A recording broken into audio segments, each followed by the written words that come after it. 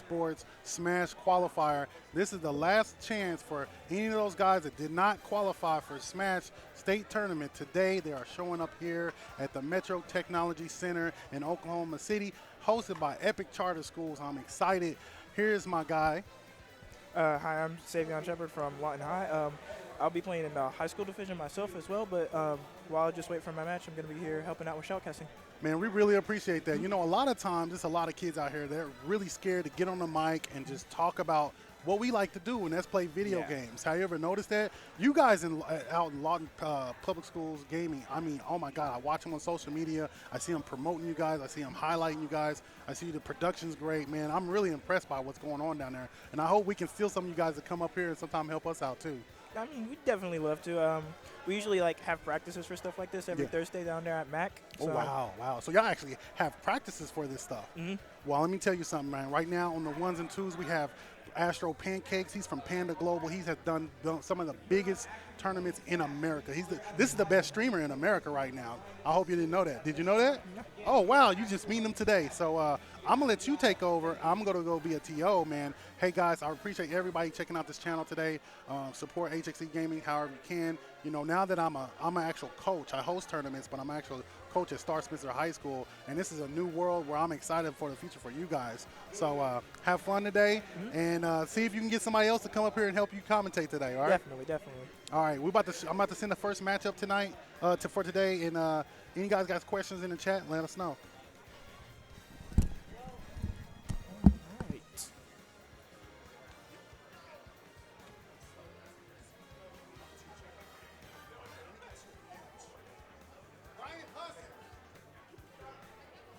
And now we wait.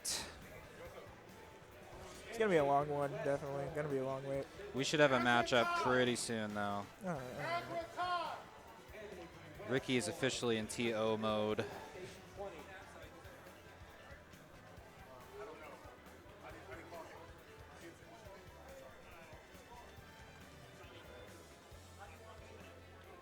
Kind of prepared to see a lot of jokers here. There were a lot of jokers when they were in warm-up. So joker matches are always fun to shoutcast. Took me a second to realize you were talking about the character. I thought you were slinging some insults. There's a lot of jokers here. A lot of pretenders. I mean, you definitely are going to see some here and there. But that's always the case. I like to take everything seriously whenever I'm on. Sure.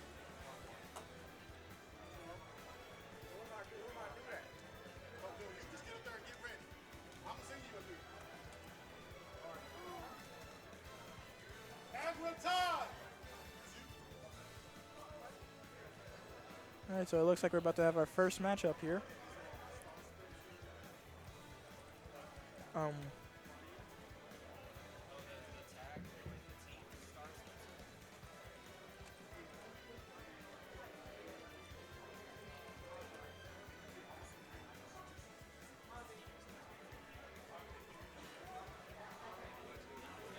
So in a tournament setting here, some things you definitely want to pay attention to is stuff like stage, maybe characters as well. A lot of the times characters are going to matter when it comes to matchups and stuff like that. But it looks like they're setting up controllers right now.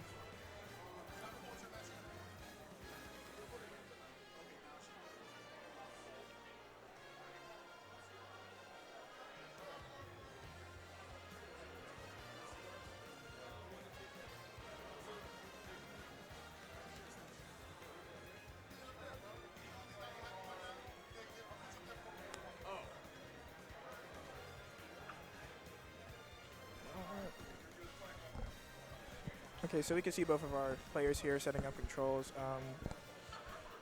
We have no clue what they intend to do, what characters, what stage they're picking. This is all like going to be at random here.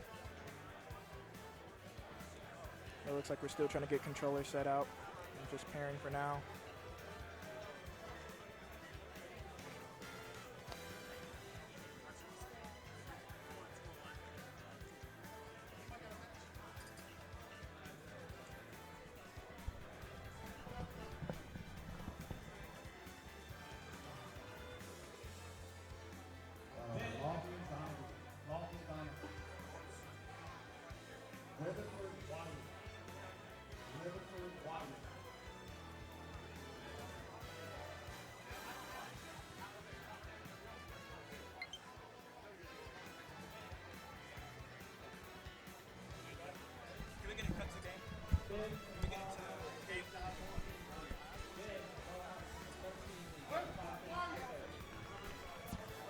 All right, looks like we finally have controllers and stuff set up. We're going to go ahead, try to see if we can cut to game here. It sounds like they're setting up controls. I can't exactly tell right now. All right, so we're setting up controls here. Not enough name, not too much name, so not enough space to put on in the name. So we're just probably going to have to delete a couple here or there, which isn't too bad. So, all right, we're going to see tie here. And we're seeing the Y switch to grab here. Now that's actually a pretty big thing here in tournaments because if that person happens to be a Link player, bomb loops are going to be a very easy thing to do here, especially with that Y button as grab, so they can just jump with X and press Y at the same exact time to activate that bomb drop, which is going to have its own hitbox, just a tiny little one, doesn't have any knockback, or only like a frame or two of hit stun. So if we do see a Link player here, that Y button is actually going to be a pretty big deal there. And looks like over here we're seeing another side button as grab. We're seeing B as jump this time, so pretty similar to Brawlhalla controls here. And I didn't see if they switched smash stick or not, but we're going to go ahead running Genesis 8. All right, so final destination here. This is going to be a pretty big pick here. Depends on what characters they go. Like if one were to go a platform character like Roy here, that would be a pretty bad matchup here for them. But we're going to see Corin actually and Luigi. Both of these characters do pretty well on Final Destination. Actually, no, we're seeing Yoshi instead. Still not a bad pick for Final Destination here. It's just neither of these characters really do well on platform stages, so Final Destination is going to be a pretty good pick here for both of them, honestly. It just comes down to the matchup, but of course, Corin has, I believe, if many more people played Corin, they would be a really high-tier character. So we're going to see Riot out in neutral. A back air is going to do 31% on that Yoshi, and that's a pretty big start there. As much percent as you can get in the beginning. We see forward air. Corin's going to pin with the side B, come back in onto the center of the stage. We're going to see a landing down air there, up tilt, no follow-up on that. Unfortunately, though, Corin, we can see that their main game here is just trying to take center of the stage, fighting that Yoshi for it, and the Yoshi is just holding onto the ledge. Now, the reason why that's important here, if you have center of the stage, that's basically your just control over the whole map. But again, at the same time, there are some characters, like Yoshi, for example, who can actually counter by holding that edge of the stage instead. What most Yoshi players like to do is that they like to hold the edge of the stage, go for like a neutral B there in order to get their opponent off stage with it. What we're seeing with this percentage lead here, this Corrin player definitely has the advantage, especially since they can keep control of that stage, use the side B to get the kill off of the stun from the neutral B. We're going to see a forward smash right out of neutral here for the Yoshi. Down air doesn't hit, unfortunately, but that spark hitbox on the down B does instead. We're going to see that side B from Corrin. Really powerful move here. It's going to power through that Yoshi's forward air. Yoshi's going to get the parry though off of the shield, take that Corrin's first stock, setting it to almost equal here. 12% isn't that much of a big deal, especially going into neutral. It's only 10% more than neutral. So, but right away, we're going to see a rapid jab block here at this edge of the stage. Misses the neutral B, unfortunately. Gets the up tilt, though. Tries to get a side B. Does get one second try, though. And, again, the Yoshi is holding on to edge of the stage here. That's another big thing there. Yoshi can just do quite a bit with that side of the stage. And Corrin is just trying to keep center here. So both of them have what they want. It's just the other is trying to counterplay the other, which just doesn't stack up in these situations here. It's hard for both of them to be able to actually do anything in this type of situation. So we can see Yoshi pressing onto center of the stage here more. That's going to be a pretty big thing.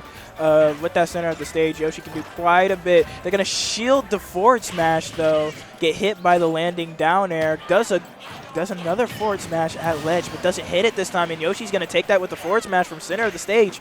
Now, here's where it just comes down to what the player is feeling. Since the Yoshi was up a stock there, he could have totally risked that stock and went for a aggro play style there, but The Corn did quickly take it away, so Corn can easily take this one back. We're going to try to see the recovery there. Doesn't get anything out of it. That egg at the ledge, though, is going to cover that jump get-up option. We're going to see some forward tilts. Misses the dash attack, unfortunately. And we just see them both fighting for center of the stage here. Corn's trying to get back now that they have center of the stage. But then again, Yoshi has that side of the stage, and it's a big thing for him. It's going to be probably Yoshi's biggest game here, but nothing can be really done with it if the Corn doesn't press up. The Corn already has what they want. They don't need to do anything after it. So we're going to see another neutral B into side B here, sending the Yoshi up to high kill percents here. Almost anything from Corn can kill. Gets the mid-air side B. Up air, nothing else to follow it, unfortunately. We see the down air on the rollout. The Yoshi just air dodges that neutral B. And we're going to see a back air here landing onto the stage. Another neutral B misses it, unfortunately. Misses the pin, too. But we're going to see the pin at the end of it take that last stock. So first match is going to go to Agra here.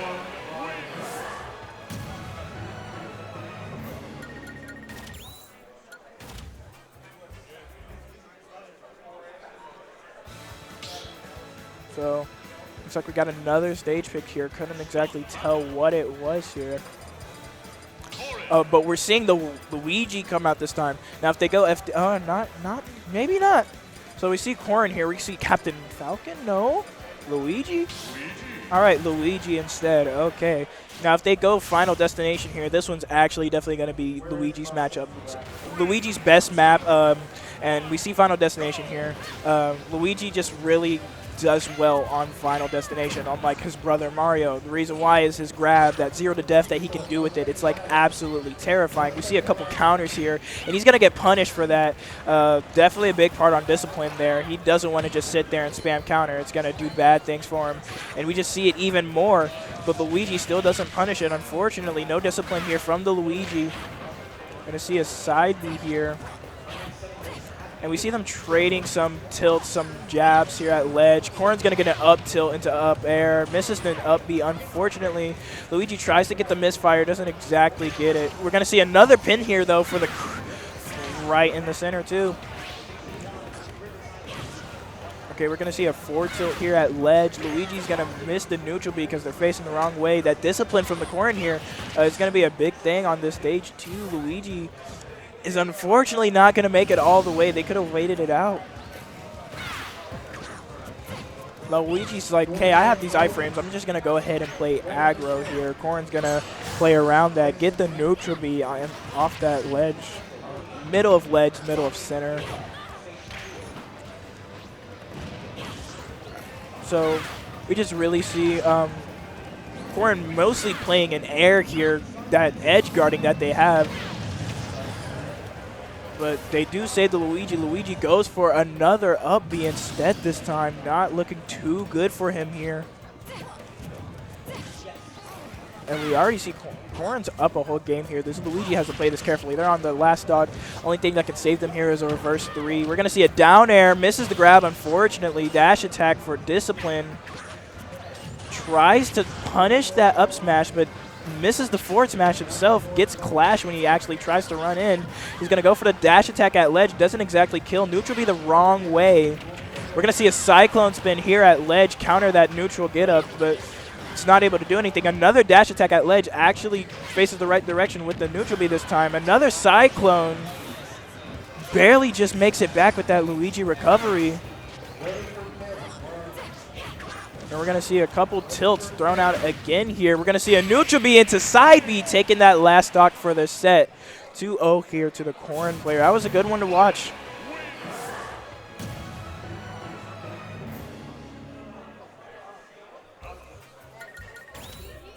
All right, Riverside Kevin and Star Spencer Garrett. Riverside Kevin and Star Spencer Garrett at Station 5. Riverside Kevin. Riverside Haley and Agra Aiden. Riverside Haley and Agra Aiden at Station 6. Would you like to help me with Shoutcast? All right. All right. What happened to our other chair? That's a very good question. I Chairs believe- just disappear I in believe venues. Mr. Ricky took that chair, actually. Ricky. I'll be fine. All right, so we have a guest speaker here. He's going to be playing in the tournament as well as one of my teammates. Go ahead and introduce yourself. Hey guys, my name is Shane Klatt, but some of you may know me as Ghost528 or just Ghost.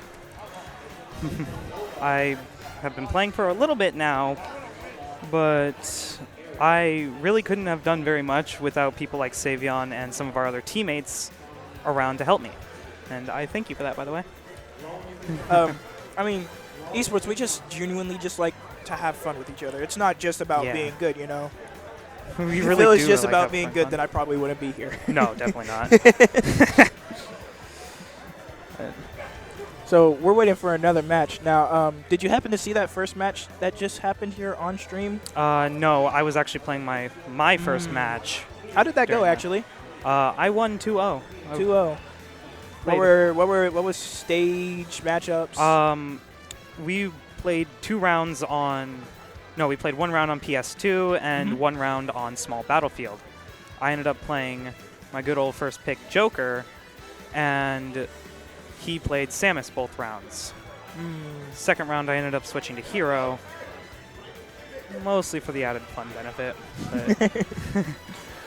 But Our first match here on stream, actually, both rounds were Battlefield. We had Corrin versus I believe it was Luigi on the second one, and then Corrin versus, I forgot the first one exactly, but definitely both times Corrin won there. Yoshi was the first one. What the Luigi Yoshi player did was they fought for ledge of the stage instead of center. oh, that's And a bit. while that's a good thing for Yoshi, it's not really a good thing for No. Luigi at all. Not Luigi really, wants no. the center Luigi of the stage. needs that center. I mean, both characters do just as well on FD. I mean, I yeah. definitely FD is probably Luigi's best stage in the game. Definitely. I But- fought Luigi's on FD, and it did not go well. Yeah, Luigi's are definitely scary, but we didn't see any 0 to deaths No, there. We did see a didn't think 3 so. stock on the last one, though. Nice. Um, Those are difficult to pull off, so- by the way. if you were to guess what character you're probably going to see the most here tonight, what would it probably be? I don't know.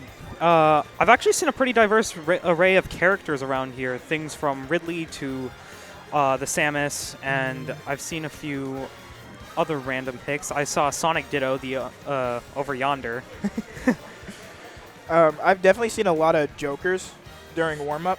So Yeah, that sounds I wouldn't about be right. surprised if we saw a lot of Jokers on stream here, but then at the same time, there were a couple Meta Knight players that Ooh, were Meta pretty Knight. good. We saw a lot of ladder combos, too. Meta Knight's quite an underrated character, honestly. Very underrated. It's been underrated since Between- Smash 4, honestly. Ever since they absolutely just nerfed him. From Brawl. But it's Ooh, kind of Brawl Sakurai's days. fault. if you ask Dude, the me. Brawl days. I love Sakurai, but I don't think he knows what the word balance means. Definitely not. Between characters like Joker and then Steve, I think. Is Steve still banned here? I don't think Steve is banned here. Really? Steve's definitely banned in higher leagues, like no, yeah. stuff Panda would go to and whatnot. But The big leagues. yeah, I the know big he's banned leagues, there like now. Smash World Tour and stuff like that. Yeah. But definitely not banned here in the high school and middle school settings. Huh. Well, we might see a few Steve players then. 'cause I wouldn't be surprised. I saw a couple Rob players actually. Rob is doing Dude, pretty well in the meta. Actually, Rob is really good right now. Rob is super good right now. One of the only two Probably. characters that actually beat Pikachu. Wait, who's the other one then? Steve. Yeah, that. Yes. I should have expected that. Did see a couple Game & Watch players, which again, Ooh. I feel like Game & Watch would do good in the meta if more people played him, honestly. Dude, Game & Watch is such a good character. He's quite unpredictable. Especially since he's one of the only 5 characters that just naturally counter Pikachu off of that, off of the, what was it that I'm looking for? Event Hub's tier list. Nice. Dude, Pikachu is such an annoying character, I won't lie. Back air, the pancaking, the friggin'... Usually he's the just only time strong. you'll see me touching a Pikachu is if I go up against a zoning Link. But, I like to actually have fun, but then you see the Yeah. characters that I play and it's like, does this guy even have fun? He plays Fox and Roy. Yep. Who has fun playing those two characters? dude, they require such precise timing. Not even such precise timing. All you just need is to be sweaty and have one of these. Yeah, I play on the good old Pro Controller. A mini one at that. Even my original Pro controller, that one's, I think, still smaller than this one. But I've just played Melee too much in my lifespan to switch to a Pro controller. dude, Melee was fun though. I'll I only like use Melee. Pro controller if it's my only option. Yeah, that sounds about right. Yeah. Didn't you used to play like Sideways Joy-Con? I did actually used to play Sideways Joy-Con. I played Sideways Joy-Con for a long time and actually performed really well on it, but eventually I just kept getting destroyed by controller players and decided to make the Make the big switch. make the hard decision to switch from a single joystick on the tiny little controller that's quite literally this big, and then I switched over to an actual controller, and I think I've seen plenty of improvement off that. I think once my little cousin had came over to my house, and I told him that he could play with my Switch. 2 minutes later, like one of the Joy-Cons were like completely in his mouth. That's like how small they are. It's not even funny. Dude, like I don't know. I don't know how I used to actually be able to play on that. Have you ever heard of the Nintendo Switch cartridge trend? No, I have not. So back during the DS, Nintendo had a huge problem where children would eat the games. So on the Switch cartridges, they like cover them in this like really bad tasting chemical, and it's Why? Why? and That's the only reason I know what it tastes like was because it was an accident. It was an accident when it happened to me. Sound like But an apparently, accident. apparently it was a big trend going on. I've tasted it. I had to know. Trends are It's really, so really weird. bitter. Yeah, really awful.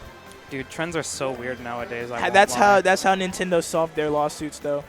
Those cartridges are really, really small, though. Like a small Yeah. child could easily, Felt like this you know, big. get that lodged in their throat. So No, yeah. it makes, I mean, it makes sense. Yeah. It does make a lot of sense.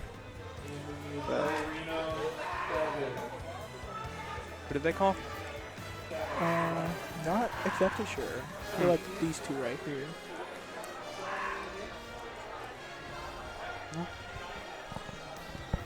Just kind of waiting for the next match here, I guess.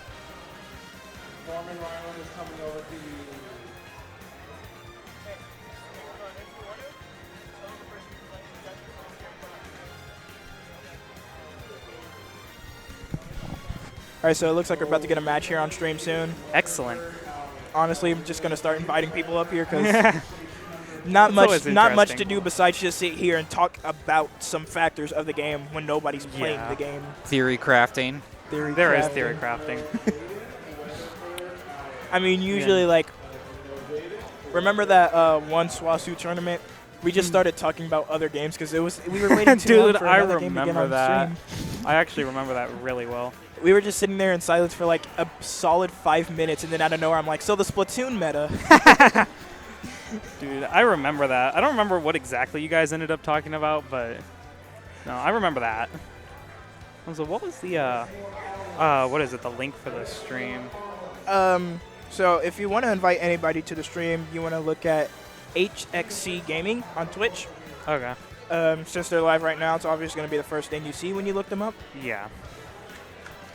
Is it HSS? HXC. Okay. Yeah. Oh, while we do that, I'm gonna find that. So.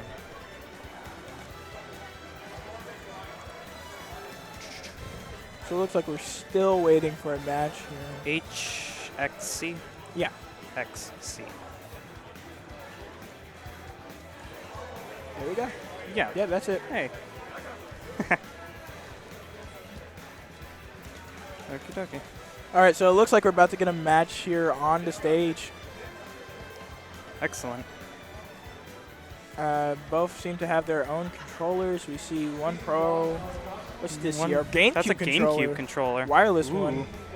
Wireless GameCube controllers. I don't really like the wireless GameCube controllers because I do. mine, it had like awful drift. Oh. Yeah. Yeah. See, So that's this- when I just like decided to pull out my brother's old GameCube controller and then buy an adapter off of Amazon and whatnot. Well, we can hear them Yeah, they're pairing hiding. controllers. Yeah, they're pairing their controllers.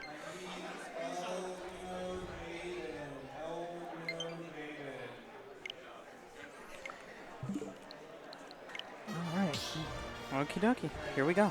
So looks like they're getting stuff selected here. They're probably going to go set up. Yeah, their probably going to controls. set up controls. Now, what are you thinking here? What are you thinking, like characters, maps? Honestly, I've been seeing a lot of PS2 being played. A lot of PS2 and Final Destination. Yeah, definitely a lot of PS2 and Final Destination. If I ever get the chance to counterpick on stage, I'm going Lilat.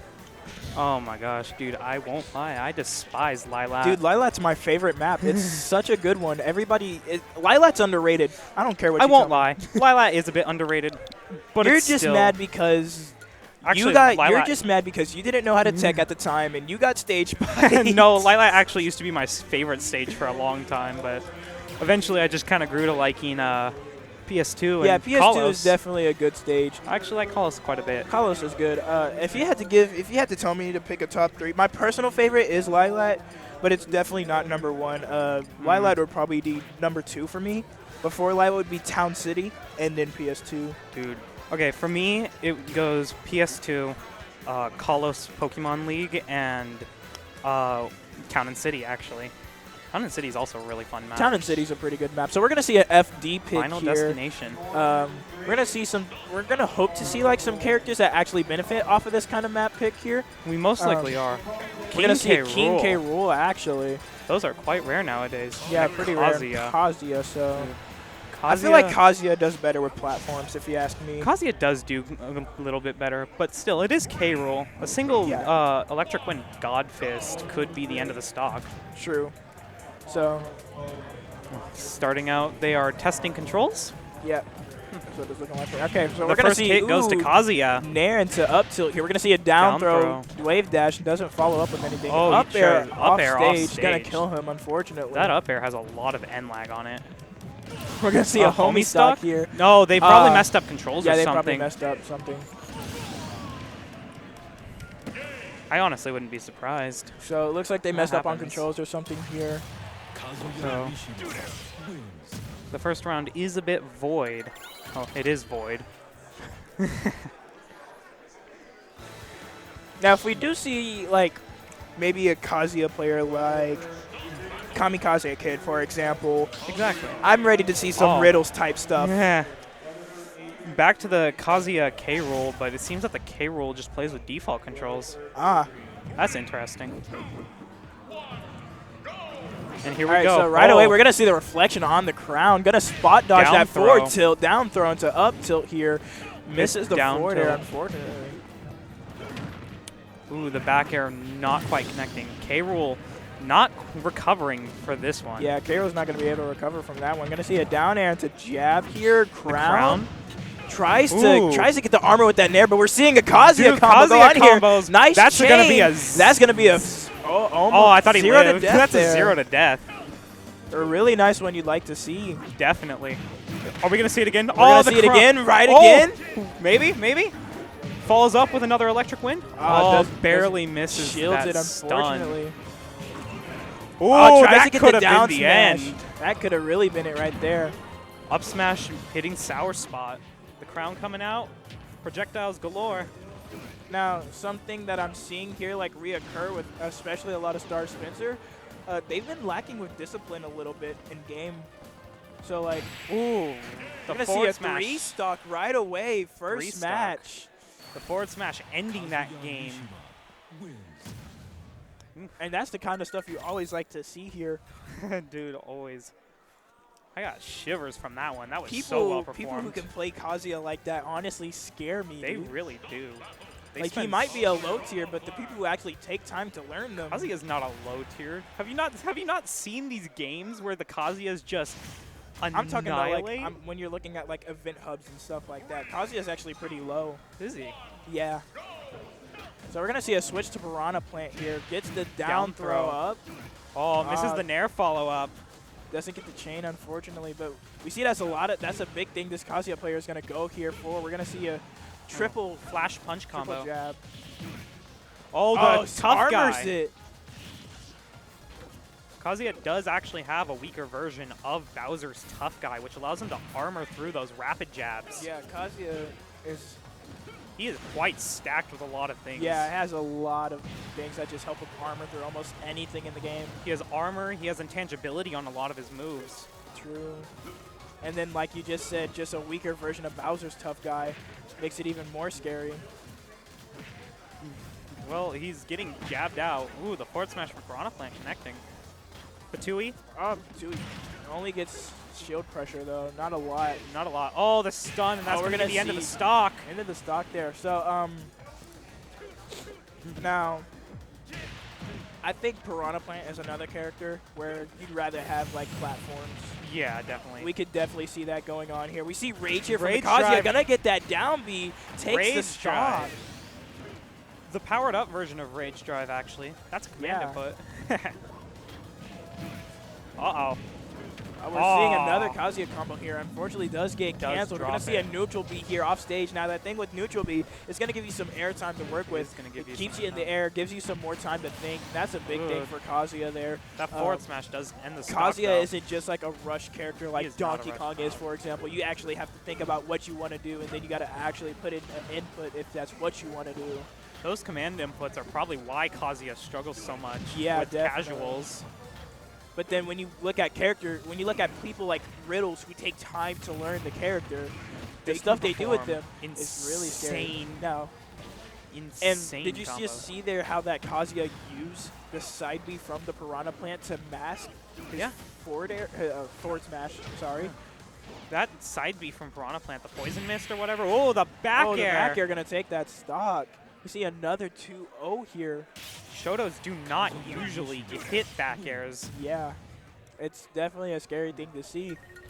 So you see both of them called GGs. That was a good one to watch Good there. match, guys. That was quite intense. Really intense. Just the Kazuya had way more to work with, especially with Kazuya that did stage have way counter. more. Good job, Definitely. man. Good work, guys. Final Destination does seem more like a Kazuya stage sometimes, Yeah.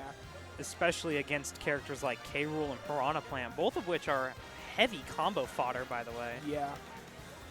Between Especially K-Roll there. Big target, the big. big hitbox, big heavy hitbox. weight, so he falls faster. True. Doesn't get sent as far, so Kazuya can follow up quite easily. Yeah. And But- just because of that heavy weight, like, Kazuya would only need like a couple hits on a Pikachu, but then on a K-Roll, that's like, oh, this is the moment I get to flex. Oh, yeah. Yeah. Dude, K. Rool just eats hits. It's the same thing with Donkey Kong, too.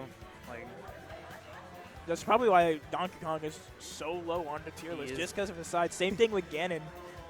no, Ganon's on the lower end of the tier list due to his very lackluster recovery. True. He has And quite he's pretty slow. He is very slow. He has quite a small hitbox for a heavy, though. And some of his more redeeming qualities are just his raw power. He can kill a character as heavy as, like, Mario at 30 with a forward smash at ledge, but still. I mean, I don't think he'll ever be as strong as Pyra, though. No, definitely. Pyra is... Pyra has like 20% kill at ledge with forward smash. It's pretty scary. On top of that, it comes out much faster than Ganondorf's. Though the one thing that Ganon does have over her is his range. Yeah, true.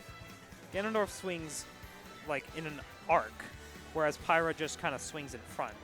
And then also talk about like Ganon techs too, like that down B from center of the stage to ledge right into the up air. That's Up like air. really That's- scary. Dude, those are scary. Those Ganondorfs that actually know how to do that. Yeah, I've been trying to learn how to do it myself. There was actually something that I did end up learning when I used to actually main Ganon. If you down B at ledge and your opponent doesn't have invincibility, the hitbox actually extends below the ledge and will spike them.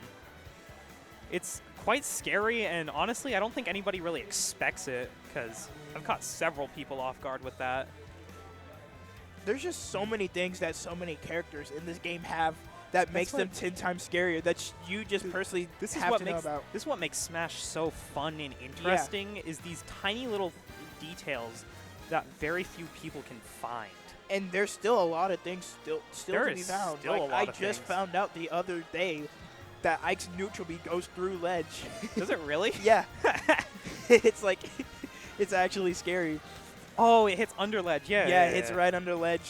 So if you don't have iframes or you just haven't actually reached ledge yet, that's Yeah, that's gonna hit you. That can hit you. Something that I did actually find out for a more obscure set of characters, Pit and Dark Pit, you can actually slide off of the ledge to cancel their side Bs. I didn't actually know that for a while. But I mean, I don't really play much Pit myself. I mean, like I've Dark played him Pit. here. I've played him here and there, but I honestly really like Dark Pit. they're fun to play. Definitely. They are fun to play. The one thing that I wish was a bit better was the Pit's down airs, though. Their down airs are supposed to spike, Yeah. but half the time it just sends you upwards. It's just like Marth. Just like Marth. And as a Marth main, or somebody who used to be a Marth main, it was fun. You know, the reason why I started playing Marth was because of this one super popular Melee player. His name was Kin. Oh, the name Honestly, actually sounds if familiar. you ask me, he is the best Melee player in the world. You can't change my mind on that. Even though he's retired, he's still the best in the world. Kin was... And I watched my brother play against him before. He's actually scary. He's like... He will tell you exactly what he's about to do, And you'll still get hit by it? and you'll still get hit by it. He's like, oh, from 2 meters from ledge, I'm going to hit this down air. He says that 30 seconds before it happens. Still He hits does the it. down air. Still hits the down air. Wow. It's like... It's scary when a player can predict things like that. Yeah. Like, those are the real people that you need to be scared of. And he didn't like directly give me this tip, but he gave my brother this tip once. He told him, whenever you play the game, so you know how there's a grid in training mode? Yeah. Always just imagine that grid is there, and always imagine about that trajectory guide that you get in training mode. And I guess that's just kind of how I learned how to pull off like Falco and Fox combos from it. Yeah, that actually makes a little bit of sense. I'm going to have Yeah. to start looking at those trajectory guides more. It's definitely a big thing there. So like, there's so many small There are details in Smash. So many. Like some tiny- from training mode that help you in a tournament. Yeah. Dude, I didn't even think about the trajectory Yeah. guide, honestly. Trajectory. I struggled with that word.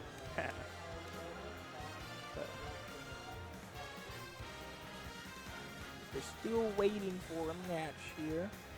Yep.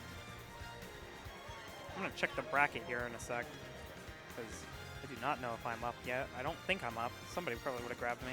Yeah. All right, let's see. Bracket itself is starting to thin out a little bit, which I suppose is expected. Oh, wait. Looks like I'm about to have a matchup soon. Hold on. Let me see. Okay, so I'm in Group G. I know I saw you, but where are we in the bracket? Looks like we're about to start. We are in round 2 soon. still Group H a little bit, but okay, there are a few round 2 matches being played.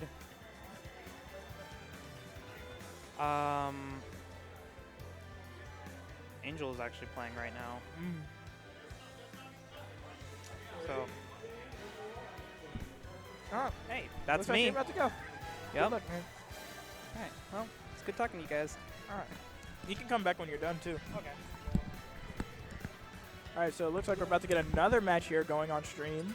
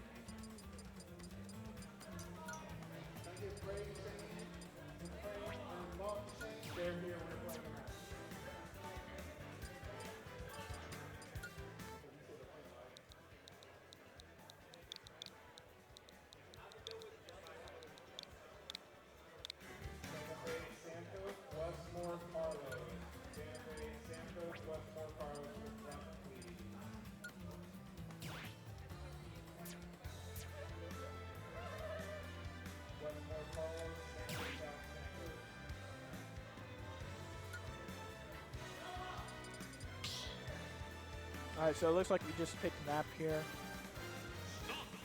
And we're seeing some character picks here. We see a Bowser pick here. Now, Bowser actually isn't doing that well in the meta. I mean, he does have that tough guy, which helps him out here and there, but at the same time, it's not the best thing for him. So depending on what we see here as counter pick, which we see Sonic also isn't doing well in the meta, but still is a good counter pick against Bowser, especially since Bowser's just that big target. But then again, that tough guy might come in clutch here and there. We see another Final Destination pick, though. So we're just seeing right away Bowser going for kill moves here. Sonic's going to counter with a couple combos here and there. And Bowser's just... We see the intense battle for middle of the stage here. That's again, just big thing here for both of these characters. But I feel like if you were to ask me, Sonic does better on platform stages. FD isn't that good of a pick for him. We're going to see first stock taken away here with the forward smash at ledge, though.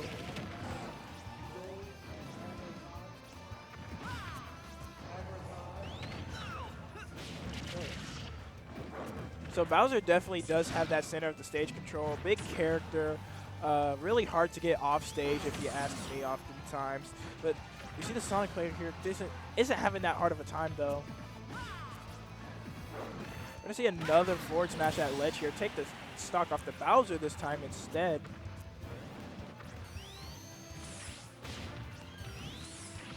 Now we're back into neutral here. We see a couple side Bs and neutral Bs coming here from the Sonic. Not really that big of a deal. I'm sorry, I didn't mean to say neutral B. But we do see a couple combo starters here, like landing nair, forward tilt. We're going to see that landing down air actually counter the side B here from the Sonic. We try to see a side B here from the Bowser. We do get one, fortunately. Up B right on the stage to counter that landing back air. See another landing down air here. And that's the thing with most characters that just have like a fastball, one-hit down air, they usually go for a lot of landing down airs. And if you ask me, that's not really that good of a decision there. It can be countered really easily just like that right there. But he still is able to take a stock with forward smash. We're going to see another forward smash here at ledge. Doesn't get the armor, unfortunately, so it does get canceled by that landing there. That landing down air is going to get punished. Again, we see a lot of just slack in discipline here, which is catching a lot of people off guard, if you ask me. We're going to see forward smash on the shield. It's going to get shielded, of course. Doesn't break shield right away. Bowser, he's a hard hitter. He has a lot of knockback. Just doesn't do a lot of shield damage. So we're going to see a forward smash. Sonic, though, has one of the best forward smashes in the game. It counters almost everything in the game. It is, like, absolutely broken. We're going to see nair into jab here. We're going to see that side B into forward air again. Probably Sonic's best combo. Doesn't do much percent, though. His side B just combos into a lot of stuff. We're going to see him cancel it there before he can get past the center of the stage. We're going to see down B instead here this time into forward air. Misses the second one, unfortunately. We're going to see the forward throw. Uses that spring. Tries to get the hitbox for a little bit of hit stun off stage. That forward smash is going to get canceled, or not canceled, punished by a back throw. We see that Bowser gets taken off stage again, barely makes it though because of that recovery. Bowser has a pretty good recovery for a heavy character, if you ask me, though.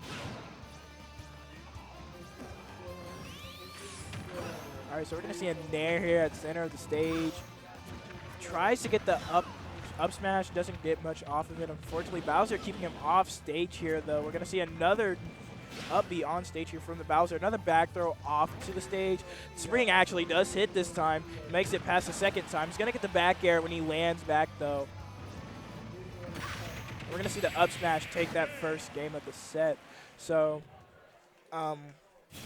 Sonic was just able to make it there through mechanics, but again, when you look at the stage, Bowser definitely had stage advantage. Just the matchup there, it didn't really work for him. We're going to see same matchup rolling back, though, so unless things change here for the Bowser, it might go haywire for him again.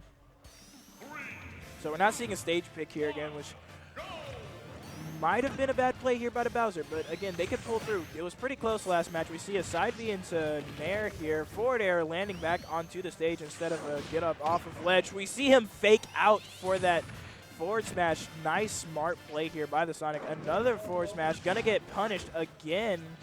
Misses the up air. Gets the dash attack off the landing down air. So we see a lot of discipline here from the Sonic player. Bowser just, we're seeing a lack in it from him, which again isn't a new thing. We've seen a lot of lack in discipline here so far today. We see a nair off stage. Bowser just unfortunately doesn't make it all the way. We're going to see nice starting combo here. Only 19% though, because Bowser again is a big character. You know, it's going to be hard to get percents on him. He has a lot more defense, a lot more knockback resistance. Doesn't get a lot of hits done from things like these, especially with Tough Guy. It's not a good move to go for against him, but the Sonic player, he's thinking, he's smart. So we try to see him try to kind of knock back the Bowser into that run up smash. Doesn't do much off of it. Punishes the forward smash again here. We're gonna see a landing down B. Not a good move here for the Bowser, unfortunately. We're gonna see a neutral B here out of the side B instead this time. And we see the Sonic player here is playing for zoning, because even though he's up a stock, we can see that he wants to save it as much as he can, but he's going to get the neutral get up instead of a roll this time, so he's going to get punished there for once. Gets the forward smash, though, getting the Bowser off stage. We're going to see a spring here at ledge. Doesn't hit the Bowser. Forward smash takes the stock still. Sonic just with a really busted forward smash.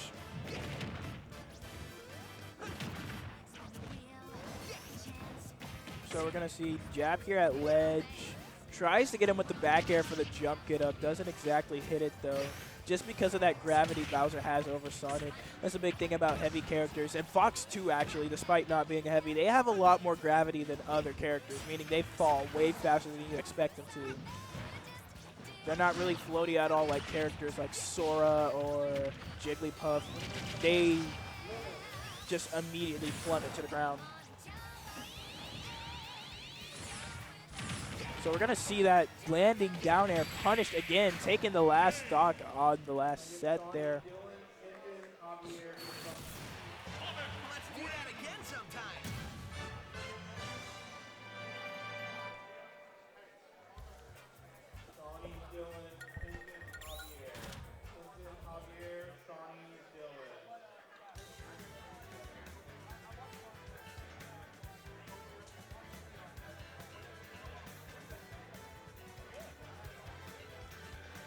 And it looks like right away we get another matchup here on stage.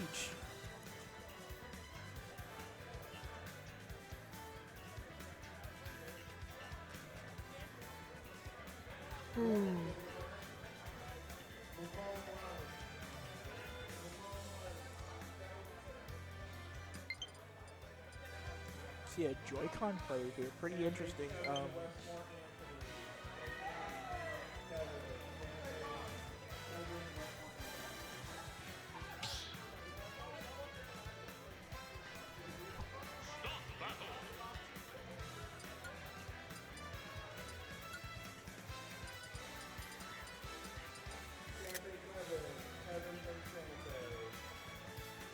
Okay, so we're possibly going to see a Little Mac pick here. We see a K-Roll cut out, actually.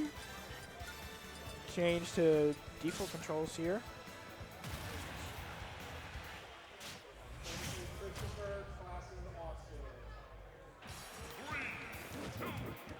And we see a PS2 pick here instead.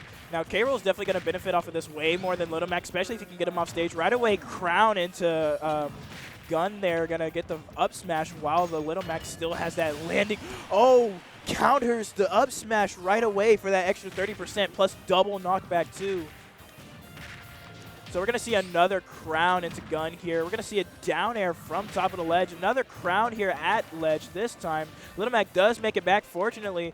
Now, the big thing about Little Mac, he doesn't like to go off stage. We're going to see another Gun here do more damage onto that Little Mac. Little Mac going to retaliate with that side B at ledge, though. Going to grab for the counter here. We're going to see another down air. We see KO punch here, but last time the Little Mac had KO punch, didn't go well for him. We see him get off stage again, and he's just outplayed here.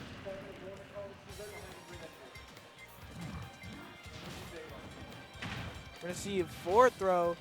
Misses the gun, unfortunately. We're going to see a back throw here instead, so we really just see him trying to keep the Little Mac off stage. Little Mac's going to make it back, fortunately, there. Counters the down smash this time. Still doing a ton of damage, though. Waiting for the Little Mac to drop. Misses the forward smash, unfortunately. Mac almost at KO punch here. We're not going to see it, unfortunately. And they don't make it back for the quick 3-stock. Yeah, Mac not a really good pick here in this kind of matchup, especially against a K-roll. If you just keep him off stage with that back throw, plus gun if he can turn direction in time.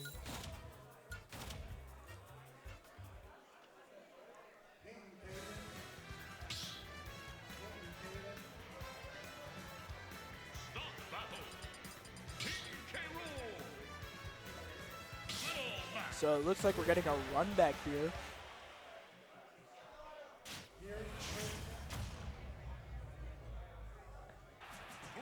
Same stage too, so we're gonna see same startup here, Crown and Gun, but he up smashes instead since the Little Mac goes on to platforms, trying to counter that trying to counter that stage control play that the K-Roll's going for. We see a forward throw, misses the forward air, unfortunately though. We see a Crown here as the Little Mac tries to run up, gets another gun out. And he gets hit by that KO punch, but since he's at low percents, doesn't do much for the Little Mac, and up smash is going to take that first stock right away.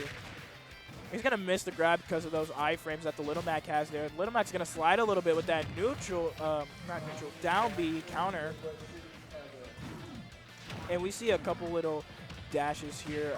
Honestly, K-Roll's playing pretty spacious here, trying to keep the Little Mac off of him while at the same time being able to rush. So we're going to see another forward throw here. Mac now has KO punch, which actually can do something this time, but he's going to side B off the stage and take away that stock. Unfortunately, doesn't know the down air tech. Going to see another forward throw here. Misses the suck, unfortunately. Going to get countered on that dash attack. We see another Crown here. Going to get the forward throw again. Misses the up smash. Going to see another forward throw one last time here. Gets another forward throw. Misses the down air, unfortunately. Trying to get another 3-stock under his belt. Doesn't exactly get it there just yet, but he might still get it. Who knows? Doesn't take that stock there yet. Little Mac has KO punch here, but can't use it anymore. Tries to counter the back air. Barely misses it though, just because of that small spacing in the down air into up air. Gonna take that last stock for the 6-stock here we see for the K-Roll.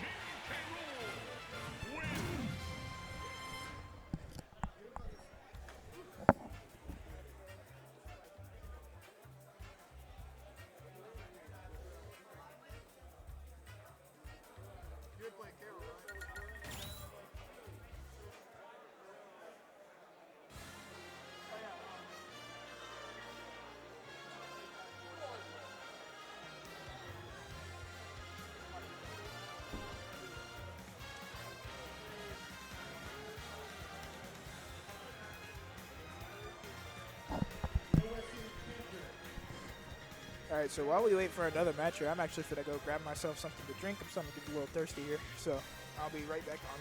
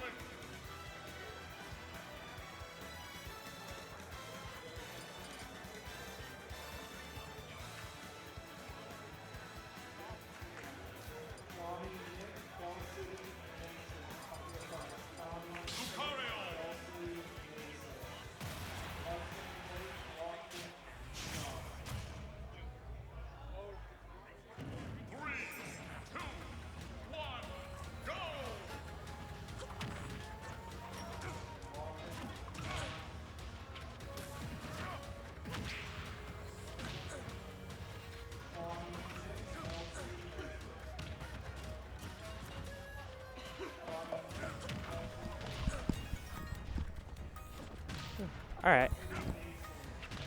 Hello, everybody. Ghost is back, and it appears to me that we have a Lucario versus Toon Link matchup on a small battlefield.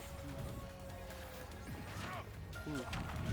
The Lucario seems to be using a lot of smash attacks. Getting hit by every projectile, though. That is both a good and a bad thing for Lucario, as he has a unique mechanic where the more damage he has on him, the stronger each one of his attacks gets. And that up B from the Toon Link will be enough to end that stock, setting him back at 0. And the Toon Link is holding that ledge and the center stage with all of those projectiles. But the aura boosted side B from Lucario. And Toon Link makes it back, but that may... Lucario sitting at 70%. Toon Link going for the high up B, missing, and adding some more damage onto that aura. Either hit is fatal, and there goes the Toon Link to the Lucario dash attack.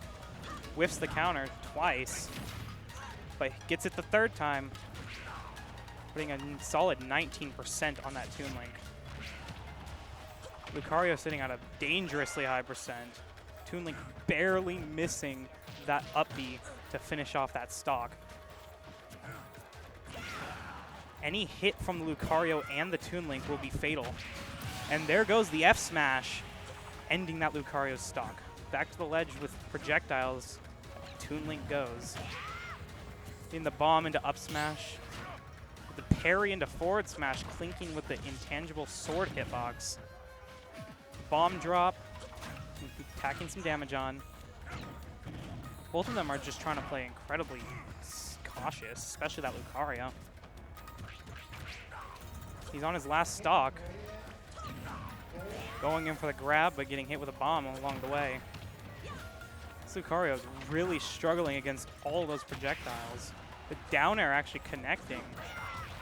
That may be it. Not quite. Lucario barely holding onto that stock at a whopping 131.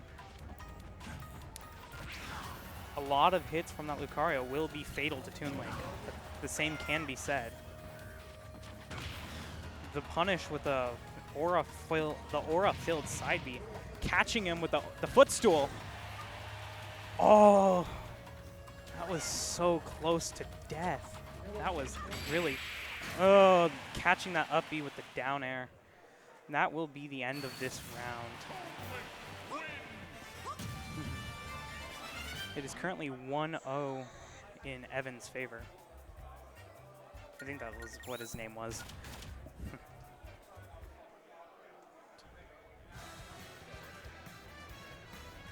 Here we go. The next map will be once again returning to small battlefield.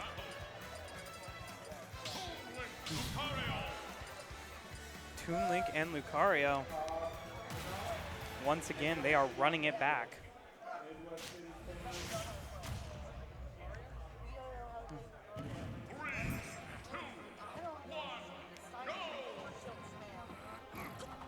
Both of them starting off with projectiles. The Toon Link neutral coming into play with each one of those projectiles. Each one actually does serve a different purpose. The boomerang and arrows to rack up damage, and that bomb can be used in a lot of different combos. The side B command grab, though, putting on a nice bit of percentage there. Lucario is sitting here at 46%. A small amount of aura, but not enough to make him much of a threat. Not quite. However, now he's getting into the dangerous parts. That side B has some extra range. Each one of his moves, that may be the end of the stock. Not quite, just barely holding on with some pretty great DI. Directional influence, for those of you that don't know. You can sort of maneuver your tumble. And that Toon Link is hitting every one of those projectiles. Lucario, that will be the end of that Lucario stock. Getting caught by the up B at ledge. Each stock Lucario is down also grants him an extra amount of aura. He's trying to return fire on the Toon Link with Aura Sphere, Lucario's projectile. but not quite hitting, missing the jab 3 and getting caught by the up B.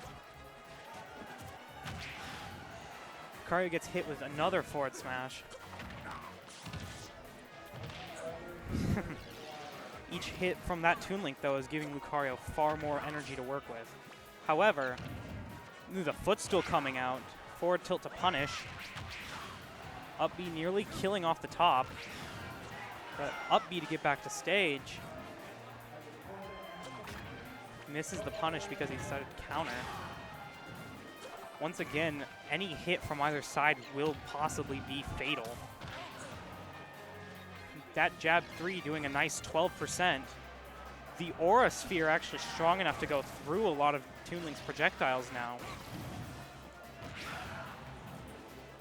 But with that 155% on that Lucario, there it goes. Any hit was fatal to either side. And with Lucario back at 0, Lucario's power is greatly diminished once more. Though his stock disadvantage also grants him some extra power. Ooh! Nice call out on that forward smash. But still taking a lot of damage. Using up B to get back to the other side of the stage, where Toon Link is not. The thing with Toon Link, though, is once again, he has a lot of projectiles. Each one covers a massive horizontal distance. So while on paper that may be a good idea. Uh-oh. Lucario SDing because of that directional counter. Sending him flying off the stage. It was an interesting match. Good games to both.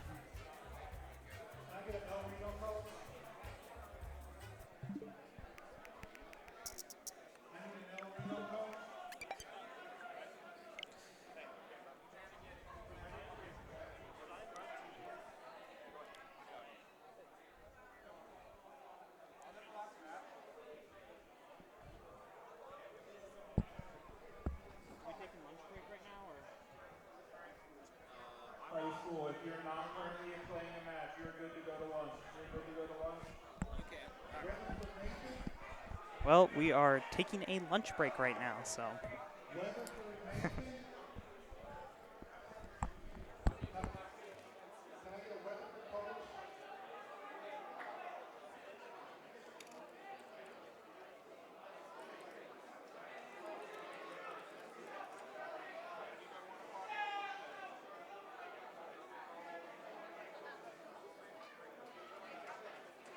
High school, try to be back for 1 o'clock.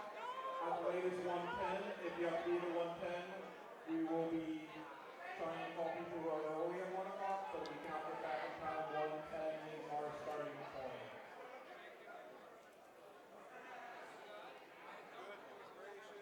Looking good. Oh, thanks. Headed down in that room. Yeah. The hospitality room. I had a plane down there. Cool.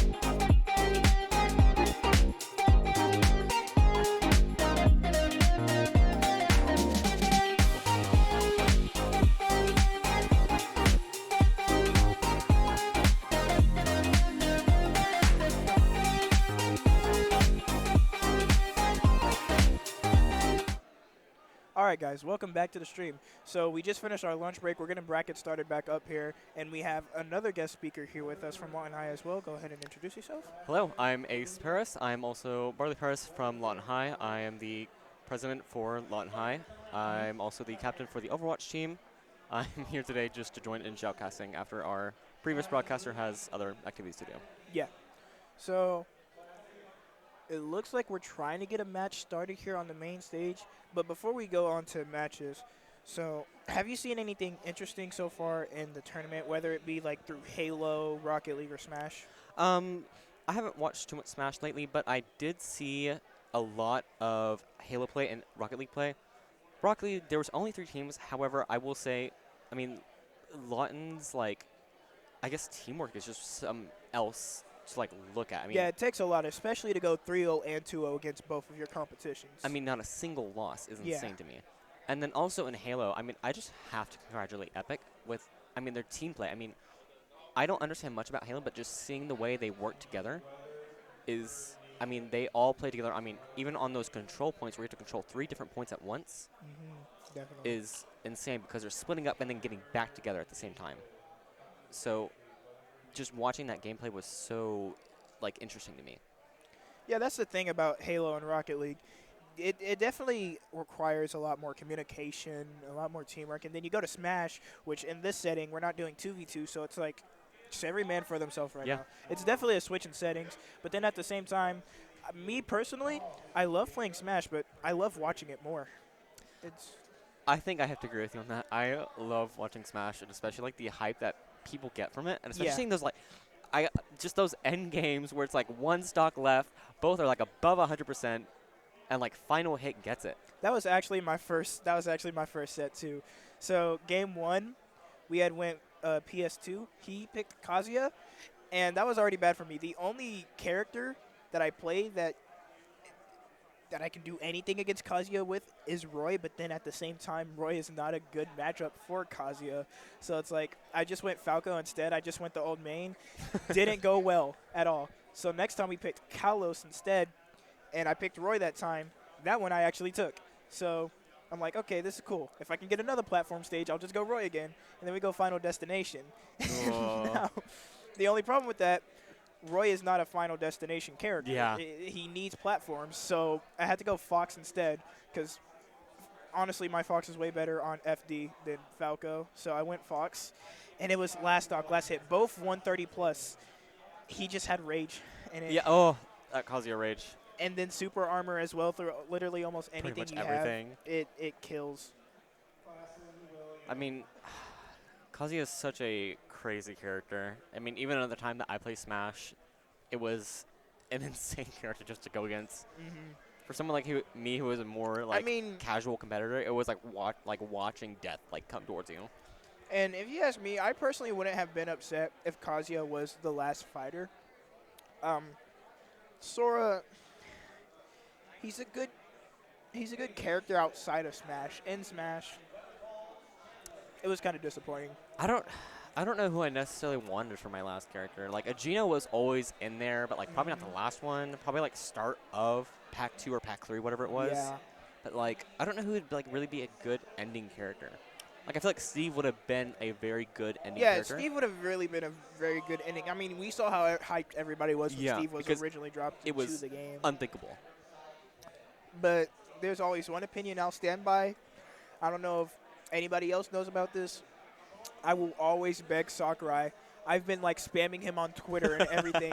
I want Duster from Mother 3 in Smash. Well, I guess on the topic of Smash, I actually got into a discussion. Wait, I just remembered a funny story. So I spam him on my alt account now because one day on my main account, as a joke, I said Obama for Smash and he blocked me.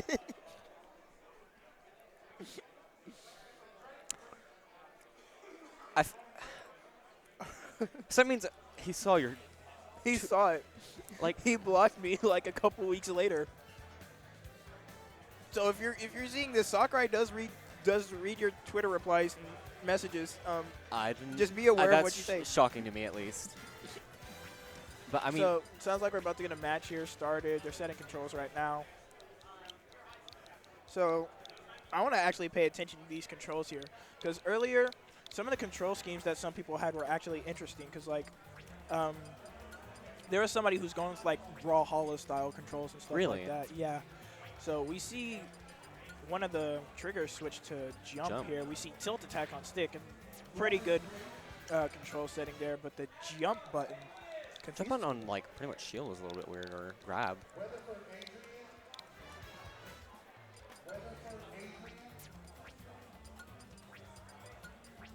A on shield. All right, so what we're seeing here,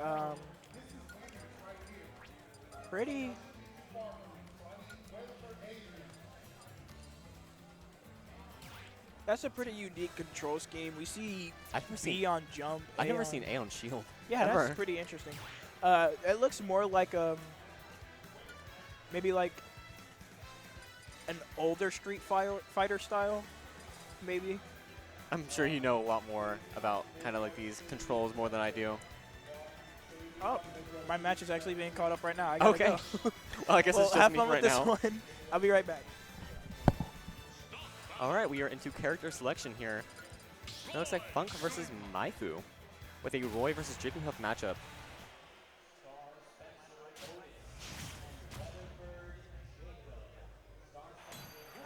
Hello.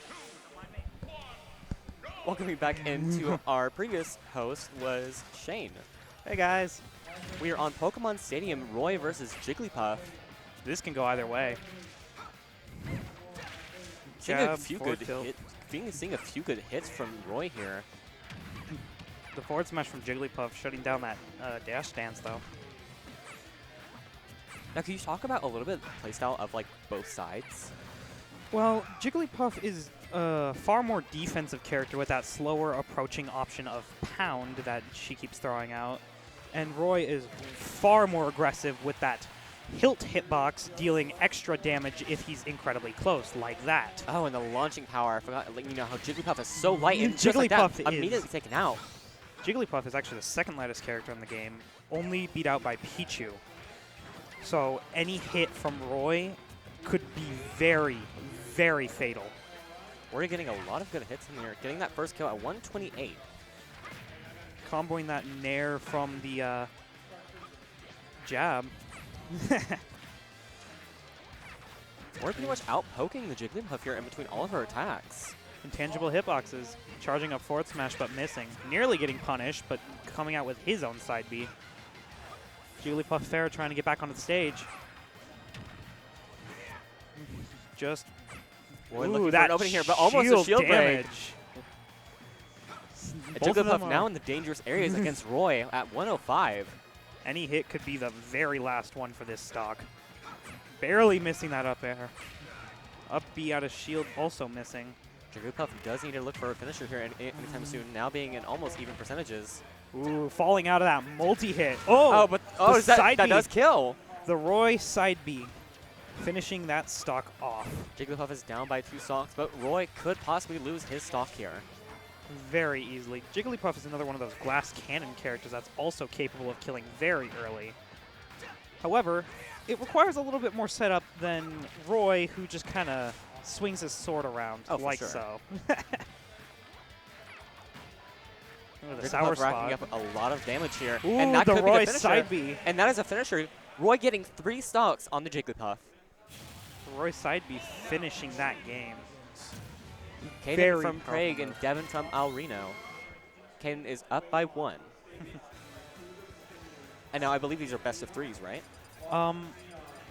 I don't know if these are best of 3s or best of 5s. I'm gonna believe it's a best of 3. I guess we'll figure out here soon. I think it is a best of 3. And they're running it back on PS2 with the same exact character as Roy and Jigglypuff.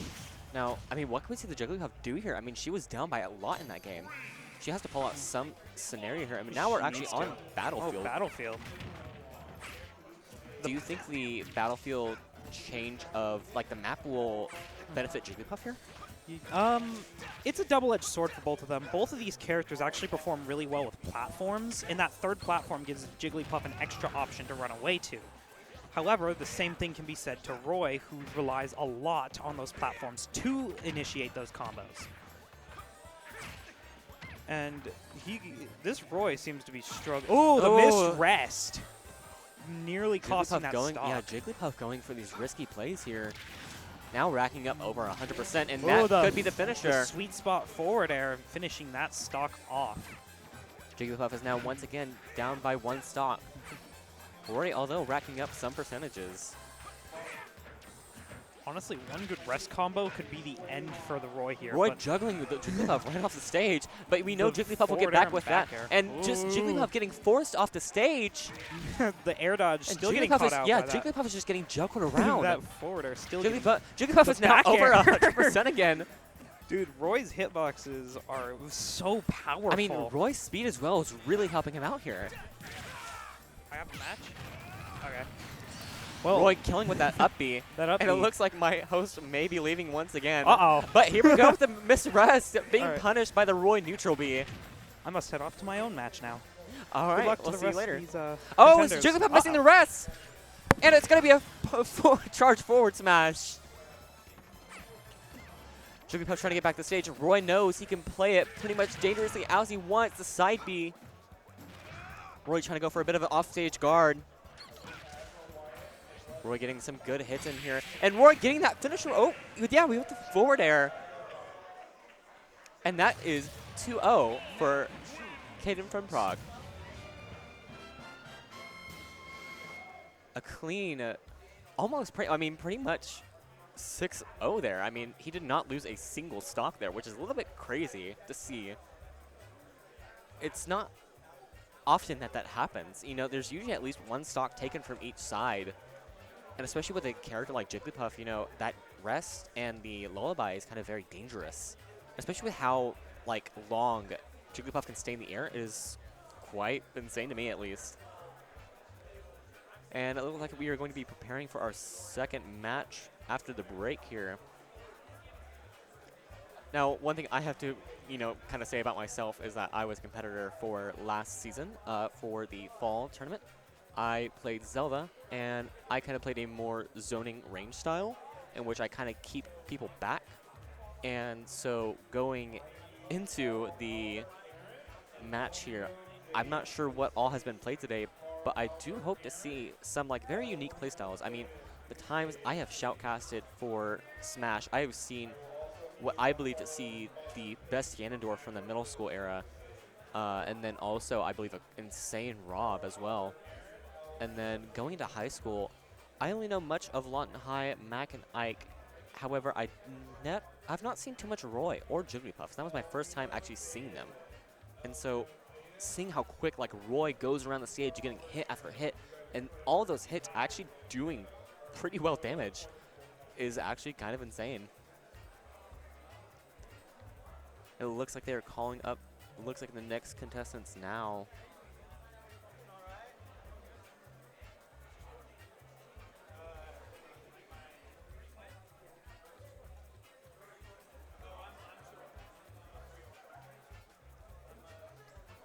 Now to talk about those, like, I mean, maps are overall pretty balanced. You know, as Shane and Savon said, you know, there are characters who are dependent on those platforms. Now in some areas like Final Destination where it's just no platforms, it's just one giant stage. Sorry, things just got loud here. Those giant stage maps, like, they are so good for those 1v1s, and especially when, you know, it's a hard, heavy-hitting character. There's nothing for those other characters to fall back on, which is those other platforms. It looks like they are calling more contestants down now.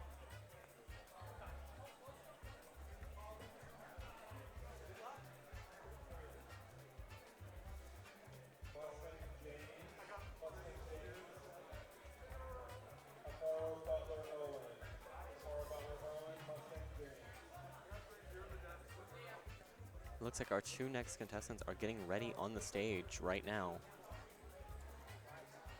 At least one of them is. I have not.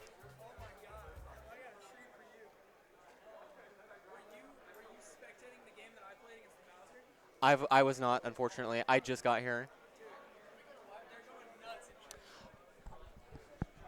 I'm not sure where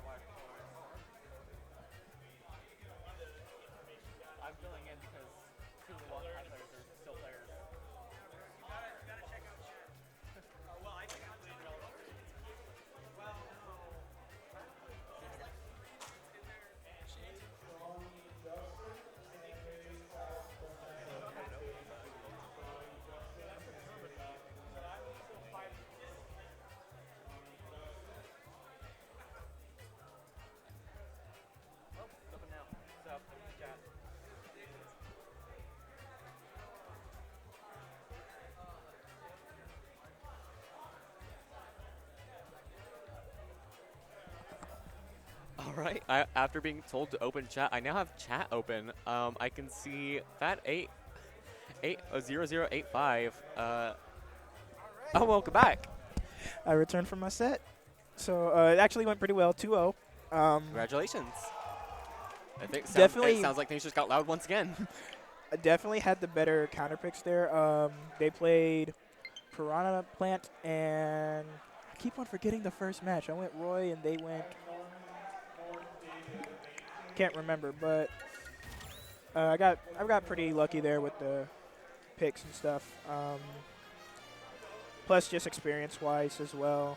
They said they were like pretty new to the game, so. Fair enough. But serious tournament mode that can't give any mercy. Yeah, You I mean, just got to here do what you got to do. You just have to go all out. You can Yeah. never hold back, no matter what your opponent says or do. No holding back. So as far as I'm concerned, really the only other person in my group that I have to worry about is the person who beat me, and that's purely because the character he plays.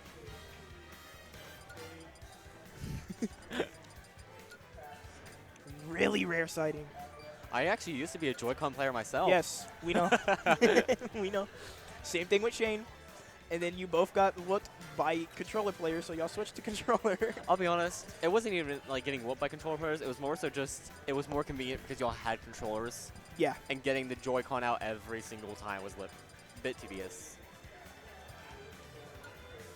It looks like our two players getting set up right now. Now, the one on the left here, we saw him play earlier. That is a really good Kazuya player. I mean, like, really good. Oh, but he's going Mario this time. From my experience, there has been really good Mario players, so I'm actually interested to see what Mario can do. So, here with Mario, platform, no platforms, he can do it all. So, this Sora is really going to have to be, like, really dependent on those special moves that he has here. Especially like his Thunderga for off-stage defense. Well, a lot of his, neutrals can be reflected by Mario's cape, yeah, right? too. And we're gonna see some up air chains. Doesn't get the up tilt, unfortunately, but we see Sora's having an easy time fighting for center of the stage here, though. Sora playing off-stage here.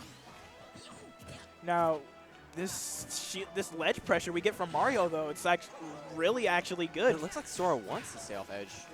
Oh, never mind. He's going back into center stage. Yeah, the Sora's definitely going to want center of the stage here. It's just Mario's able to hold him at the ledge really nicely. But Sora's going to be able to fight back just a little bit. Going to miss that forward smash. Gets punished by the back air. Sent off stage. Going to punish that side B with a down smash, too. Oh, and the Mario just easily gets back on with that landing nair. So CJ, he's really good at the game. Canceling what looks like would have been a smash attack from Sora. Yeah, barely clashes it with that landing nair, too. And then frame perfect dodge. He was going to run out of intangibility there if he waited. But the nice down smash to dodge that grab from the Mario there definitely saved him just in the nick of time. We're going to see another up air chain here up in the air, but he can't keep it without a jump. Mario's combos is just crazy. Yeah, Mario has really good combo games. Probably the reason why he's one of the highest in the meta right now. His combo game is just way too good for other people to counter. He's going to cape that. He's going to cape the freeze. Mario actually racking up almost the same percentage. Yeah, really quickly, too. Ooh, he tries to punish it. Nice shield. Sora once again playing off edge. Perfect shield. Going back into center stage. Oh, he's going to get hit by that neutral B off stage. Now, Thunderga, if you get hit by one of them, you're getting hit by the rest, unless it's the last one. And that's probably the best thing about Sora's moveset there, just Thunderga in general. Sora, It's a good off-stage move. Sora, I noticed he can like cancel into a lot of different moves Yeah, of his. definitely can, especially that up B into side B. It's Yeah. probably his. It's why his recovery is so good, actually. Mario not able to find a finisher on the Sora yet, but now they get We're the going to see finisher. a back air Yeah. there. Now, he's at a high percent here, but we've seen him play before. So he can pull this off. We saw how he almost pulled off that second stock, just but barely. a counter by the Sora and a freeze. The freeze is going to, but he's still going to make it back. Nice match here we see from Mario. Sora is now just looking for that finisher on the Mario. We're going to see a back air into Nair here. Pretty unique. We see a forward air get shielded, though. Misses the down smash, gets punished by the dash attack, fakes out with that forward air up But high. blocks the smash attack from the Mario. Mario just going for the spike. He wants to end it here. I would want to end it too. Because, Mario's in this very He's gonna dangerous, get hit almost by that 150 last one zone. here. Mario has to do He's something going to here. get the grab, gets the back throw. Tries to Oh, cape, that doesn't could get it. finish it. Unfortunately, gets Yes. the first game off for Sora there. Now, that was a pretty interesting match there. I was honestly expecting him to go Kazuya again. Well, I've not Carlos. seen his Kazuya, and, seeing that Sora, I mean, Specifically, no, the Mario player is the one we're talking about right now. His Kazuya, it's actually scary. Now we're I'm- going Final Destination, so we might actually see it. I'm interested to seeing the Sora. Or, We're seeing the Kazuya pick here. That's Sora. his. Well- You're gonna be amazed. It's like actually really. Well, I know how Sora can, is very light damage, so will he ever, be able to break through Kazuya's, almost super armor on almost everything, it feels like? I don't think he's gonna be able to break through anything here. So we're gonna see a down throw. Misses the dash attack. Unfortunately, Sora's gonna get off that side B just to get in some small Bring in percents. some And that's the damage, thing though. about Kazuya there. You saw how many times Sora hit him, but he's only at 37. Yeah. Kazuya is such a tanky character. We're gonna see a Yet Kazuya he combo does come so out much here. damage. Nair tries to punish that side B with a down smash at With all ledge. that Doesn't get it, damage that Sora unfortunately. racked up, only gotten back by Kazuya in almost a few seconds. Only in 3 hits too. So as what we can see right now, Kazuya's just trying to get a chain going. If he can get Yeah. a chain going and then any smash attack, Sora is dead here. It feels like almost anything with Kazuya feels deadly. Almost caught in anything, especially when you're playing one of the lightest characters in the game. Did you know Sora's lighter than Isabelle? I did not. He is. But Sora getting the freeze here. He now He's able to get the freeze, but now that rage, he gets hit by a single down B or even command grab. It's game over for him. Sora keeping him off the edge though, and that Oh, freeze! the freeze. But Kazuya's still going to make it back there. Nice air dodge at the perfect moment. Going to take that stock with the down B that I was just talking about. Sora now has to look for a finisher on this Kazuya to try and even out the playing field. But we see how carefully the Kazuya player is. And that actually He's checks it out. really smart when he plays the game. That's the thing about Kazuya. You can't just be you can't just go in auto mode on autopilot like you would with a character like Donkey Kong. Sora's With actually Kazuya, playing you safe now. constantly have to be thinking. You see, and once you get with a Kazuya that can put this much pressure to where the player that originally wasn't playing safety is now playing safety, you know it's a big deal here. If this Kazuya can pull something off. Sora's trying to keep his from it distance too. now. And we see Sora playing on ledge here. Honestly, pretty smarter move than trying to just get right back on stage, especially with Kazuya's Shoto properties. And, if you roll around them, they're just immediately going to turn around Yeah. like side-scroll characters. Yeah. So that's going to come in clutch here for punch from Kazuya. Going to Kazuya. get the forward throw. Misses the neutral B, unfortunately, just because of the range he was at. If he was maybe just a meter ahead, that would have probably I hit. mean, the Sora is bringing back some percentages. He is bringing however. back the percentages. He's playing this a lot And more now smarter. once But now again- Kazuya has that rage again, and if he can land a down B like here right it goes. here, he's gonna take the stock. But then And once again, again, right evening away, it out. it's back into neutral, 0-0. If Carlos can manage to pull this through, we might see game 3. And I have no doubts that he won't. However, David is playing this very safe. David is definitely a lot more careful about what he does here, but he's going to get that down throw into up tilt, bringing it back to even percents after 2 moves. Not letting the hit on that neutral there, unfortunately. So we're going to see another down throw here. Follows, tries to get the wave dash into That down smash doesn't exactly get it, though. Sora applying that shield pressure with his neutral B, though. Kazuya just able to get on with that side B. Carlos up in percentage, but that can easily be come back by Kazuya's just sheer power. Already back. No and now tech we're here back from in, now Carlos, we're back in but he the still even. survives anyways. And now we're back now in the he rage has that form. down B. If he can hit that one And here time, it it's going goes. to cause game. Now we're going to game 3 here. And that's again, just the sheer power from Kazuya. I mean, Just- the rage mode is insane. just how he works in general, his in-game mechanics, it's enough to take literally any situation back. And now we are 1-1 between David and Carlos. Even without the rage, the armor that he has, plus, because get this, not only does he have, okay, so he kind of does have slow armor just a little bit, but he also has super armor plus tough guy. Kazuya is like really scary to go up against. And now we're seeing the Mario once But again. we're seeing the Mario come back. Do you think this can benefit, despite being the Maybe first he matchup that he might. lost against? But now we have a triple platform stage instead of PS2 here. That's a big thing right there because Mario fiends off of these, especially with that up air chain of his. So if he can get one going like he's trying to right now, it can go well for Carlos here. We're going to see him wait for wait that for it. get up. Trying to go for the spike there, unfortunately not working. Yeah, it doesn't work exactly for him, but he's going to get that forward throw. But Sora just making it back with that neutral air. Sora very spacey with his combos. Now Sora up in Looks like I percentage, have but now another evening- match evening again, out. so somebody else is jumping in. And we can welcome back, I believe, Shane, but Sora possibly looking like he'll get this first pick here. And is Mario just able to barely make it back? We know that Mario can actually take a stock here, especially with his combo game here. But Sora just needs one good hit, and Mario There is it goes. out. I have returned from my match. And welcome back to a host. I am back once again, Mr. Shane Allen Clatt. Sora just getting some good hits on Mario before Mario could take his first stock as well. Ooh. This might be the first stock for Sora. That back throw killing the Sora at 111%. Sora is now up by 53% though. Yeah, anything can happen though. Yeah, I mean, here comes Mario's combo game though. Ooh. A single forward air from that Mario, a single combo leading into the forward air from that Mario could be the end of any stock. The That down, down smash, smash. though. Thunderga edge guarding Mario from halfway across the stage.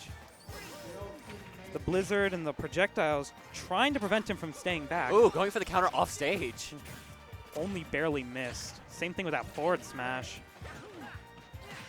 They are trading Mario in a high hits. percentage now, pretty much being able to be finished off by almost anything here. However, keep in mind, Mario does have Rage. Rage is a mechanic that actually increases the knockback that each hit does. Trying to hit him with the Flood, though. Now, Any hit is Yeah, I fatal. would say pretty much any hit is fatal now. Mario having to play safe off stage due to that neutral B. Ooh. Getting a hit on The Mario delayed here. back Mario's air. getting launched by almost every single time with the Uh-oh. freeze off stage. Can he mash? Can he mash? Oh, that's not going to be enough. Just barely. Sora is at 100% though. Mario can easily get a good hit on him and bring back the stock percentage. Unless that Sora gets one of his combos. Ooh, that could have been bad. Sora is trying to still play living. safe. Sora is still living. But Sora is back on stage once again due to that insane recovery. Sora's one of those characters that can just kind of live from anywhere, even without his jump. Back into the air. We're Sora trying to goes. see a finisher from Mario at any point here. Sora just needing to rack up percentage. Ooh, the and that's forward a forward smash. smash on Sora. This stock is definitely closer than the second one's. Only 21% lead. Sora getting the grab there. Uh-oh. Oh, and the forward smash. Oh, and the into Thunder guy. neutral. Anything can happen, though. Keep that in mind. Sora is playing it very safe by going off stage every now and then, though. Ooh, Mario, the Mario getting that combo combos. in. Not quite enough to do anything with it. Maybe. Getting another combo in.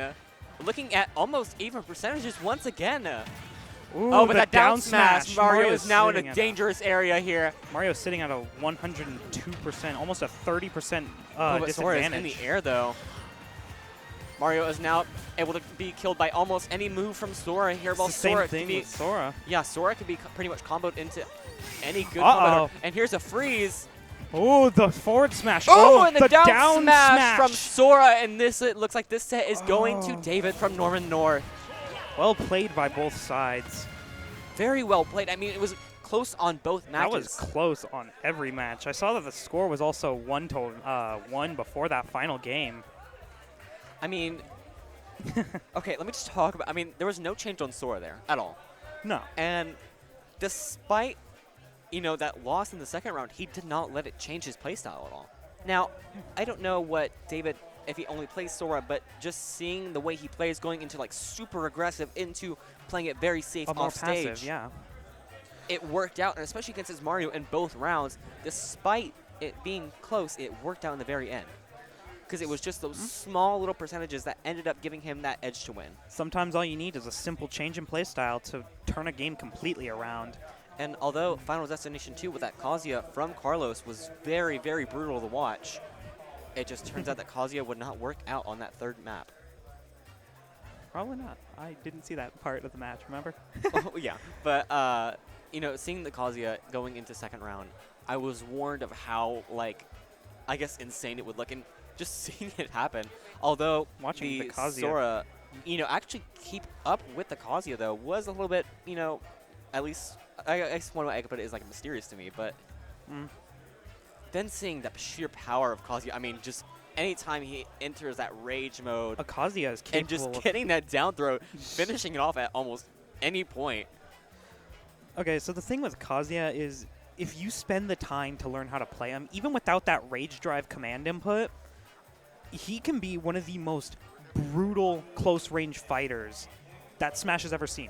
Oh, for He's sure. capable of carrying you across the stage, putting you at 100%, and then stun-locking you to death, which is what makes fighting him so scary. That is but crazy. He also requires a lot of precision. Kazuya does require so much precision that very few players, especially Smash players, can play him effectively.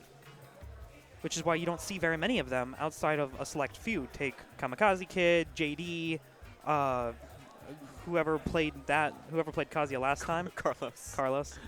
Again, I just finished with my match. I would say I just got here after the break. I am actually really enjoying what I'm seeing so far. Dude, watching Smash can be so much fun. Oh, for sure. I won't lie, this is one of my first times actually shoutcasting for Smash, and it is enjoyable. This is about I believe my third time shoutcasting for Smash this year, and now I'm not sure overall. Don't ask me on that. But it's about my third time shoutcasting for Smash. I don't do it too often just because it's not my main game, but I do understand kind of the basics. Yes. And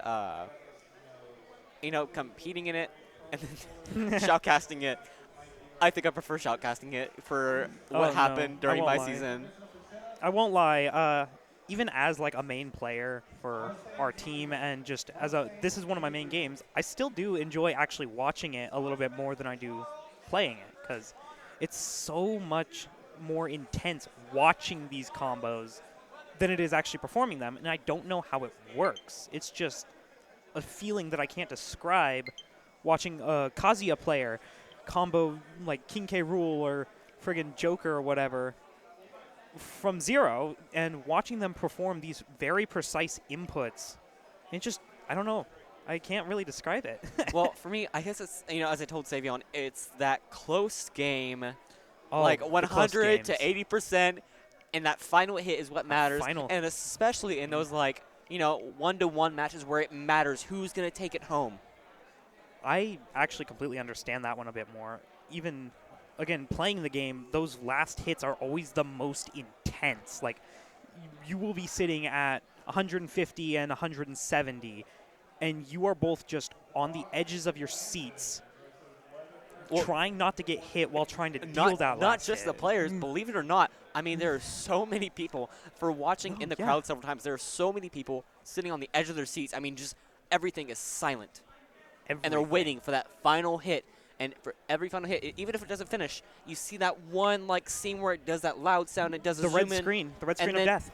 And then everyone just shouts, goes crazy. And even if it doesn't finish her, everyone gets back hyped once again because they're back in that same scenario. And it looks like our second set of players is getting ready. All right, let's see what we got here. They are currently setting up controllers, and they may set up control schemes right now, so it may take them a little bit. And we were actually talking about control schemes with Savion here, because some of them have very interesting control schemes, because Oh, yeah. we just saw not too long ago someone who had shield on A. Really? That's far more interesting than even I've seen. Which for me, I know personally I would be accidentally shielding a lot. No, yeah. I play on default controls pretty much, with the exception of stick jump and tilt stick. So having most of the controls swapped like that, like another one of the LHS players that we know, he plays with his shield on his with his special buttons on his triggers, which baffles me how he's able to do that. And his grab is on like B or whatever. And here we are getting into the match here. It looks like the first stage selected is going to be Pokemon Stadium. Pokemon Stadium 2 to be precise. There is actually a small difference. I did not know that actually, so. The platforms on Pokemon Stadium 2 are a bit lower and a bit closer together. Or Pokemon Stadium 1. And it is Inkling versus Joker, I think? Yeah, Inkling versus Joker. I personally love me some Inkling. My money's on the Joker this time. I've seen some Jokers, and I just want to have good faith in the Inkling. Already racking up some damage with Aha. The Joker side B. Inkling kind of just playing it safe here, kind of looking for an opening. But Joker being this... this is Del City Mason versus Norman Takaki, I believe. That's how you say that. We apologize if we butcher any names. But they are both playing very passively. That or... Joker just waiting on the Inkling to make a move. Very defensive Joker playstyle. They are trading hits. It's quite even right now. Only a 0.6. We're not seeing a lot of range from Inkling, despite her having those range abilities. The Joker gets the grab. Forward air. Down throw into forward air. Joker now having the Inkling off ledge. This can be very bad for the Inkling. It has been reset to neutral. They're both just really kind of playing very passive. Just kind of throwing out hitboxes. Ooh, the side Bs, though. Trying to go for the roller. Roller leaving you very open, though, while you do it. Especially the grab there. Oh, Inkling, Joker has Arsene. Inkling does need to rack up a lot of paint on her enemy to actually do quite a bit of damage. With Arsene active, though, everything is dangerous. As Joker, she's at kill percent right now. Like, especially with Arsene, hit. I mean, it gives him the opportunity for this passive player to just go in.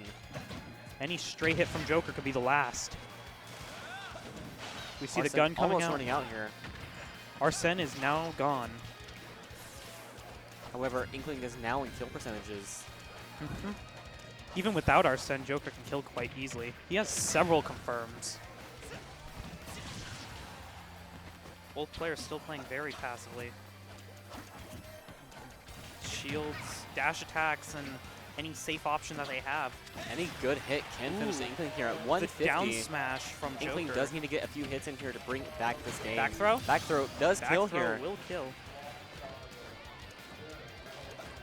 Inkling trying to find an option to get in without being punished. Joker also playing it safe, getting his grab, just barely missing Aha, or Eha. But trying to tack up some damage with gun.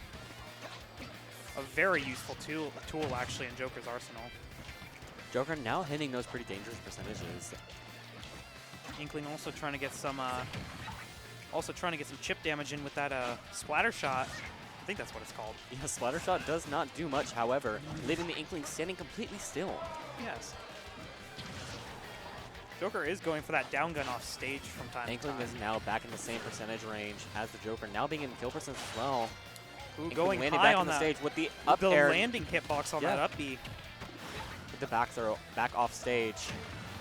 Oh, Inkling's back air does outrange Joker's, just barely. Arsene is back, and Joker is the SD, And it looks like though. Inkling does not want to deal with Arsene right now. The But SD from Mason. now Joker has Arsene for Inkling's third stock, racking up quite a bit of damage here. And getting quite a bit of damage into the, I believe, Inkling down already at air 86. into up B, or Down air up into smash. up smash. Yeah. One of Joker's bread and butter combos when he has Arsene. Oh, Inkling now once again back into kill percentages. Joker still has 3 stocks. that landing hitbox on Inkling's up special makes it very hard to punish. Oh, the ink grenade. I don't know what it's actually called. Splat bomb. That's what it is. I do believe that Splat Bomb has a lot of utility and with its range and how far it can go. Ooh, the considering you straight control back it. there hit from Inkling did actually kill Joker there. Inkling is still, unfortunately, still down by a stock and at 150%. Joker is looking for that kill. Almost any good hit from Joker here will finish. And it Joker's looks like back it's air. going to be, yeah, back air. And it's the first game going to Takaki from Norman. Both of these players seem to play very, very cautiously. Cautiously until actually Takaki gets a good chance to go in with Arsene. Yeah. I've never seen a Joker player with that much difference in their playstyle. He will always seem to wait for Arsene to come out. And then once he has Arsene, he goes all in with that rush down capability that Joker has. A different Inkling skin this time. We're on match 2 of this set. First hit goes to Joker with the gun neutral special. Inkling getting the grab off here.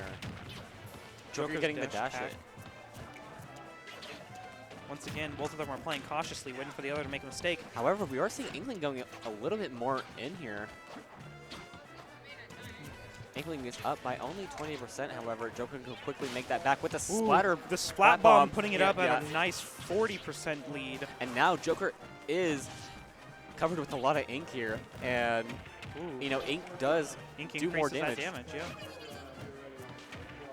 If Joker is just repeatedly trying to get him off that stage. Oh, But the berry from the roller. Oh, misses the follow-up, though. Both sides ended up missing the follow-up. Joker does now have Arsene. Knowing how deadly Arsene is, Inkling is now at the 100% range. Still getting spammed out by that Aegon, the improved version of Aha. Does far more. And the counter! Oh my gosh. A nice read from That Takaki was here from nice. Inkling's hit, recovering from stage. The get-up attack from Inkling actually triggered that, yeah. Joker just using those long hitboxes to poke out Inkling. Both sides still doing their best. And now with the splat bomb once again covering Takagi once all over again. Inkling does need to kind of prioritize getting some hits in here while he's covered, or at least covering him once again. Inkling is now getting back up to dangerous percentages while Takagi is able to be hit by a good hit here, and now Inkling is not able to recover back to stage. I don't think Inkling had a jump to help recover. Mason really needs to rack up some damage on this Joker. Or at least get the stock off and try and rack up damage like that.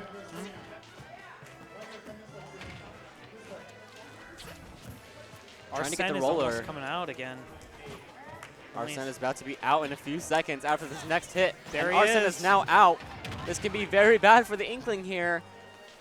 Back to highly aggressive play from Joker. Just an empty hop, though. Oh, but the up smash. Up smash. Up smash from Inkling, However, finishing off Inkling that is stock. down by a stock and 66%. Inkling is going to have to do some pretty nifty moves here to bring it back. Anything can change. Just keep that in mind. A good SD from Joker can bring it back, but I don't see that happening anytime Probably soon. not. Inkling is now playing it super safe. Inkling is trying so hard. Oh, but the up smash from Joker does get him here. Inkling is now in the almost 120 area. One more good hit from Joker could be it for Inkling. The forward tilt preventing This looks like that it recovery. can be it here. Inkling is now back in center stage. But the grab from Joker putting him back at the ledge. Reset to neutral once more. Inkling is now in the 155 area. I don't see England being able to do much. However, I mean, as I said, one good SD from Joker can change everything. At this point, it might be a little bit too late. He just can't get hit anymore. Pretty much. I mean, we're seeing, yeah. Ooh, the trade. We were seeing Arsene being built up very slowly there, and that is 2-0 for Takaki from Norman. Well played by both players once more.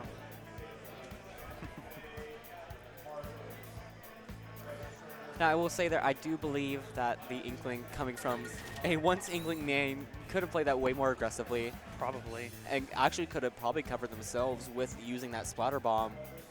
That Splatter Bomb does provide quite a bit of utility between For sure. covering your own moves, dealing a lot of damage, and the adjustable range on it. That's such a good move. Huh?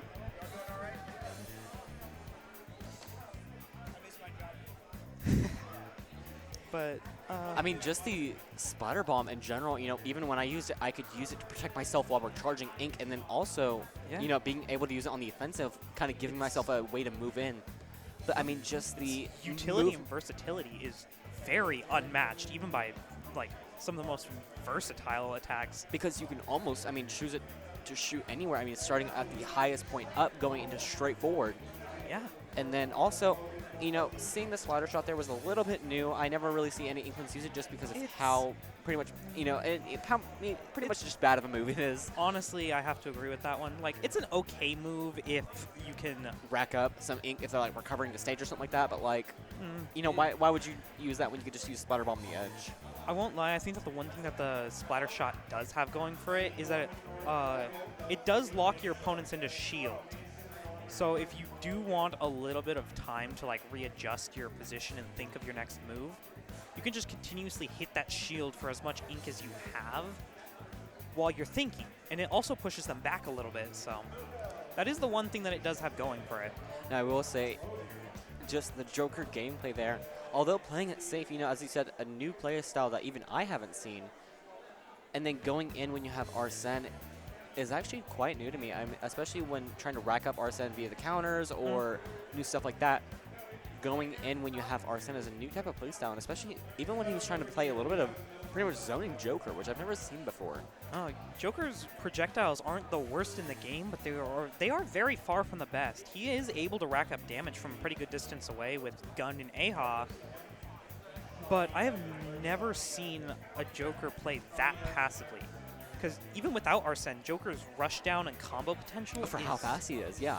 He is really fast, and he hits a lot. So even without Arsene, he can continuously rack up damage, and he has a good defensive option with Rebel's Guard, his counter when he doesn't have Arsene, which actually builds up his Arsene when he gets hit.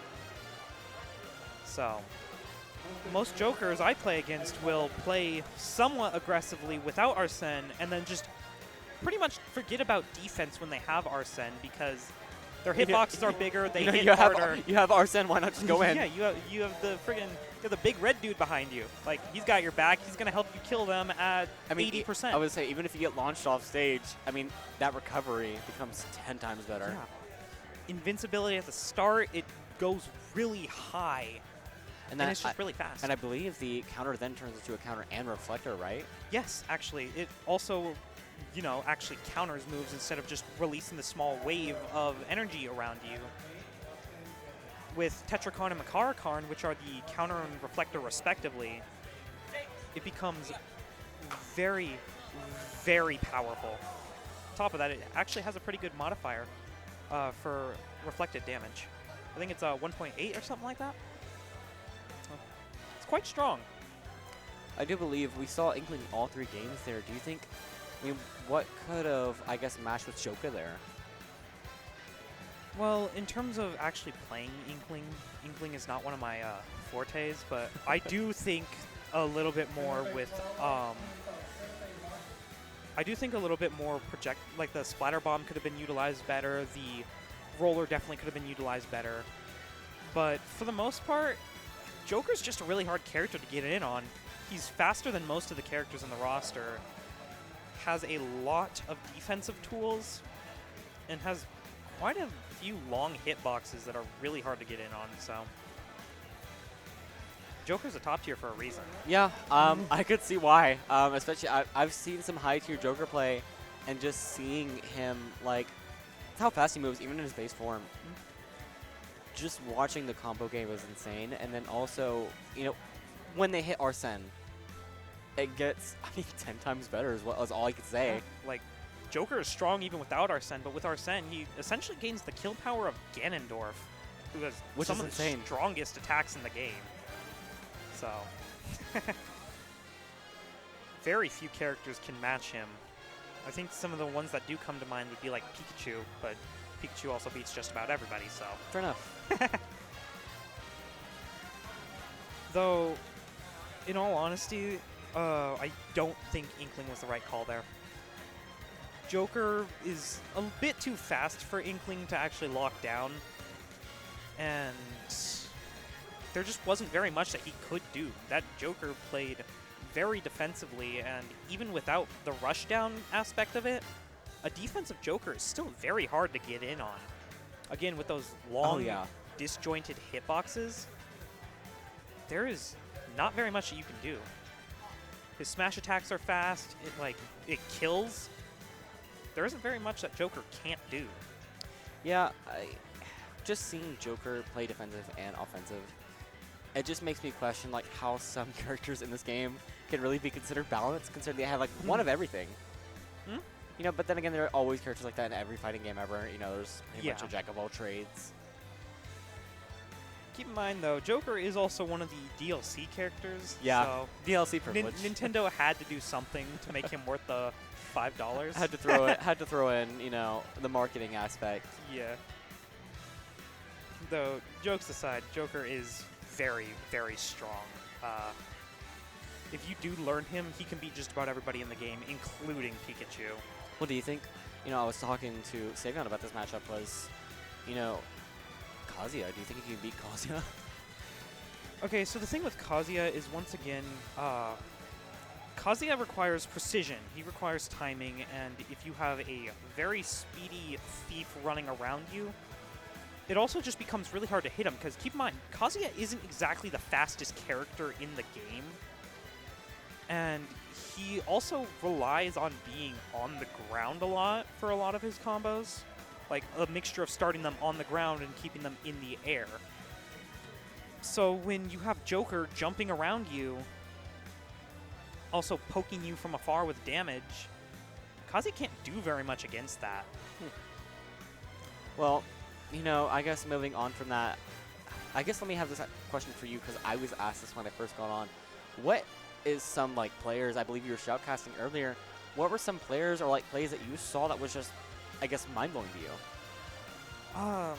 There was a Kazuya that I ended up watching with Savion, and that man knew how to do the Kazuya combos. Like, he was the Kazuya, and he kept 0 to deathing this other guy. Like, wow. Granted, it was also like K. Rool and Piranha Plant, which are big hitboxes, heavyweight, but still, the precision required for them to not escape is immense, because Kazuya, little known fact, Kazuya actually has the slowest jump animation in the game. Like, every other character's jump squat is about the same, except Kazuya's, which is significantly longer.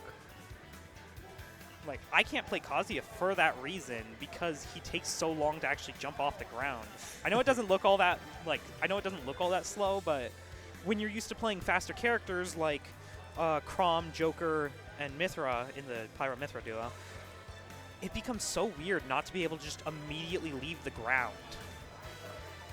Has there been times where, I mean, that's been punishable? Like, you know how long his jump takes to start?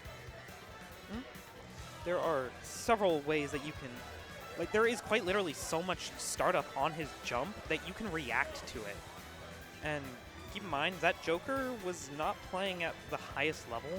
Joker has several neat little tricks and techs with drag downs. Several of his multi-hitting attacks can pull opponents towards the stage and put them in the tumble state, which just knocks them on the ground.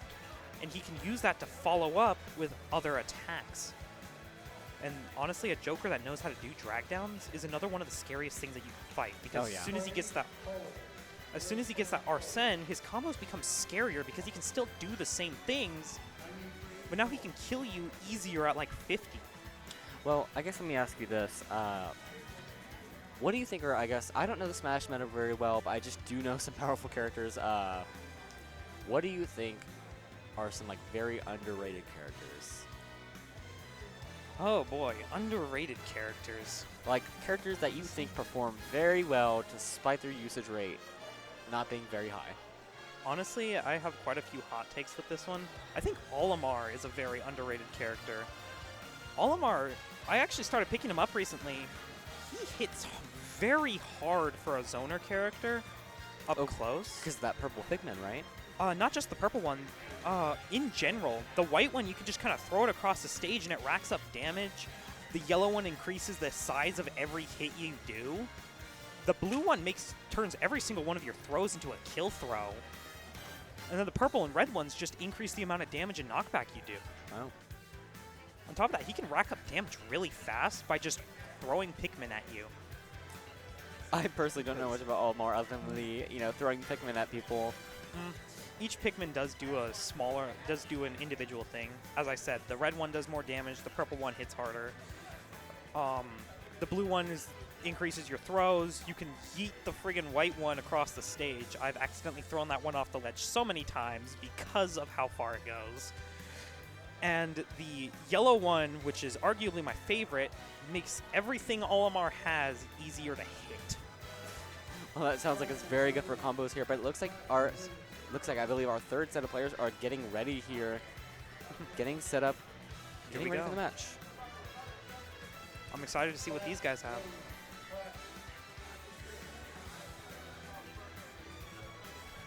But while we wait, I suppose I will continue with another underrated character, Duck Hunt. Really? Yeah, the Duck Hunt duo. Again, I've been learning them a little bit, and messing around with the can combos and the, I think that they're called the Wild Gunmen or something like that. It's just really fun, and it's such an interesting moveset that I don't know why more people don't play him. I mean, I guess he's a bit lighter than most of the other characters in the roster. Well, do you think his zoning is a little bit weird? Because I think his zoning is a little bit weird. No, don't get me wrong. His zoning is definitely very weird, but between long-range smash attacks, which is not something very many characters have the privilege of, and again, that can makes him super strong at range because you can use it to ledge guard, you can quite literally throw it into your combos, and you can even set up kill confirms with it. Well, and then there are even differences between the gunmen, right? Yes. I don't remember the exact differences, but the exact differences are still quite unknown. I know one of them carries a shotgun that has less range and does more damage up close. One of them has more range but fires slower. And then there's 5 of them. There's 5 different ones. And then there's the leader gunman, which fires the fastest and does the most damage. Yeah. But between that, it looks like one of the Joy-Cons' battery is depleted. But between all of them, honestly, the leader one is the best because it's fast, it's strong, and again, you can actually use it to combo into that can. The can is essentially central to Duck Hunt's game plan. Yeah, because you can keep that can out for pretty much as long as you want. Then once it explodes, you just toss another one out. Little known fact, that the can actually comes out frame 1, so as soon as you click that button, its hitbox is out. Cool to know. Yeah. It's an interesting little thing that I learned at some point. And the can is a double-edged sword because it's kind of hard to control, but if you hit it at any point with a different attack, like a tilt or a smash attack or whatever, it goes flying, and your opponents can actually use that to their advantage. I've seen several instances where a can is launched back at the sender. Yes, the can is a neutral item. So even in things like team battles, that can hurt a Duck Hunt's teammate. Which is a little bit weird, but I guess it makes sense. Now, I guess I have to cover this eventually. What do you think is probably one of the weakest characters in Smash? You said one of the weakest? Yes. Oh boy. Okay. So this can be a very, very hot take. In terms of like actual meta weakness, I have to say Ganondorf is probably one of the worst characters in the game. Yes, he has that raw kill power. Yes, he has just the brute strength that can kill somebody at 20 or 30. But his recovery is so horrible that if he gets hit once off stage without his jump, he's just dead. He can be at 0, and he can get, like, somebody could breathe on him off stage. Like, Falco Laser. Like, it has a little flinch effect. If Ganondorf jumps and gets hit by that, he's done. He's done. Like, It looks like our first map here is going to be Town and City. ooh, that's one that I haven't seen in a little bit. Alrighty then. Here we go. Oh, it looks like we're going back because we need to set up some controls here. Set up some controls. Now, in terms of actual damage output, I have to say, I think Sheik is probably one of the weakest characters in the game. She doesn't have very many kill confirmed. She used to be one of the strongest, didn't she? Melee. At that point. The Melee days, yeah.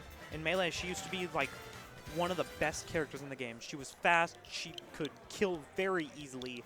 Her forward air was like 20 times bigger than it is now, and it also sent at a really vicious angle.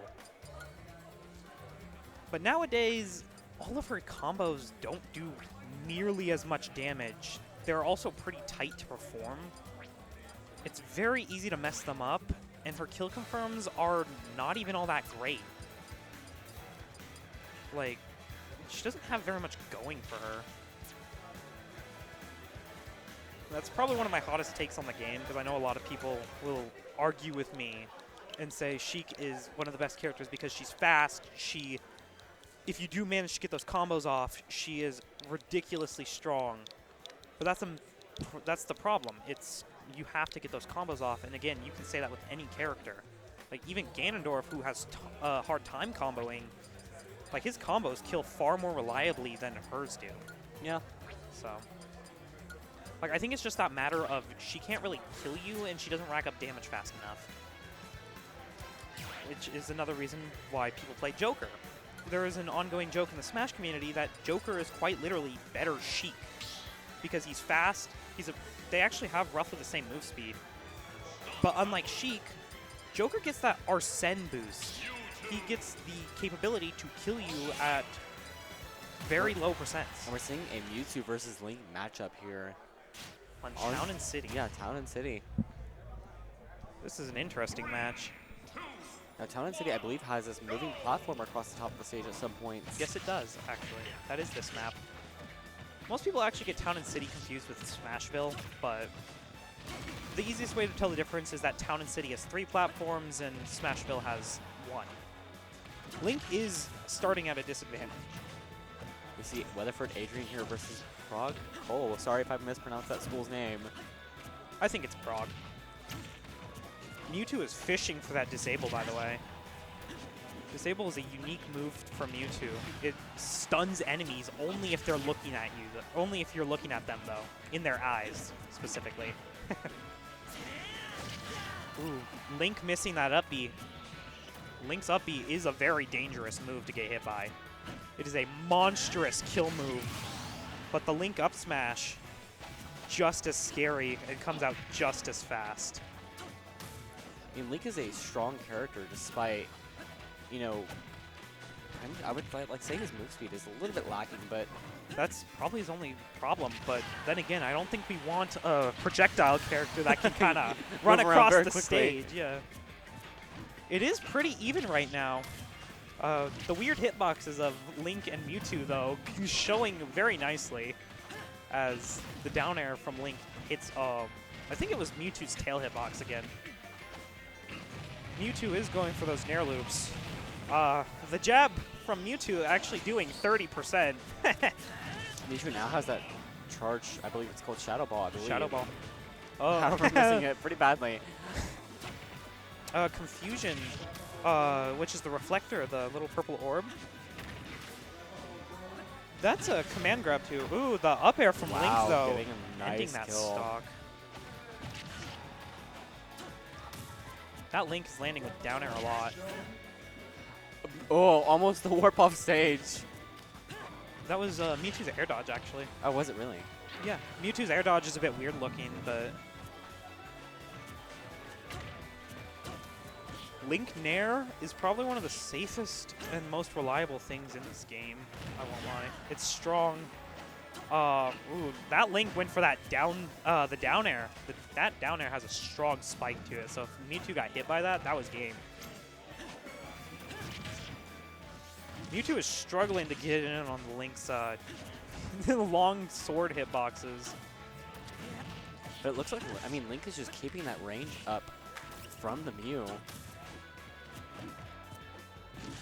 Ooh, And the that is a forward air ending the finisher. game.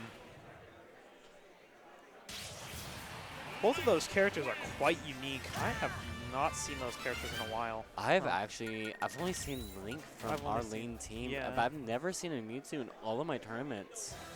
This is like the third time that I've seen Mewtwo in every tournament I've played. I've been through a few. I would say, is there a character that you haven't seen yet at all, ever? If you can ever recall. I'm thinking, other than myself, I've only seen like 1 or 2 Little Max. I don't see very many Shulk players. I think I know like 1. Have you seen, I mean, there's some odd characters I think of, like Young Link, I've run into a few of those. I think one of those. Greninja, There's a few of those here actually. Palutena, even? I played a Palutena in my last match. Really? Yes. Diddy Kong is a rare one.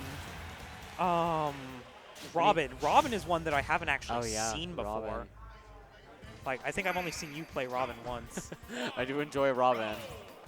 Byleth versus Rob, though. Now, Both of these are. I have seen some good Rob in my days, and seeing Adrian pull out Rob here, I mean, I'm kind of interested to see what happens because I've seen a middle school player play Robin. Even that was amazing to watch.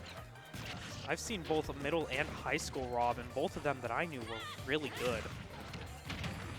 There was actually a Rob player that I've run into several times. The side B from Rob coming out, though. Ooh, the spike oh from my gosh, the Rob. spike. Byleth just barely missing the uppy snap. Byleth is another one of those more obscure characters that you don't see very often. I feel like I personally see Byleth a lot. Then again, the only tournaments I played in, there was Byleth at every single one, so...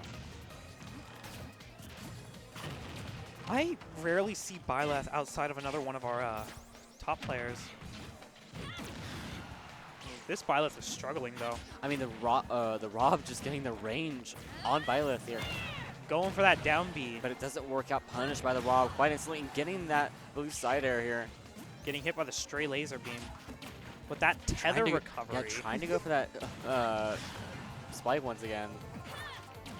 That tether recovery is a bit insane, I won't lie. I mean, Byleth is looking for a kill here on the Rob. Oh, that could be, that's it, that's the stock. And now Rob is up by 2 stocks, however, still in the killable range. Byleth does have quite a bit of punch to her kit.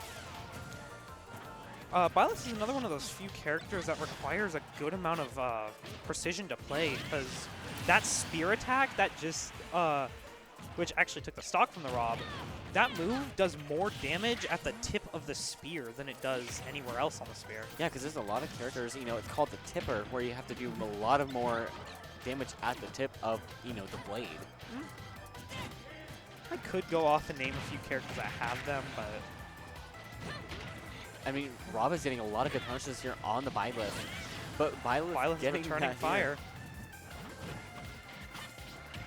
Rob is actually at a reasonable, well, I say reasonable, but Rob is at a kill percent, actually. Rob is up by a stock, and he can play here pretty dangerously, even if he wants to. Ooh, the clink from the forward tilt into a forward smash. Byleth is not able to find an opening here. Game. And this is game from the down throw into up smash.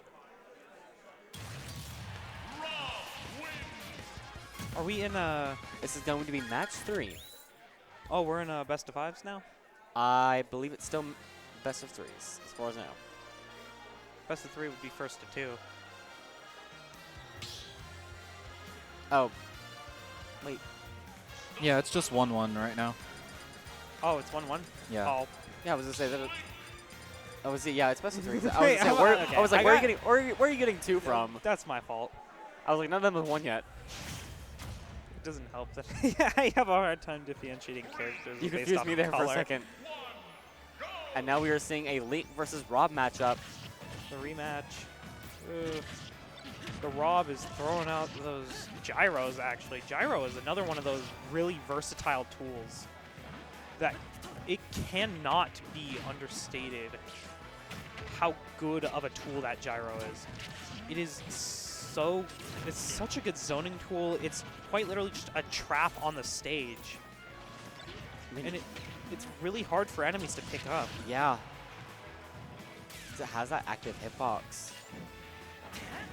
Link Just trying to go for that barely first missing. Rob is up by quite a bit of percentage on this Link here. Link can now pretty much get a kill on the Rob here. The first time we've seen the remote bomb come out from the Link, the dash attack actually killing Rob here. And the gyro comes out. This is the catch and pickup, or the pickup and throw. Rob getting some percentage on the Link here. Rob does need to get this stock in order to kind of bring this back to a neutral game. Both of these characters have really strong projectiles for the neutral game. Between that laser and the gyro. Oh, but the Link caught the gyro. Up smash. Link did catch gyro, but wasn't able to utilize it very well. Remote bomb.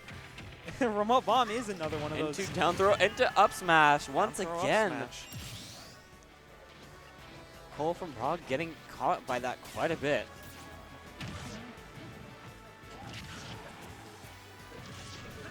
Cole is now actually getting quite a few hits in before Adrian can get in a few hits here, but now Adrian is now once again back on the attack.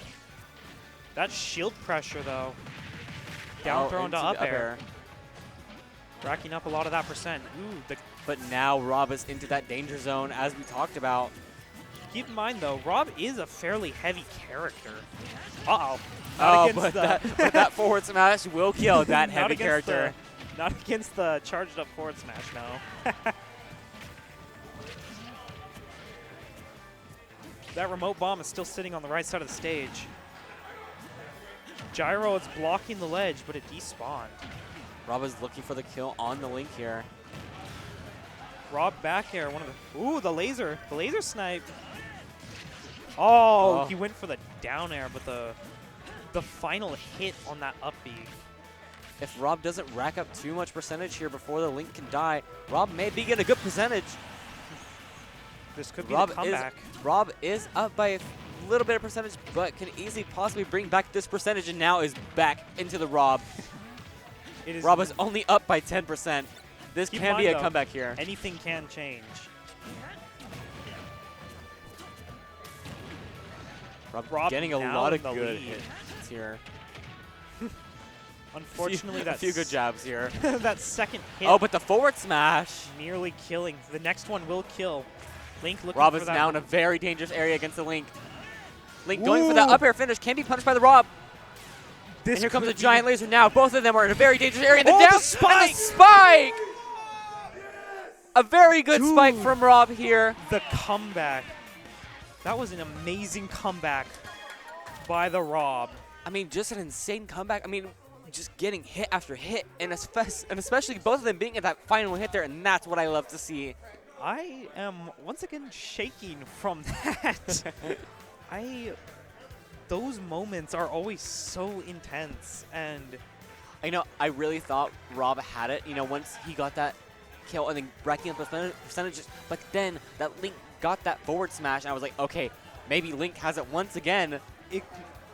As I've said several times before, anything in these games can always change. Smash is such a wild card to watch. There is no prediction unless it is quite literally such a bad, stock lead. But even then, when you saw that Rob was down, Rob was able to come back into the game by getting a stock and easily getting back that 50-60%. Rob is another one of those characters that has such good combo potential and such a unique kit that it just all kind of flows together.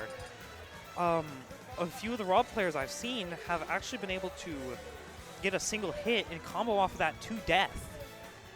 Rob is another one of those just really good characters that can survive so many things. I mean, his combos, just looking at them, just seeing how many times they multi-hit somebody is just, to me at least, satisfying to see, just because it's just hit after hit, hit after hit, even just over and over again. I think the only issue with multi-hits is sometimes people just kind of fall out. Yeah, some people just fall out of it, or sometimes they just kind of stop. But if every single one of those hits connect, it is probably one of the most satisfying feelings that even watching it can be. And I think Rob has definitely become, after, shoutcasting for the middle school tournament, I do believe Rob has become quickly one of my favorite people to watch. Just, I think for one, watching those multi-hits, but also seeing those, like, what feels like to me like one of the most powerful moves with those, air attacks, and especially those, like, up smashes, down smashes, stuff like that. The burner moves, yeah. Yeah, it feels so strong, and, like, when it hits, you really do feel it. Feel that power behind it, yeah. I will say, Rob is probably one of my least favorite characters to fight, but he's one of my favorite to watch because of things like that. Like, don't get me wrong, I love the power behind Rob's moves. I don't like getting hit by it. Now, although we didn't see it too much, Rob's recovery, I've heard about it. I've seen it. It's really good. He's another one of those characters that can just kind of recover from anywhere. Like, even without a jump. He's like Sora and Meta Knight. His recovery is just so good. It is just crazy to watch. And then compared to Link's recovery, although he has, quite a bit of unique techs with the, holding the bomb, doing the up air, exploding the bomb and another up air, he can get, quite a bit of distance off of that. Oh, yeah. But just compared to Rob, who has it all the time, compared to Link's setup of doing it. Okay, so the thing with Rob's recovery, yes, it is very good, but it actually has a fuel system attached to it. So on Rob's model, there is a blue line that goes up on his little friggin', whatchamacallits, like the little blocks or whatever. Yeah, the little, like, batteries, right? Yeah, that actually represents his fuel. And if he runs out of that, well, he's not exactly making it back to stage. But what makes Rob's recovery so good is that when it starts out, you can quite literally recover from the bottom of stage. And you can defend yourself. You can actually attack out of it. Yeah. Which is another thing that makes it so hard to punish, because even if you think you got him, he can just hit you just away. Get back up. Yeah. I must agree that Rob is just an insane character to watch. But however, Link does have his interesting kind of text to pull out, even in almost any scenario. I mean, he has that zoning capability, but along with that power when people get close. Oh, yeah. Link is another one of those hybrid zoners that's just really hard to get in on because of his projectiles. But even if you get close, he can fight you there. Like, his sword hits so hard. I mean, we saw that. I mean, especially with those few forward smashes. I mean, yeah, it hit hard. While inconsistent, Link's forward smash is probably one of the stronger ones in the game. Because it's a two-hit thing, so it's another one of those multi-hits that just sometimes doesn't work. But when it does, it hits so friggin' hard. And we were seeing it looks like a few players setting up now. Wonder what this next match will hold. I believe maybe I saw this player before, but it looks like one of our previous players is up now once again. I think I've seen this player before. I'm not sure if this is winners or losers bracket. I think I've seen the Weatherford player before.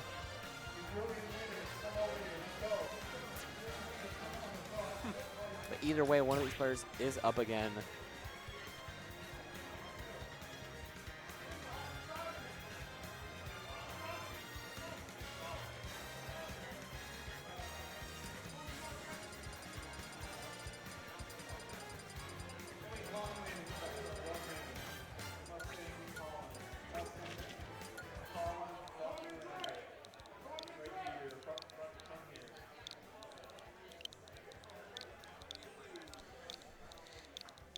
We are currently setting up.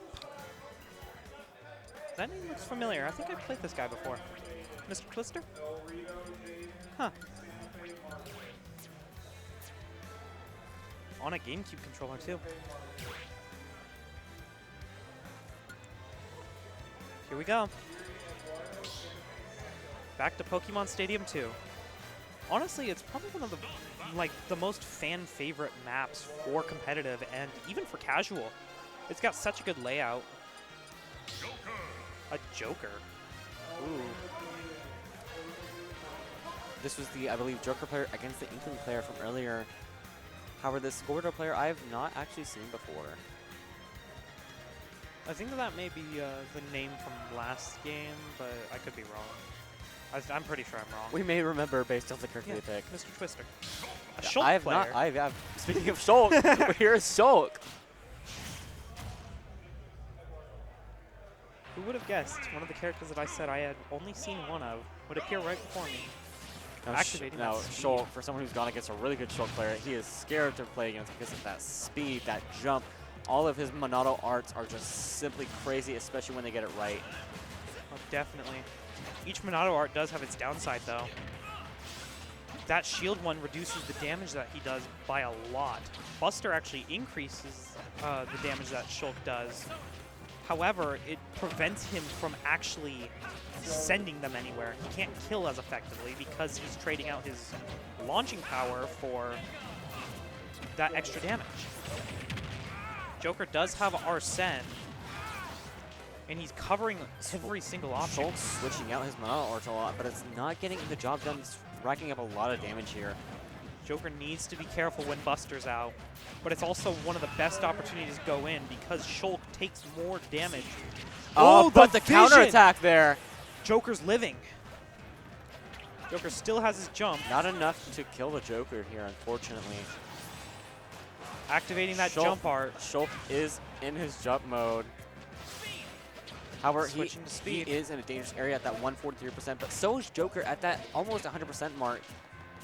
Seeing who takes first stock here. With shield active, he's not dying anytime soon to Joker. Ooh, smash art. Oh, but not, it would have got the job done. He needs one good hit on the Joker here. Okay. Joker now recovering from the stage. Getting that grab in. Shulk is back on speed once again. Unfortunately, I must go as my next match is starting. So my host does have to go for his next match. However, we are still watching this one here. Getting the grab here. Shield coming out from Shulk, now switching off of it. Shulk is trying to find this kill on the Joker here. Shulk is actually now playing it decently safe. Safer than he was before. Shulk busting out speed, trying to catch up onto the Joker here. Joker has still not been able to take out at this 127 mark. Being easily launched by almost anything that Shulk throws out here. Shulk, though, is still racking up quite a bit of percentage. Joker is now at this 140 mark. Almost anything kills him here, but the smash attack from Joker does take out Shulk here. Shulk is now down by 2 stocks. That is the first stock from Joker here, from a nice hit from Shulk here. However, Joker is just going in on Shulk, getting a nice 35%, and now keeping Shulk off the edge here. Shulk whipping out Buster, trying to get a good amount of damage on Joker here. Pulling out jump to stay safe off the edge here now, getting that Monado off. Joker is close to his Arsene though, and once we see Arsene, we know how dangerous Arsene is.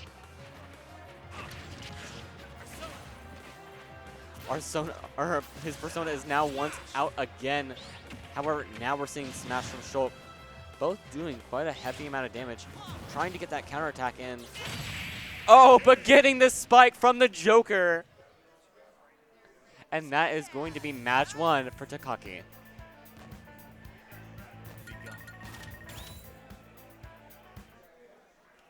Now we did see there that the Joker was just able to, although having the Monado arts, he simply actually did just outspeed the Shulk there and getting a lot more hits in and just proving that, you know, Monado arts aren't everything. But it looks like we maybe are deciding on stage here. On Smashville, can we see a swap up from the Shulk here?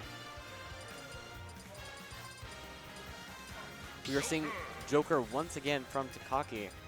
And seeing Shulk once again from Mr. Twister. He may have learned the Joker's playstyle by now.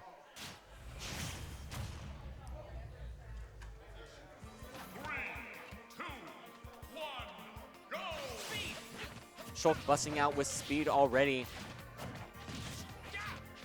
Getting a few good hits in here, forcing the Joker off stage. Getting the grab in here. Both playing pretty into each other, however, not getting any hits connected. Shulk boasting out jump here. Now going straight into Buster, hoping to rack up some damage, hopefully. Both playing pretty safe. Takaki is one win in. If he takes this win, he does take it home.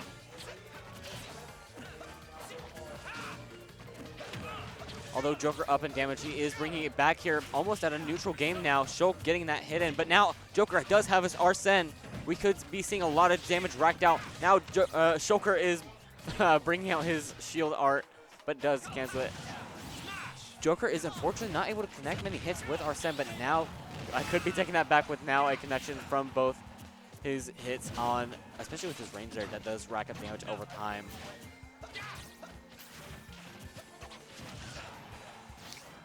Joker is now in this dangerous kill area. Shulk does bring out jump to kind of keep himself safe off stage. They're now in even percent, once again, both being in the very dangerous zone to kill.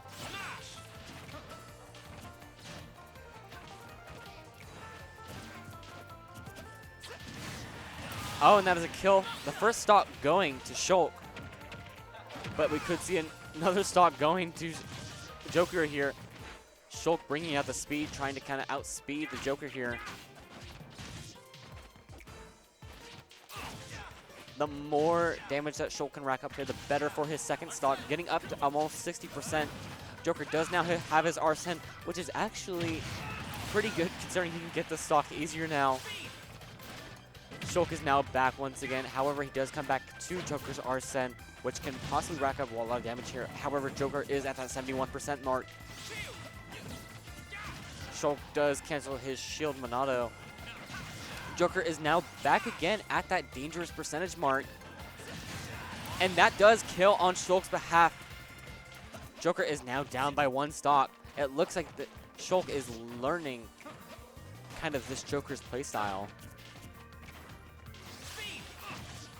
Shulk bringing out speed to try to go in on this Joker here. Oh, but the SD from Shulk, unfortunately. That side B not able to cancel it in time. Now it is an even game once again. Arsene does come out, and this can easily even out the playing field here, especially with the Arsene. Shulk does now have to play it safe, considering that Arsene has came out. Getting a good few hits in here on the Joker. Both playing it pretty safe. And Joker, unfortunately, not able to get any good hits in here while having Arsene. But Joker will now have to rebuild Arsene. Shulk is looking better. However, that Joker getting in some combos in, counted out by the Shield Monado art. Joker is getting juggled pretty badly here, and that is going to be the finisher off stage. It is now 1-1 between Alex and Takaki. Although Shulk did SD there, he was able to bring it back despite the odds.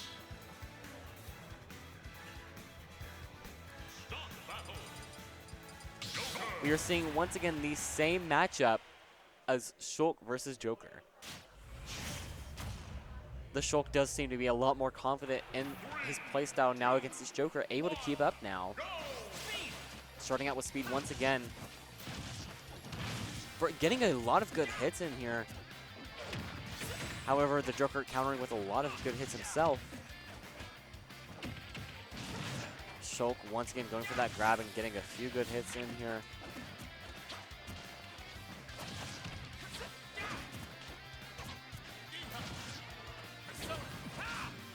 Joker's persona has came out. However, Shulk does activate shield to reduce all incoming damage from that persona, making it quite useless. However, that side B from Joker does make it a lot better, racking up damage on Shulk's behalf. However, Joker is now in this dangerous area. Can be punished by the Joker, but does miss the follow-up on that punish. Joker is still in this dangerous area here, but looks like Shulk may be able to finish Joker off here. Oh, but Shulk is now forced off stage. That is not enough for the Shulk, and this first stock does go to the Joker here. Joker now does need to rack up as much damage as possible on this Shulk second stock. Unfortunately, not able to, with Shulk getting that kill right off as he spawns. That's now back to the neutral game between Shulk and Joker here. It is going to be quite a close match, ladies and gentlemen. They're both playing it pretty safe now, looking for an opening on either side. Going in and out. Both at an almost pretty even percentage. Now, Shulk having that percentage lead. Shulk activating speed, knowing he can go in here. Just kind of playing the neutral game and just trying to see who can get a pick first. Now going into shield. Now going into Buster. Now, however, both are in a pretty powerful state with Arsene having to come out. Shulk does not have shield in his Monado arts though yet. Getting that nice side B onto Shulk, racking up damage over time. A few good hits can bring them back into the same even percentage. However, Shulk has activated speed, putting Joker into this kill percentage area. A good hit on the Joker here.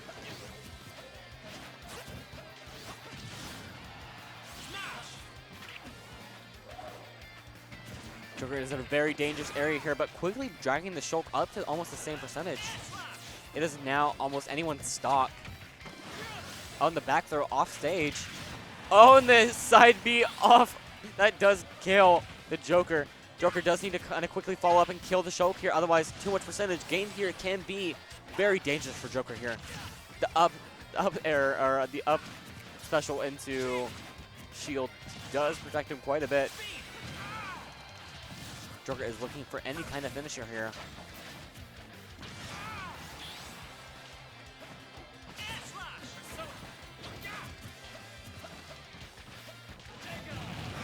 Arsene has come out and hoping to see a finisher on Joker's behalf here.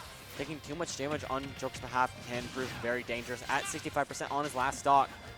However, Shulk is at that 170 mark. Almost anything kills here. Oh, but that forward smash rolling into it.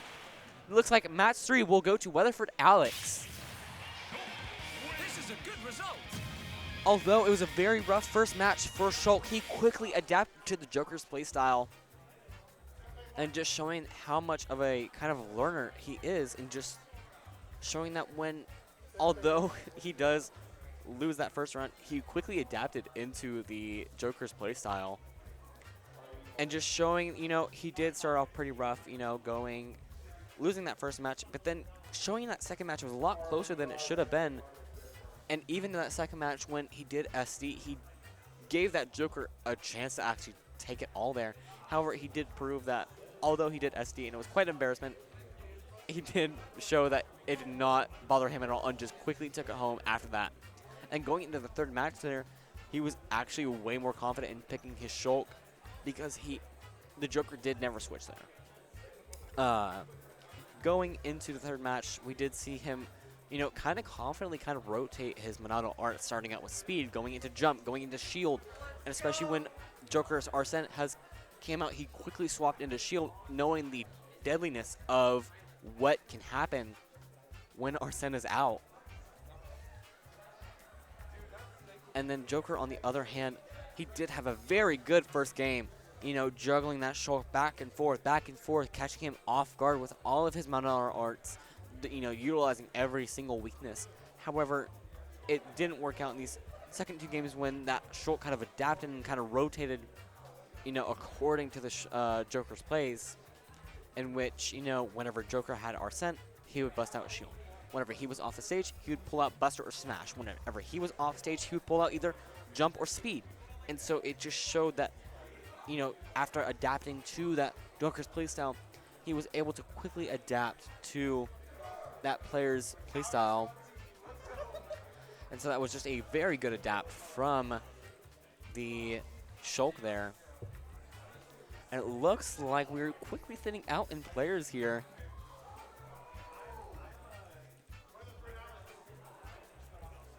It looks like our next few players are setting up here. I do believe this one might be a fan favorite here.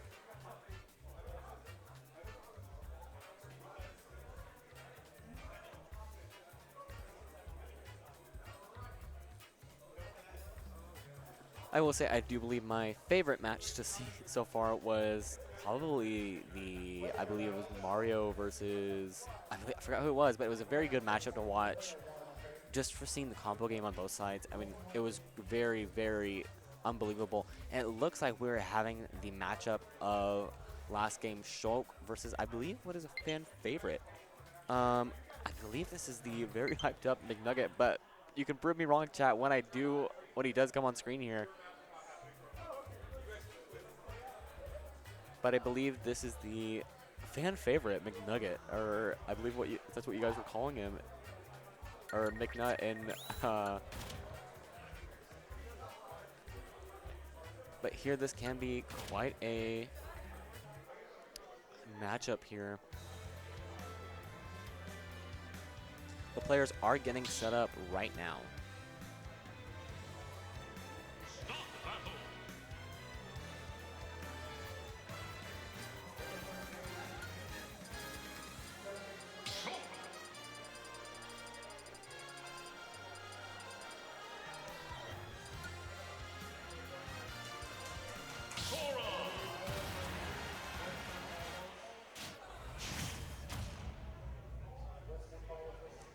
It sounds like the match is starting between both players.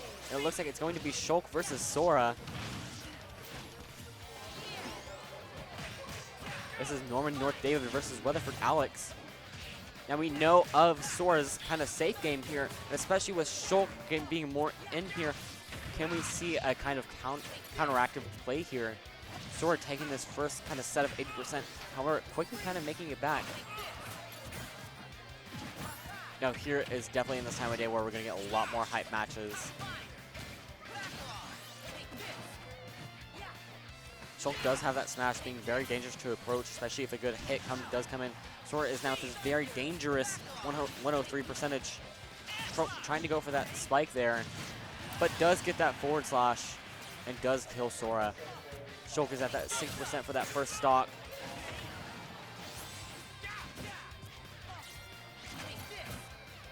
Blocking almost all of Sora's attacks. Shulk is now himself in this very dangerous state, however, busting out shield. Sora is looking for a good pick here. Oh, but not able to get the finish off Shulk here. Shulk is at a dangerous 130, and he does get the finish with that forward smash. Both now at a pretty neutral game here, only down by 15% on Sora's behalf. Now actually at a neutral game here. There's a footstool onto Sora here. Sora is playing it safe once again. We've seen this once before where Sora does play off stage for a little bit and then does come back into the stage. Shulk activating jump with that neutral coming from Sora. Both at once again a pretty even game here. Shulk does activate his speed, trying to get in, trying to close distance on this Sora. Now at 101 once again, Sora has taken back the game despite losing first stock. Sora just needs one good hit here on the Shulk to kill him once again. And that slash does kill the Shulk here. It's now kind of a mirror where Sora is now up by a stock at 60%, but it does not work with that forward smash from the Shulk. Now, once again, making it even once again. It is now anyone's game.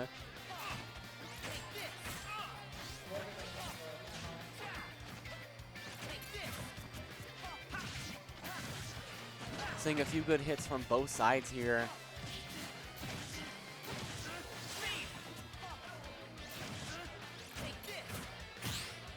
Unfortunately, not able to get that hit in there. Oh, but the counter, but that doesn't work just because of how weird Shulk's counter is. Not fully covering a full counter. Oh, but the up smash from Shulk with the smash Monado does kill Sora there. Just a very good timed up smash. Does take it home.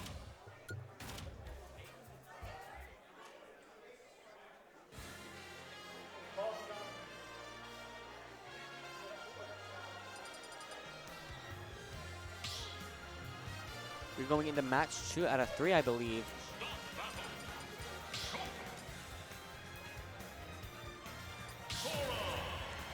And it sounds like we are seeing the same matchup once again. Although Sora was pretty much just unlucky on that very end there, they did have a pretty even game.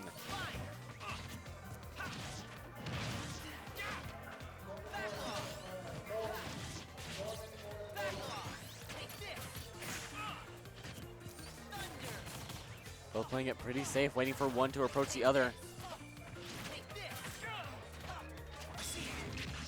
That counter actually does work this time. Sora is down by almost solid 20%. Although this is just the early game, it can be anyone's game. We only can tell whose game it is just by this first stock. Shulk does have the speed advantage here, getting a few hits on Sora.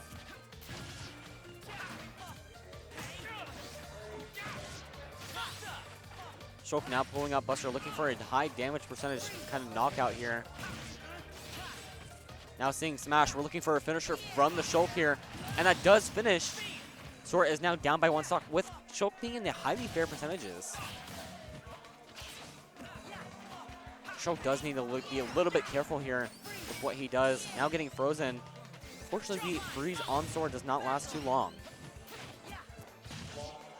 We're seeing Buster for a hopeful damage kind of amp up. Shulk is now in the very dangerous area of almost being finished by anything here by the Sora. The down smash possibly able, and there it does finish the Shulk here. Down smash from the Sora. Sora is off stage, able to recover just because of that insane recovery.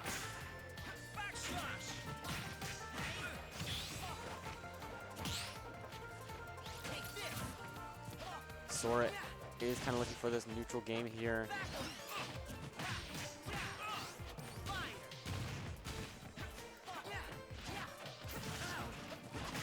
Shulk getting in a few good hits here, but now we're back in the neutral game between both sides, both at a decently high percentage on both on two stocks. As I said, it is anyone's game.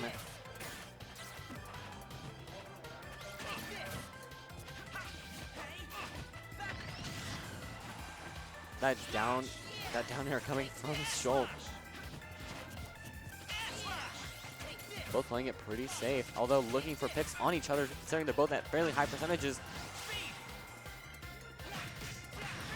A good counterattack from Sora here. Both playing it very safe now. They're both above this 100% mark.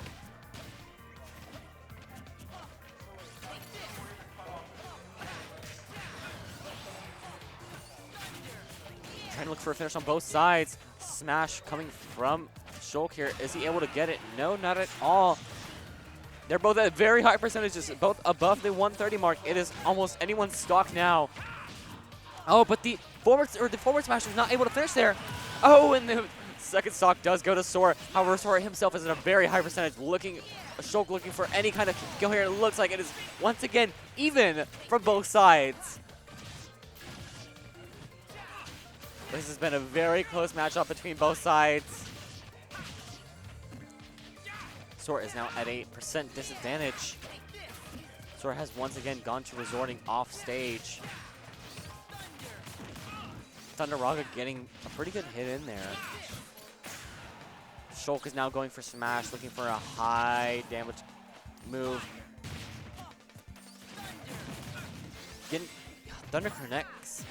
Both at once again an even pretty percentage. Sora is now in that kind of dangerous area of killing.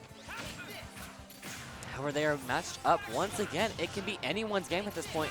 Smash coming out from Shulk here can be anyone's game. Shulk with that good smash Monado. It can be his game, and it looks like Shulk will be taking this game 2-0. Although it was a very close game from both sides, Shulk was able to prove that just in these very end game scenarios, he was able to prove himself to kind of take over here. Now, I mean, just Shulk's Monado arts, seeing when he, pulls him out at the right time, especially in that first game when Shulk was able to get that last stock kill on Sora there, it just proved how crazy, how it was just able to kill at such, not really an early percent, but almost like in a mid percentage, and where getting a nice smash attack on the Sora there with the Smash Monado just proves how much of a damage multiplier, how crazy it is. and then Sora there, although playing pretty respectively, respectively, and kind of far out by himself, he does unfortunately get caught out too many of the times in which both players were, very even most of the time. And it looks like our next set of players are coming onto the stage.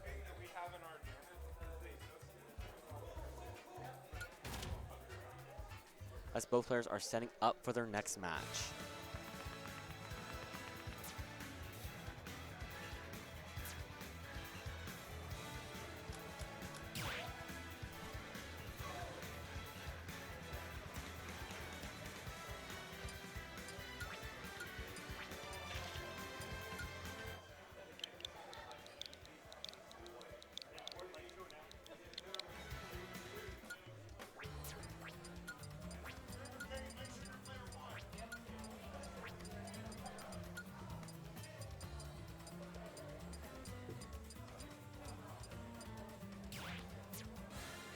Players, we can hear they are setting up their controls right now.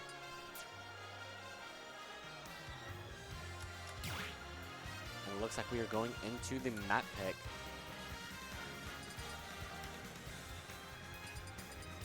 Our first map is going to be Pokemon Stadium 2.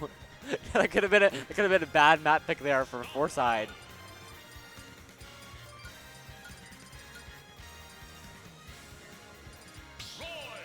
We are seeing the Roy player from earlier, who we know has such a good rush down. And we're seeing a Greninja player here. Although I haven't seen it yet, you guys may have seen a Greninja player. However, I've only seen the Roy player so far. Both, I know, are very fast and very good at getting some good hit combos in.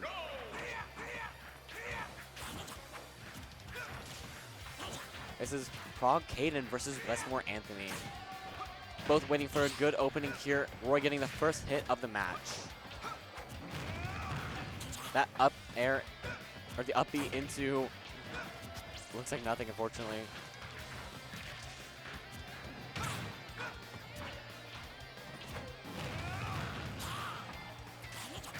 A few good hits coming out from Roy here, getting that Greninja up to 80%.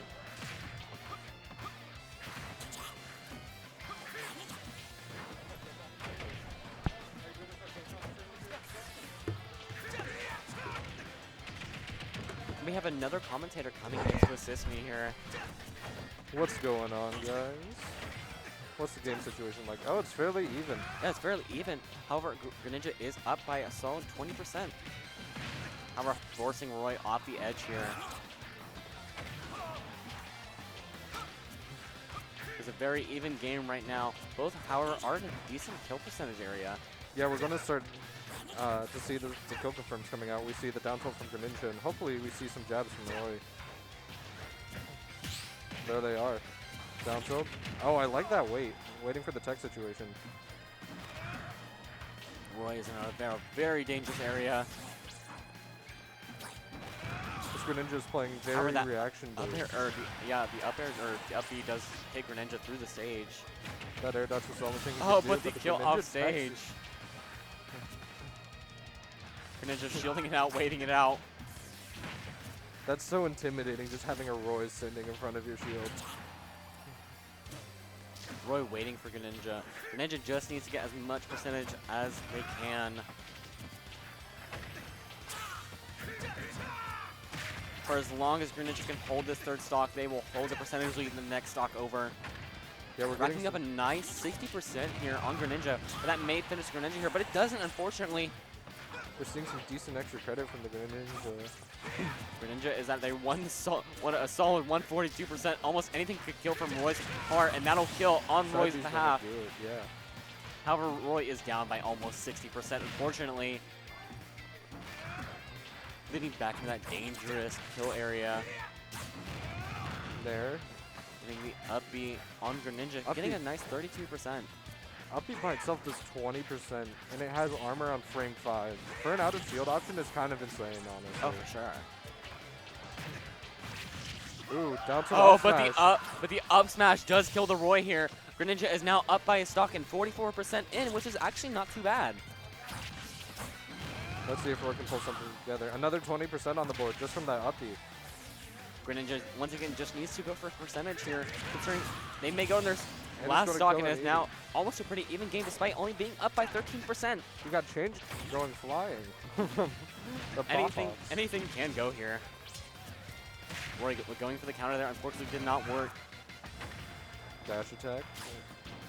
I like the Roy slightly is delayed down by start. almost 80%. Greninja does need to look for a kill here eventually because Roy can rack up damage very quickly. Going to see a juggle. 38%.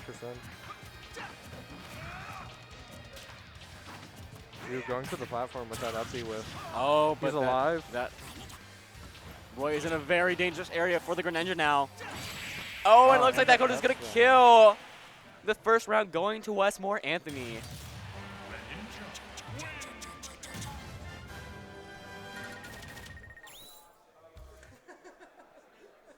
There's also a dime on the wires. There's a dime on the wires. Change has gone flying. The coins.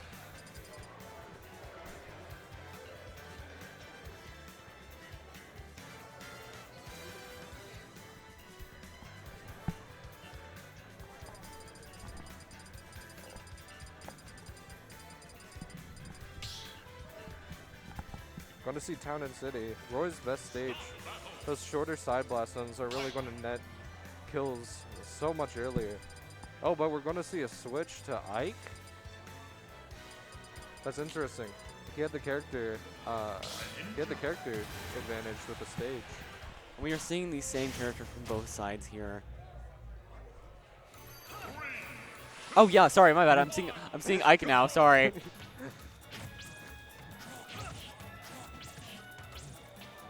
Just feeling out the situation with shurikens, getting some early percent.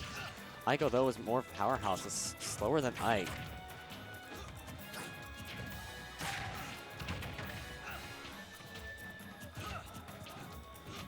It looks like he's trying to go for his spacing game, but he's really antsy on the shield. He's going for these uppies out of shield that are just too slow to catch down tilt. Yeah, and especially with Greninja being so fast. Greninja's able to easily punish any move that Ike almost does. Down throw up air. Oh, I like the weight. 54. This is kill percent. Greninja knows to be careful around this Ike.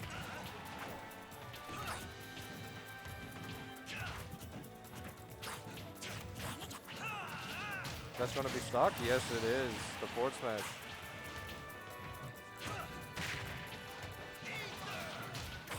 Just whip punishing these panic uppies. I do really like how both players are moving, though. Is actually, although Greninja is at 84%, that is, you know, as you said, kill percent for Ike. Greninja is racking up damage on Ike's stock, though. Ooh, missed the free F tilt there. The Greninja went high, and the Ike just wasn't ready for it. Oh, he wanted the kill. Uppy, yeah. Able to punish off of that. I'm surprised we're not seeing any counters in this matchup.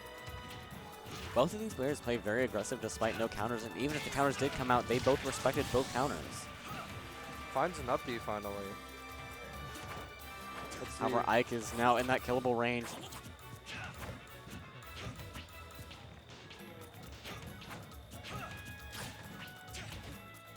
Greninja getting a little antsy for a kill here. He's going for dash attacks down tilt. Ike knowing for that antsy for the kill, though. Finds a grab. Not going to lead so much. Edge traps though. Nair bear. He has center, which is really good for Ike. Greninja is still looking for that kill here. This Nair walling, doing a really good job of just not letting the Greninja hit him.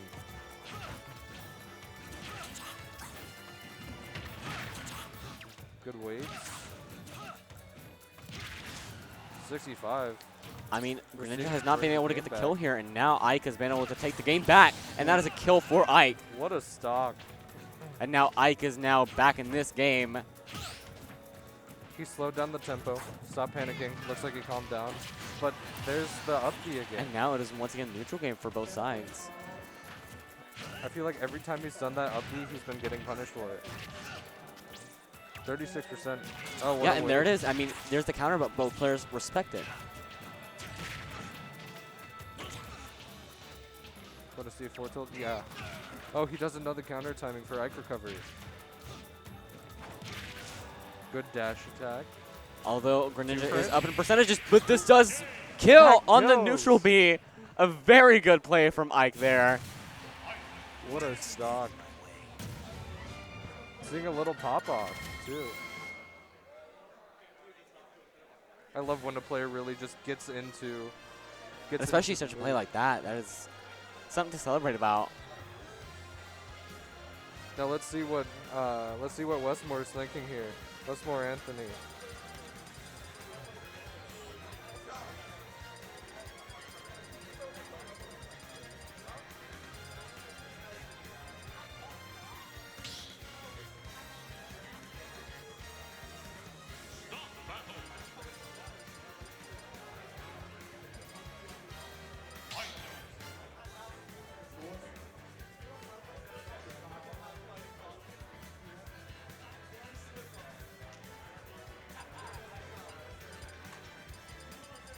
We're seeing Ike picked once again. Are we seeing It looks like counter a... pick? Ooh, they're contemplating a Rob pick. Which one are they going to go for? They're going to go for a It Rob is pick, so gonna it be looks a like, and Rob. it's going to be a Rob versus Ike matchup. Now, what do you think about this matchup? Just on paper. I'm not too big onto Smash, but my time here, I do believe Rob can take it home, especially having that little bit of range on Ike. I think this matchup is very heavily edge guard favored. If Rob can open up Ike, get him off stage, he wins. Because he has such good edge guards on Ike. He has that giant down air to catch his up B. He has the forward airs to swat out his early side B. His own side B. And taking a heavy swing on the gyro there. But this neutral game is going to be fairly good for Ike, seeing as he can maneuver past these And projectiles. there you go. I mean, right back at the same percentages.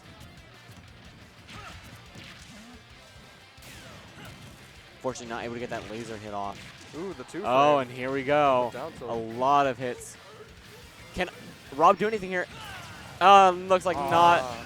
That neutral B just holding Rob off the stage for way too long.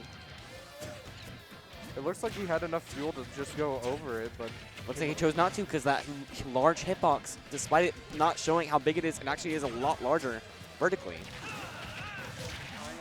it is fairly large vertically, but Rob's recovery. Perhaps Rob was too scared to actually test and see if he can make it over. Yeah. Ike is just getting hit after hit here, racking up a ton of percentage just due to his sheer power. 74%. Rob does need to find a kill here pretty quickly before he falls too far behind. Gyro coming Gyro clutch. coming in. Seeing some Ike sick knowing play. that the range game is going to come out, but it looks like another kill for Ike here. Nair Bear. Gonna absolutely murder Rob. Big hitbox. Nair Fair. Rob is down by quite a bit. Can't Maybe Rob do something anything big. here to actually bring back the game? Going for the spike there, however, does not work. Good Rob does parry. need to get a pick on Ike here just due to him being at 158 and also 3 stocks. Ooh, he wanted that up smash. The more hits that Ike gets, the more dangerous it gets for Rob. Down tilts. And there you And go. finds a down smash. Okay. Now he has to get something going. It looks like he's farming for a 0 to death. Not gonna get it though. He doesn't have. And the doesn't have Aether gyro getting on. a nice amount of damage in.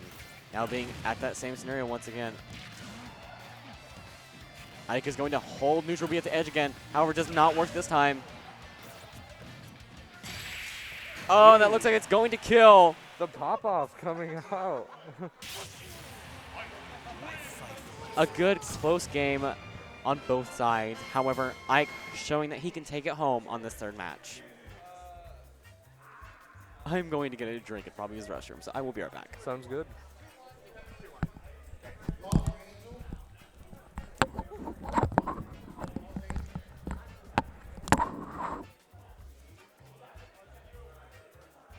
That's some great adaptation soon from the Ike.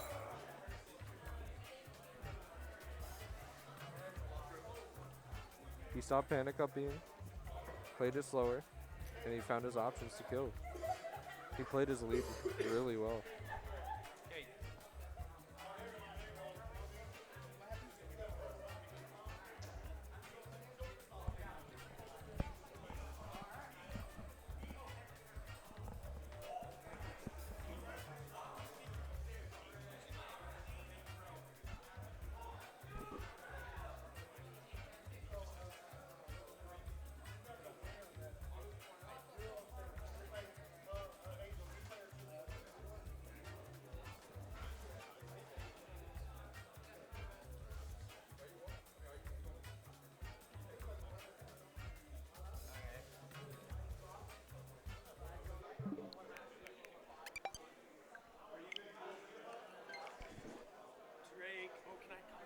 Yeah, hop on. Hold on, first, I lost the set. I was up. It was the Shulk.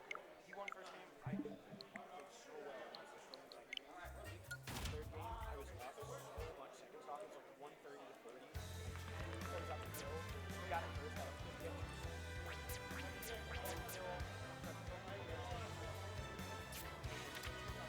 I missed him back there and I died second.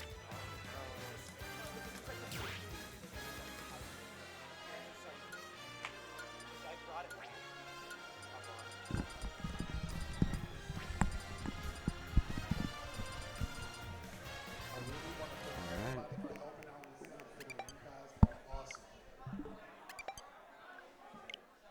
We got another set thing started. The previous set was this Roy Ike was on it, and game one he went Roy. Kind of got bodied by a Greninja. Roy Ike, the one without or with the headphones? With the glasses.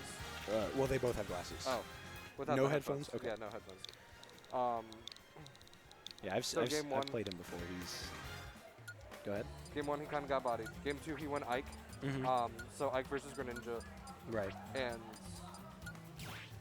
he was down like a whole stock, and then something clicked. And he just came back and... He came back, last stock, last hit, got a 4-day. And then game three... There's a wash in the other direction. It was a wash. The Greninja swapped to Rob, and it was just not close the play. To a 3-stock, yeah. Yeah, You'll find me? Better, it's just better FD, find me. 3. I wish my match was best of 5. I do too. It'd be so nice, because I was in winners semis, isn't best of 5, but oh well, it is. Kazuya. Now we're going to see some Kazuya Roy. Yeah, I like this matchup. This matchup's really interesting, because I think that... This matchup is explosive. Yeah, it's very explosive, and I think... I think Roy wins. Yeah, I just don't think Kazuya can really touch the Roy. Actually, no. I think Roy wins. Yeah, I agree. I think Roy wins. Or, no, I'm dumb. What am I saying? Are you trying to say Kazuya yes. wins? I think Kazuya wins the matchup. Really? Because the punish is just too strong? Roy has to get in Kazuya's face if he wants to get any notable percentage. That's true, but I don't know. I still think that... With these combos starting days, they're all so high that Kazuya can just shield grab them because of auto turnarounds. Right, but I think that Roy can just out-scrap Kazuya. I think that the Roy...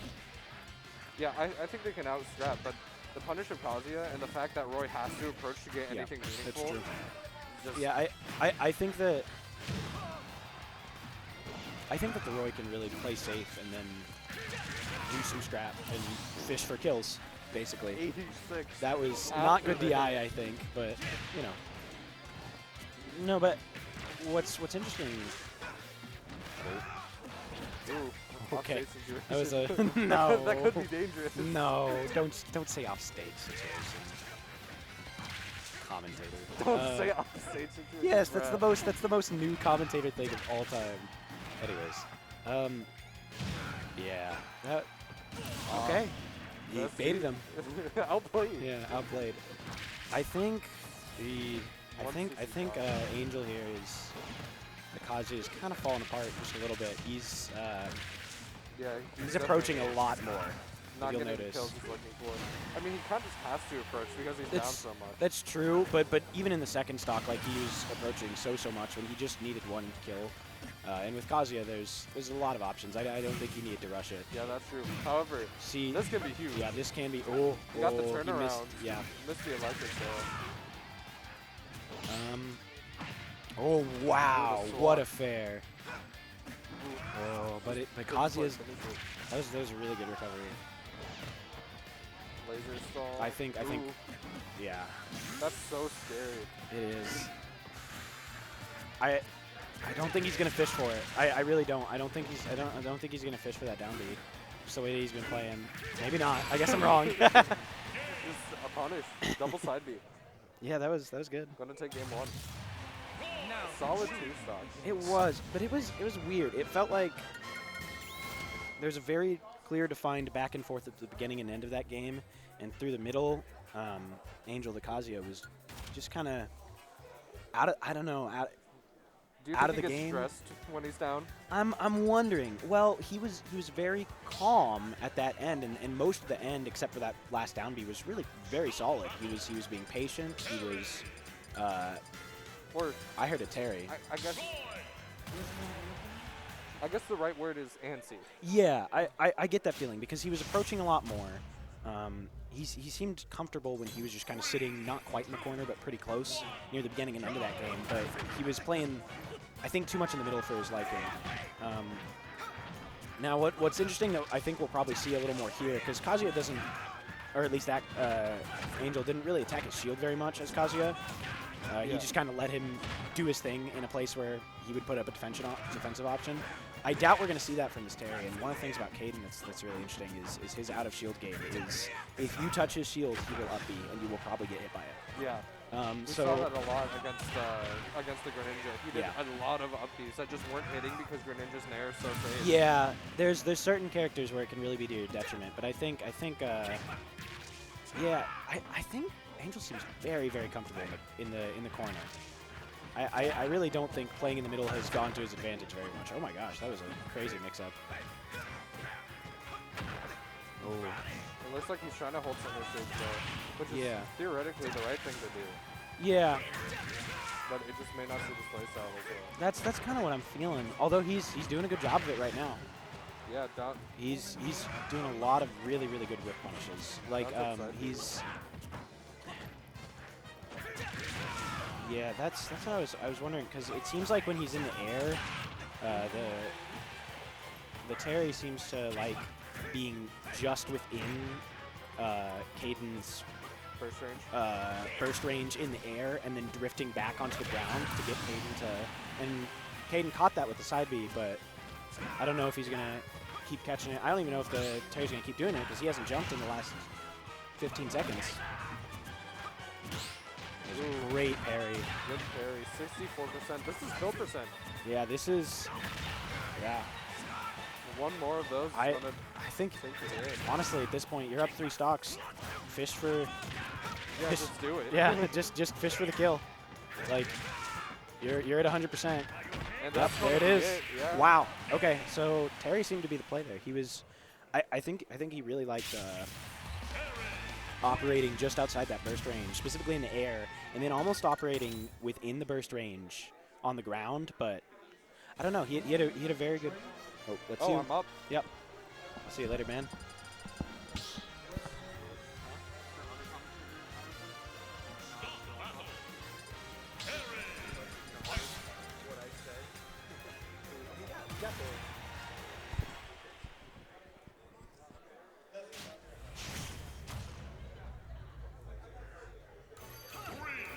Oh, and now we're seeing the switch to Ike.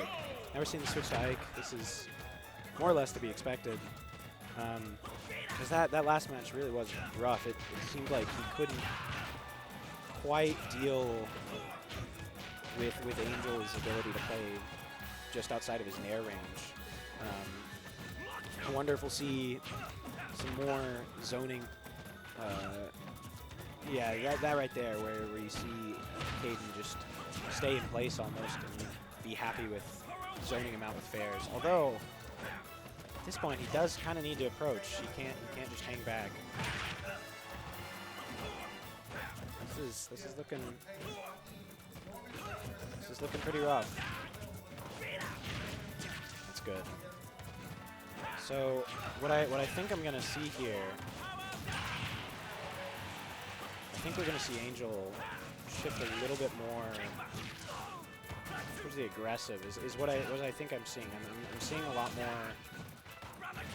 Yeah, just a lot more burst options. A lot less just kind of waiting. Because before in the last game, Angel was doing a lot of waiting. There's a lot more power dunks. There's a lot more side Bs. There's a lot of burst options coming out from Angel here, and I'm wondering. It seems like it's working fine now, but I'm wondering if that'll be to his advantage or to his detriment that he seems to be more on the attack this game than last game. Yeah, it seems to be working out just fine. I'm curious to. Ooh, I'm curious to see if we see some counterplay from this from Caden. He seems to the pace is much slower now than it was. I think that quick place was really not to Caden's liking the last game. Now it's even. That was a good job evening it up. That was looking rough for the entirety of the first minute.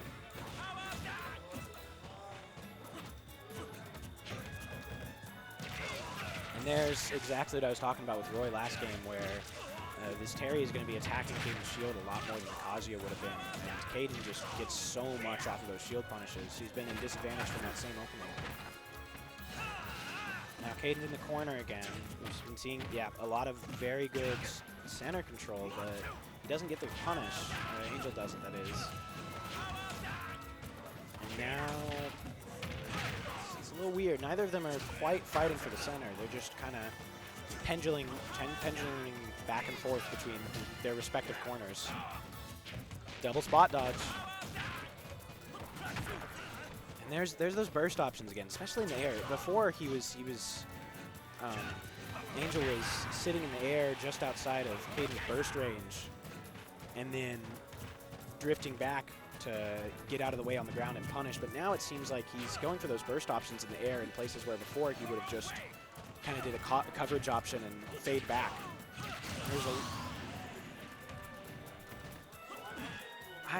I'm really not sure about this increase in pace from Angel. Maybe I'm imagining it, but it doesn't seem like it's working out for him.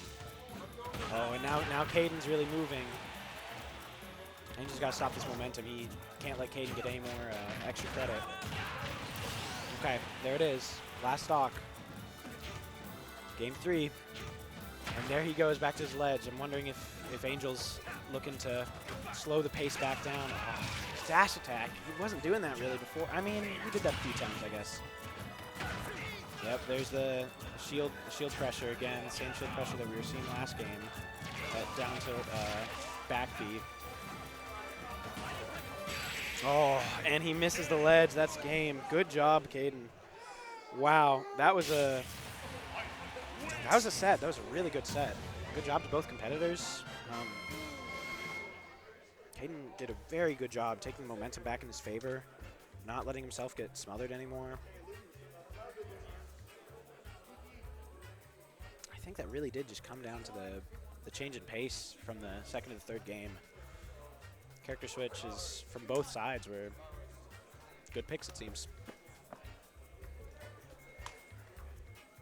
Let's see, where are we now? I think that was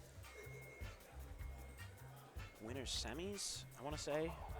So pretty deep into the bracket. The loser's bracket is going strong. I think it's about to start loser's quarters, if I'm correct. I'll check real quick.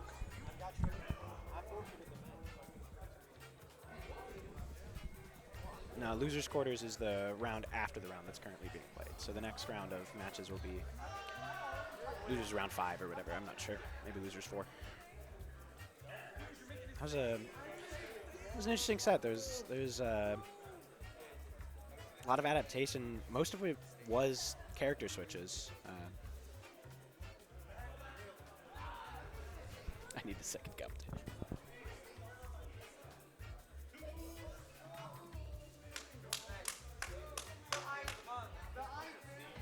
Yo. A second commentator? A second commentator? A ghost commentator? A ghost? Here I am. Production intervening for the better. I don't know anything about this game, but I will confidently claim anything you want me to. Can you say for the audience loud and clear that the worst character in the game currently is Joker? Oh, there's no doubt. There's no doubt. Second only to Fox, my main. I play a low tier. I'm honest like that. Yeah. It was nice to see some low tier representation as well with Roy and Kazi. You don't see those characters very much anymore. It's dominated a lot more by the Dr. Marios, the Greninjas, the real powerhouses. Yeah, Kazuya mains, these are not people who these are people who love the game. They're not looking for an easy win with unbeatable mechanics. Right. It's tough to play neutral as that character. Yeah, like this is about passion. It is. The neutral as that character. It's so tough. And I mean, his punish is good, but you really have to love the game to play Kazuya. And I do mean Ultimate, not Tekken, because I mean he's from Tekken, but he's a Smash character at heart. Yeah.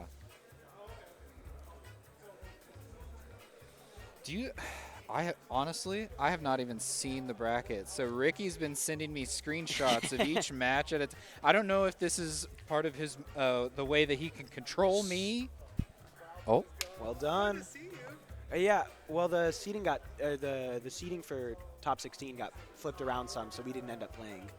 He was supposed to be my opponent originally, but didn't end up happening. So you said Ricky's just Ricky's trying to control me because he doesn't want to send me the bracket link. He just wants to give me little morsels of each match. So I'm running this stream. I don't even have the bracket. So I think people are posting ! bracket in the chat. I can't help. I think winners currently is I think the reason that we don't have access to the bracket is because last tournament, which was running a review, too many people were on the bracket, and as a result of that, it was too popular. Well, there was too much traffic on the website, and the website kept shutting down because challenge is old. Yeah. Challenge is old. It's approachable though. It's easy. It's easy to get on challenge and just make a bracket. It is. I don't know.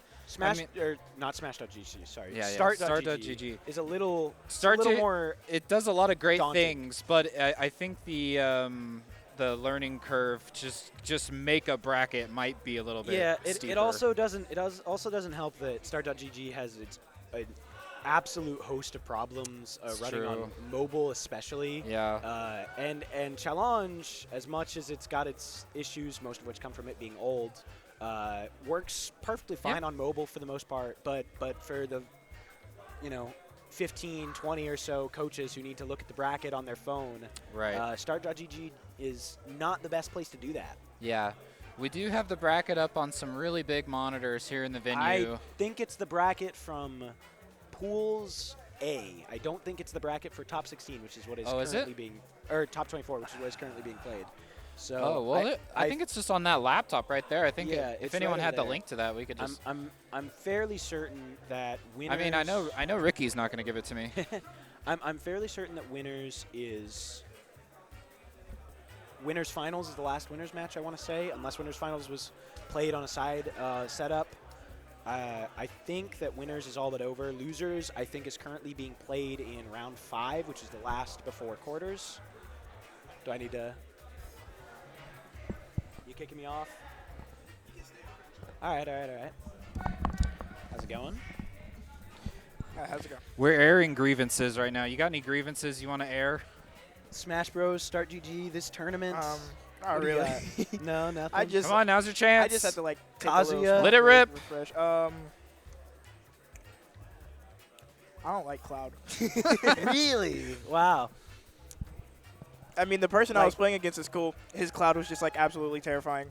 Okay, what don't you like? I'm I think Final Fantasy VII it's a great game. Not even the game, just the character. Oh, okay. Yeah, he's a little dry. He's like a blanks. You know what I don't like? The representation Earthbound has in America. Really? You mean the characters? Not enough. You mean? We don't have enough rep. Plus, America kind of hates it. Yeah, I kind of agree. I don't get why people hate so much. Mother 3 is literally my favorite game. I was like, in the high room. I was in the holding room just playing Mother 3 in the back because Good I was game. I was burned out. I was just trying to take I myself love a the small Mother break. series. I love the Mother series. Really good game. Sounds like we've got some action going on the Switch currently. I hear clicking. I do too. A lot of clicking. Oh, that's the controller menu. It seems like he's getting his. Okay, I have a Discord message from Ricky. 5 minutes ago, he said 5-minute break. So, 5-minute break. So it looks like we're getting pretty close. I to the think end of we're that. clear on that. Yeah. Accidentally just covered that.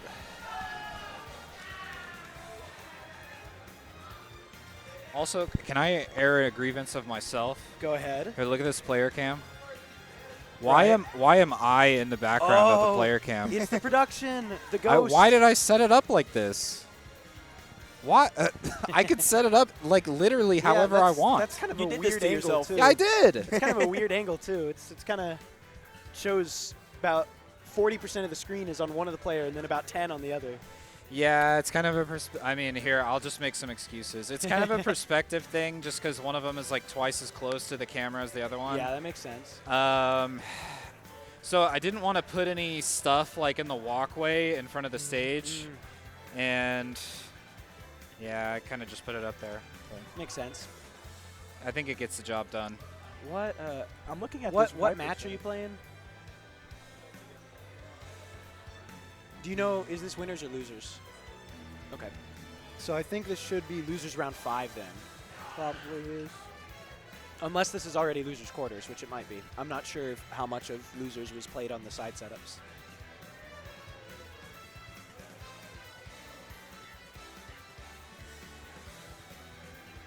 I think this is the biggest tournament so far of the entire, in Oklahoma. Is it for the... For Smash Esports. Okay. Because I think the OU one was just under 100 people. There's 112 in this one. I think that's the biggest. Well, no, Nice. actually, the biggest was in Altus. There was 132. 132. Wow, Yeah. that's so many. Jesus. Yeah, I'm from Norman, so I don't know about the goings-ons over there. That's why there were so many people in line for the food trucks. Yeah, the food trucks were. That's my other grievance. Not with the food trucks, but They were just good in food. general, because it looked good, but It was good. I was standing in line. There's so many people, and I was like, I can't. Yeah, I'm out. I got lucky. I came in at a time where there was. I went before lunch because I had a bye in my first round, and I just went as soon as they opened, and I got a burger. I ordered the wrong burger on accident, but it was still really good. So was that top player privilege? You had a buy, so you got to go get food? I don't even know that I'm top player. I I don't mean, know. I got to buy. I don't know I why I wouldn't say got I'm a buy. top player. I was. Sometimes it just works out like that based The- on the numbers. Well, the points cutoff was anyone with 61 points or higher, more or less, qualifies for state. As what the standings were last tournament. Yeah, Like- as of the standings, because what they're doing is they're taking the top 128 150 or 128. And then there's also the auto qualifiers. Uh-huh. So it's the auto qualifiers. Let's say there's 50 auto qualifiers. I don't know if that's accurate. And Should be then about, if like, there's 50 maybe auto 40. qualifiers, then they'll take the next 78 people, Yeah. basically. So the way it works on a scoring system, a win in winners is worth 10 points, a win in losers is worth 5, a loss is worth a point. Yeah. Before this tournament, top 128, more or less, was 61 points. I don't know why I got a bye. I had 59 points. I wasn't qualified for state, but I'll take it. I'll take the bye. I mean, I'm honestly kind of surprised that as of right now I'm qualified for state because there was a tournament they completely forgot to put me in the bracket. Like, I registered and everything. But, I mean, they gave me the same amount of points I got at the last tournament plus an additional 20 for the problems. Oh, wow. So I guess that did help out. 20 points is a lot. 20 points is so many. What? Yeah. What? And then I think I'd at the take last 20 tournament points. I got around, like, 20, 25 points. Yeah. So I played, I think my first tournament, I won 1 in winners and 2 in losers. So that's 22 points. And then my second and third tournament, I played pretty bad. But then the tournaments since then, I've been doing better. yeah, Well, first because I tournament of switched the- characters between my first and second tournament. My first tournament of the season, I right away got 3-stocked round 1, and I kind of felt awful Yeah, because it was like because so many people had always talked about like, hey, this guy, he's the captain for Lawton High, and it's like, it's not looking good on me. And then I actually did like make it all the way to like quarterfinals and losers bracket, so it wasn't too bad. Yeah, that's not bad. And then like next tournament, I got knocked out pretty early, but it's because I went against this guy right here, who's currently the best on our team. Yep. I've seen him. I've played. And him he's already some. auto qualified as well. So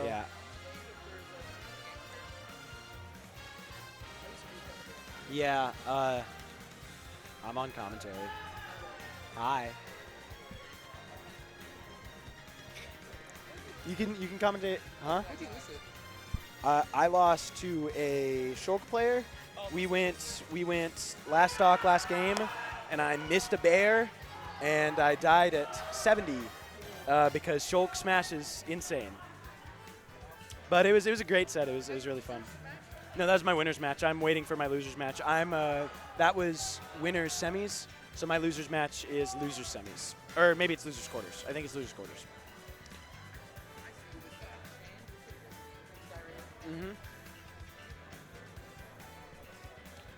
So it looks like we're about to get a match started here in just a second. Oh, it looks.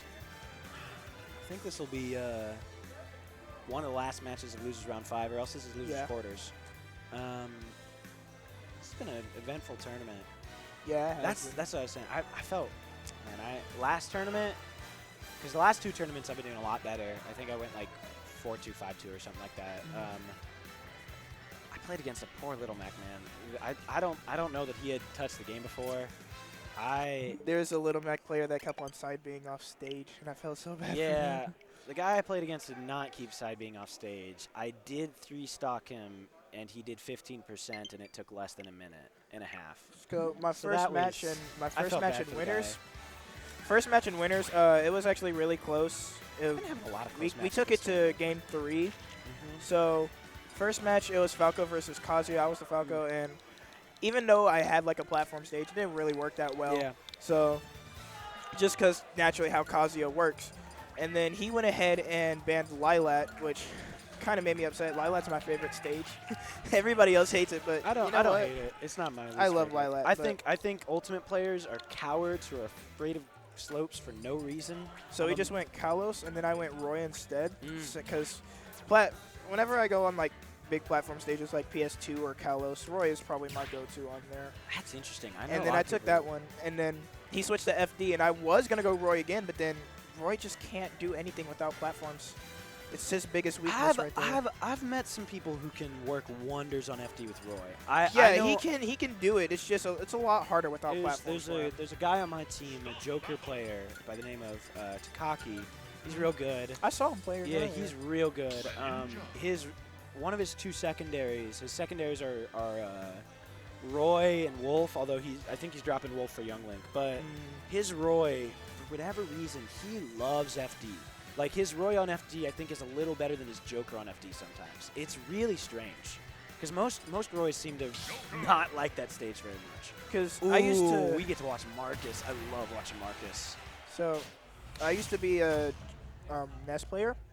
And I had this one online coach. He used to always, like, tell me to get online and, like, he'd give me tips and stuff. And he told me I should start, like, playing Roy this and is Chris. stuff. I'm stupid. I meant Chris. I said Marcus.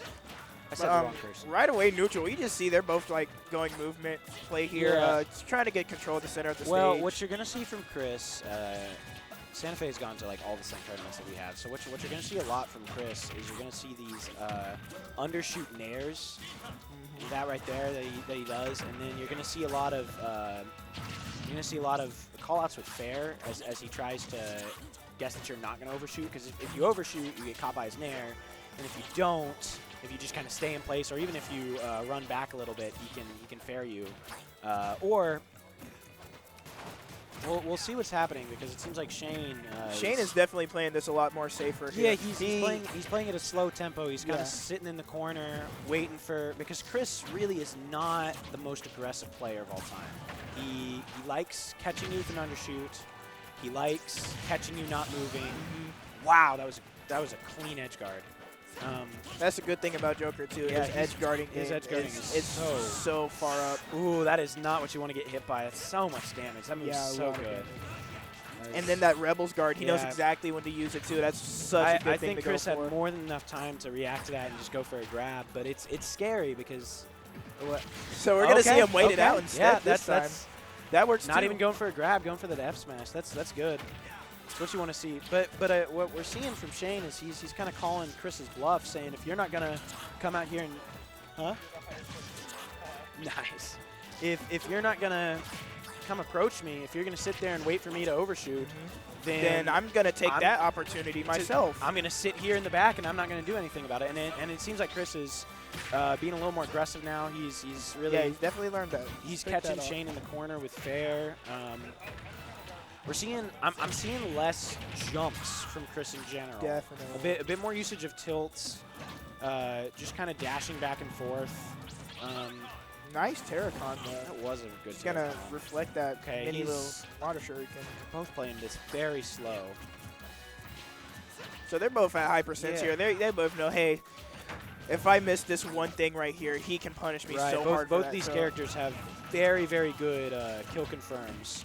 But now Shane is playing this like a lot more aggressive. Not really. He's. I think he got impatient once or twice there. Yeah, but they're once both, or twice. They're both playing this very slow still. They're kind of waiting for the other person to bite. This is interesting. I think I made it a little loud, but. Oh wow, that move's so good. It does so much. I with our can't Sid. believe that hit. That's ridiculous. I'm wondering. We're seeing a lot of spot dodges trade-offs here. That was But great the air bear is edge going to take dodge. that stock. That's a bear, but yeah, bear. it's a great edge guard. I'm wondering if from Chris we're gonna see him give Shane space or be a little more in his face, because he's still doing those like waiting for Shane to come in, and Shane's really not giving that to him. It's working out fine for him. It's working fine. I mean, he's at high percent, so if he wants to save the stock, which he honestly could, then that's the move to go for. But at the same time, like, he can play as aggressive as he wants to here. He's up a stock. Yeah, but I don't know, Joker's so scary. Yeah, Joker is scary. The more extra credit you can get, the better, I think, because just so scary. Really scary, especially with Arsene. But really, this is the best place for Joker to have Arsene, because Chris can really just use that invincibility to make sure that Arsene doesn't really do anything. And now he's not going to get Arsene back until like 150%. Oh, that's so unfortunate. But the wow. push him away there. I'm wondering next game, I think one of them's probably going to get a lot more aggressive. Yeah. I'm thinking it's going to be Chris, because at the end of that game, he was still doing his thing with Nair, where he waits for you to come in, but he wasn't really waiting for overshoot anymore. He was just waiting for normal approaches. Yeah, definitely. And so I'm wondering if Chris is going to put a little more pressure on Shane in the corner. So we're going to see we're going to see a switch to hero here. Oh, now, gosh. Shane's hero is Wild actually card. pretgame unique. So Tell me something about it. So Tell me some we stuff about went to wreck the halls, and Shane, he went to grand finals. Last game, game 5, Shane gets immediately mushroom hocus pocus. Oh no! Takes 2 stocks, and on the last stock he gets a star. Oh man. Yeah. So this is I think going to be a completely that's not hocus what you wanna pocus isn't see. on his side this time though. First game was Chris. First game was Chris, not Shane.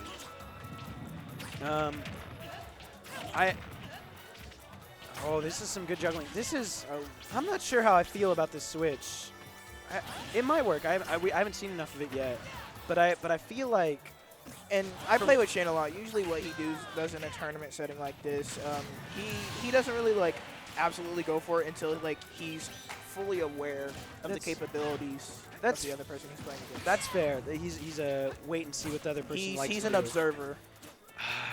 I don't agree with some of the stuff Chris is doing. Chris is getting very aggressive on Shane's shield, which Yeah. is not very like him. That right there, he's trying to catch a jump out. So we're gonna see. Chris is really playing up side on view top look of here. Shane. I just don't know if that's the play. Although, the reason I'm not sure about Shane's switch here is because. I mean, I he was feel doing like- better with Joker, honestly. Well, I feel like Greninja can kind of bully Hero if Hero ever jumps. Yeah, As true. long as Hero is in the air, I think Greninja, especially the way Chris plays, like, Hero's aerial drift is not very good. And Greninja is a character with big moves, especially fair and up air, that last for a long time. And we don't see a tech here from Shane either. We That might see a isn't- potential 3-stock. Yeah, this is looking rough.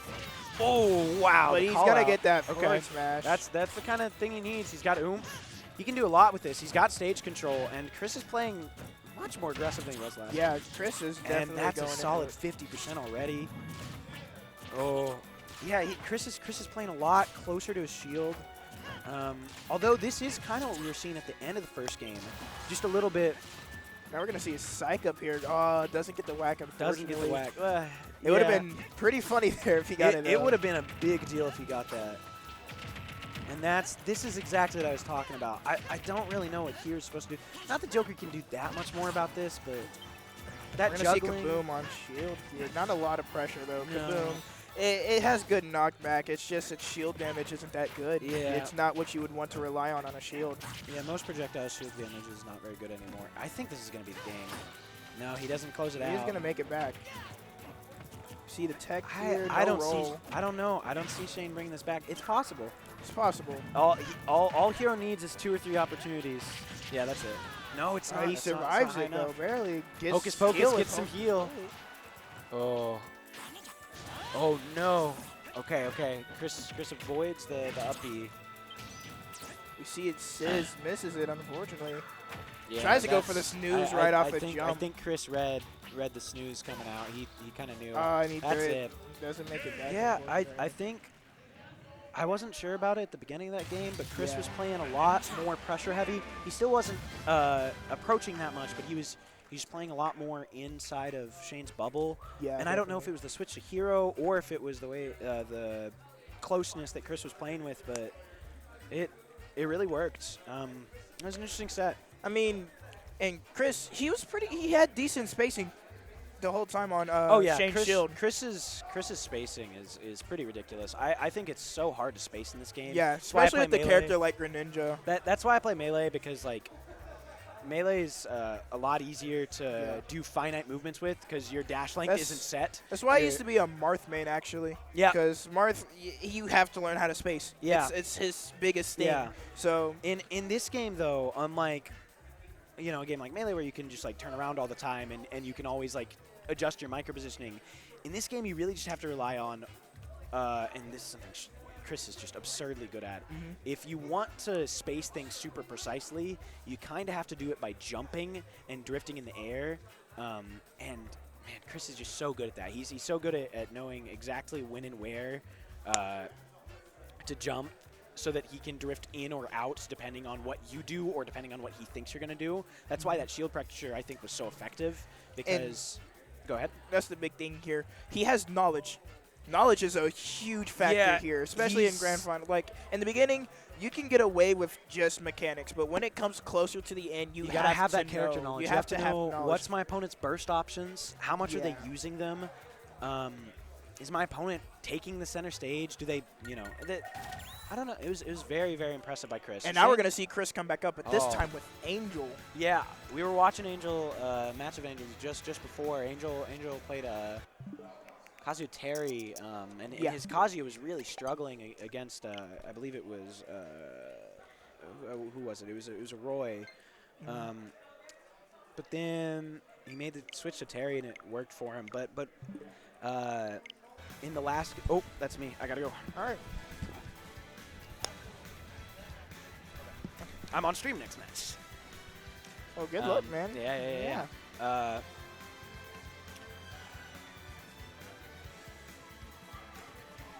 So what I was seeing from Angel, the game 3, that was really, I think, kind of the deal breaker for him was game 2. I think the reason his Terry was working so well is because he did not let the Roy get in his in that burst range that the Roy wants to be in when Angel as Terry was in the air. And that's the thing right there, see, because when I switched to Roy, I thought it was like, yo, same thing as Marth, but no, Roy has to be a lot closer. Roy has to be very close. And really that was close. something Pikachu's interesting. I did not. I took Angel for It's a something Shoto you wouldn't player. expect there, but you already see. I'd expect him to be a Shoto player. He is a Shoto player. He Yeah. he mains Terry, but And Kazuya. Those are Yeah. the two. Let's see. We'll see how this goes. honestly, he's playing very aggressive. His Kazuya Yeah. and his Terry both were not very aggressive at all. He seemed yeah, much he more plays a pretty passive Terry. He seems comfortable in the corner. He seems comfortable trying to get you to. I think what I noticed about Angel's game when he was playing Terry was that he wants you to approach him, but he wants you to be scared when you approach him, so he doesn't want you to go in for it the whole way. Yeah, he just wants you to like try to bait something out Yeah, first. and if you and try to bait that's something out, exactly he can he's grab baiting something. you while you're trying to bait him. Yeah, more or less. But this Pikachu is very, very different so far. We're seeing a lot of trying to catch landings is what I've noticed so far. Definitely. Really, Angel's trying to catch those landings. I'm wondering. Chris is doing a lot to outspace him. I'm wondering if Chris is going to play a more grounded game. Chris definitely has that spacing that he needs. He is. He's that fair and nair timings and spacings from Chris are ridiculous. Like even that right there on shield, just a little bit closer, and Angel just would have been able to end the stock right there. Interesting down smash. I'm not sure if that was intentional. Yeah. Oh, See, I don't up think he tilt wanted up instead of tilt. up I think he smash. wanted up smash. Yeah. That's so frustrating. Man, he's got to close out the stock. He can't let Chris, because the farther ahead Chris gets, the less Chris really has to worry about approaching. Yeah. Because the more of that lead that he builds, the more Chris can just kind of sit there and pressure him and be a scary presence rather than having to go get him himself.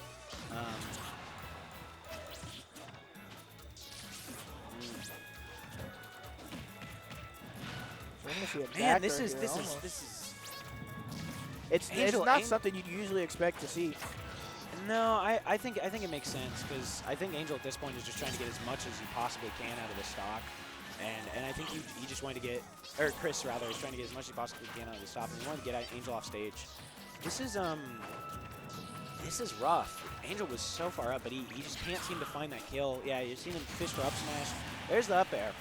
We'll see if Angel can work the same magic that he did in that first stock because he really did. He did get some damage starting. He had Chris on the ropes. He just couldn't get that kill, and Chris was doing such a good job of punishing Angel for going. And yeah, both of these players definitely have discipline here.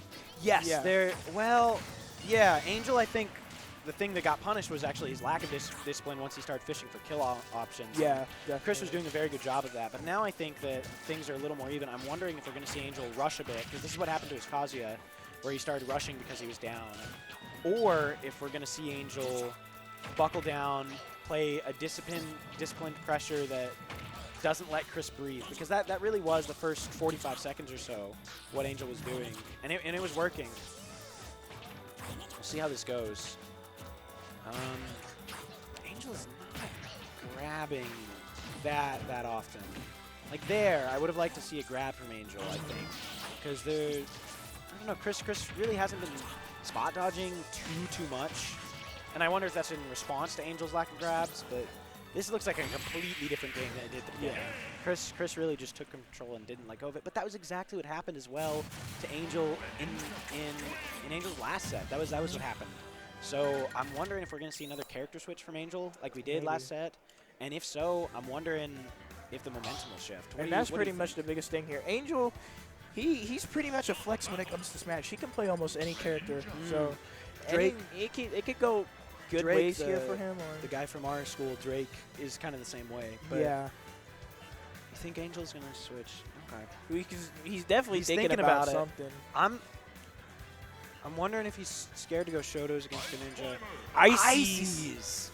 Interesting. All right, so Angel's actually been learning Ices recently. He's been telling me about it. His desyncs are terrifying. Yeah. Ices is a strange little character that I don't know how to analyze this character very well. This is not what you want to see if you're Angel to start off the game. Nana is really just getting beat up. I wonder if Chris is going to change his game to separate the Ices, or if he's just going to It seems so far he's playing his same. He's just definitely mainly going for main here. He's not really worried about Popo at all. Yeah, Just it trying to doesn't shake seem him like he's really separating them. He's just kind of doing his thing, which is working out so far just fine. Oh wow! Oh. What did I just watch? What interaction was that? Okay, I'm not even I sure. wonder I would if- have to like look back at that to get a full. I wonder understanding if of what happened. Greninja Water, the wind box hit as up he started. I'm not sure. That was really weird. Because you saw Popo go straight to the ledge. You'd expect him to pull Nana with him. I think it was Nana. Nana just like flew over the ledge, and Popo just kind of floated there.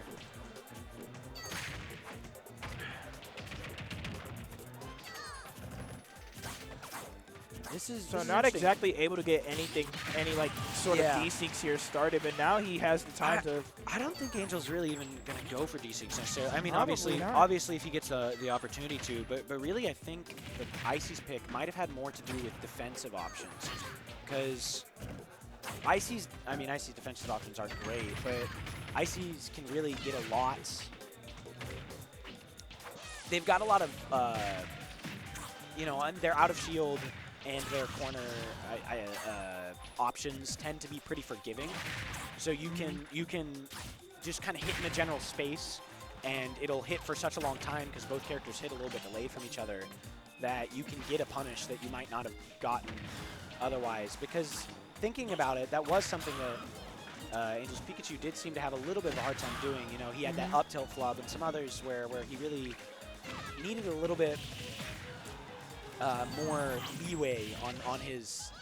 Oh wow, that really sucks. Yeah, It's the water unfortunate. shuriken's just gonna take out that second one there. Man, Chris Not is gonna get the looking opportunity so to- comfortable right now. Stuff like that too, where I think actually on a lot of characters that parry up smash would have been a little early, just because Chris is so good at timing that and spacing it. But with Icy's, you've got two opportunities to hit. Yeah, you always have more than just Yeah. one. Oh, that is not an up air you want to see if you're Angel. Then there's that Nair again, just kind of threatening the space, saying if you move forward, you're going to get hit. So you better move backwards. And then once they do move backwards, he fairs them exactly like that. That's what I was waiting for. We're gonna see Angel needs this Angel. kill. I don't think Angel's got this if they don't get the kill very soon. So okay. he finally does it. Finally does manage to get a kill option on the table here. that Yeah. works for him. Oh, But that the is water not what you shuriken- want to see. It's gonna All right, it's can gonna the cause Sopo hard take time it? for him. Can the Sopo take it? No. Not it. Well played to Chris. I think I'm up. I better. Chris should. Chris won. Okay, I think I have to get on stream. I'm looking forward to your commentary. Well, good luck, man. Yeah, it was fun commentating with you.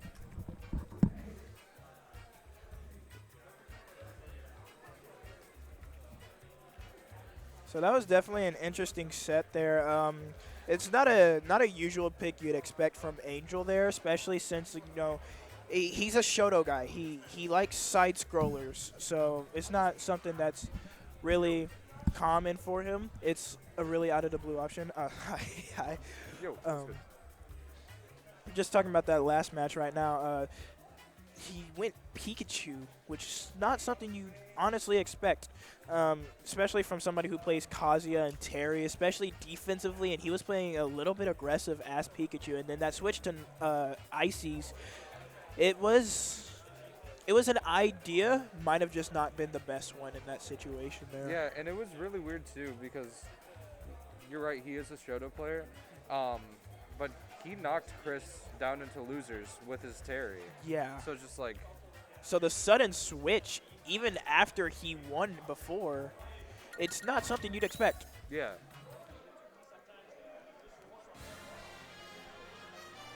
Like this.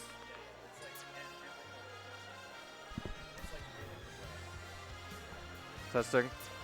Is that good? Okay. All right, so we're going to get on to our next match here. And Looks like Norman Cohen versus Weatherford someone. I don't know his name. Weatherford someone. So we're getting control set here. Weatherford Gabe. Both of them running GameCube controllers here. Cultured people. We love to see it. So true. I'm uncultured. I use a Pro controller. My GameCube controller broke. Now, we're going to look at this real quick. So we see he kept his face buttons the same. He got rid of that tilt, that tap jump there, and that's a pretty big thing there. Tap jump, it's definitely a big thing if you use your stick for no,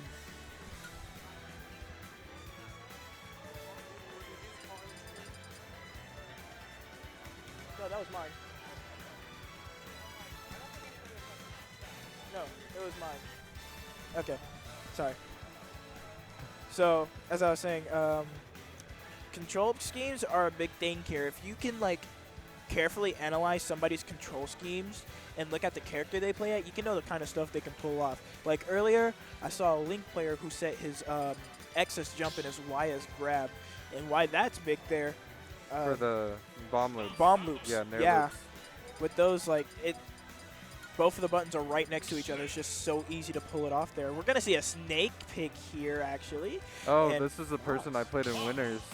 I beat him 2-1, and then I forfeit my next set to Cohen because he's my teammate, and he hasn't qualified for state.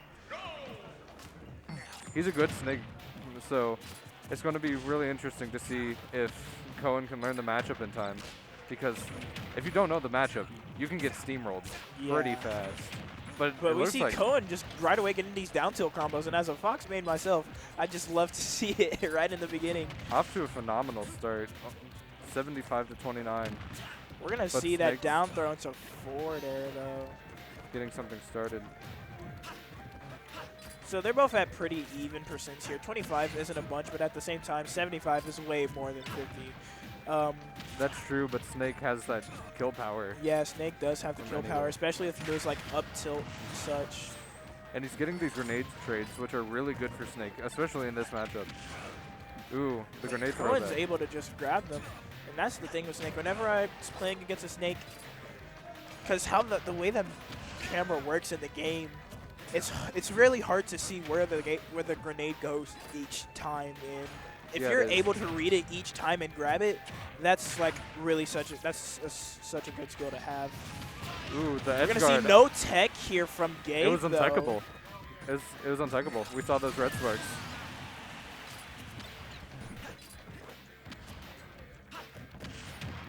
So we see a little bit of shield pressure from Cohen here. He's just trying to put as much pressure as he can onto Gabe. But Gabe is going to be able to edge guard him with Snake's tools. It's just such a... He's good at edge guarding. That's his thing, especially with projectiles. Neutral B, up smash especially. Yeah, Snake's ledge trapping is especially strong. There's so many setups that you just have to know what to do to get around it. And even when you know how to get around it, the Snake can know that you know and punish the option that is correct on paper. And we see that's what Gabe is going for here. He's just planting as much grenades and C4 as he can around. He's gonna throw up a couple up smashes here at ledge, and with that, like, it covers options too. It doesn't really cover neutral get up or roll from that distance, but like it covers jump pretty well. Yeah. Cohen trying to be aggressive out of the corner, gets blown up for it though. Yeah. 133 to 84. This is a big deficit. If he's just going to keep on placing those grenades near him, if Cohen keeps on playing aggressive like that, it can really bite him later. Yeah, just like that right there. Gonna catch him. Punch an F tilt though. 102. This is very possible. An up smash, not quite going to take it. That up smash. We're going to see that down air though, kind of safe in there when he's trying to get back onto stage. Yeah, Snake down air. People say it's really good. I mean, it definitely does give you some more air time. I think that's my favorite thing about it. It gives you air time a little bit.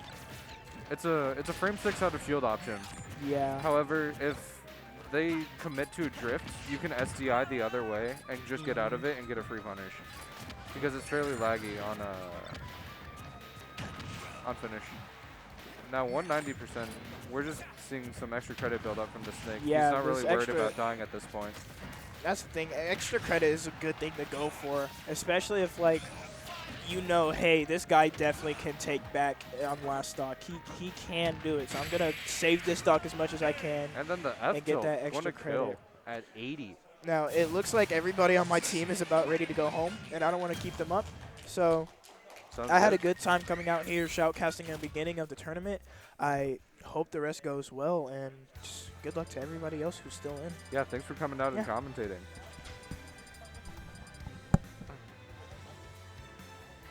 We're going to see some thinking here from Cohen. The Snake matchup can be really tricky, so he wants to choose the stage well. He likes Battlefield. Hi. What's up?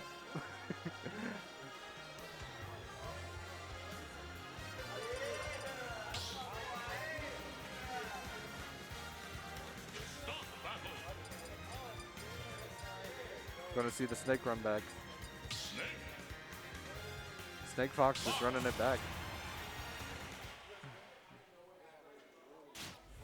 Now let's see where they went. They're going to see a Smashville pick. I think that's because Cohen didn't want the Snake running around as much. He wants to keep it scrappy.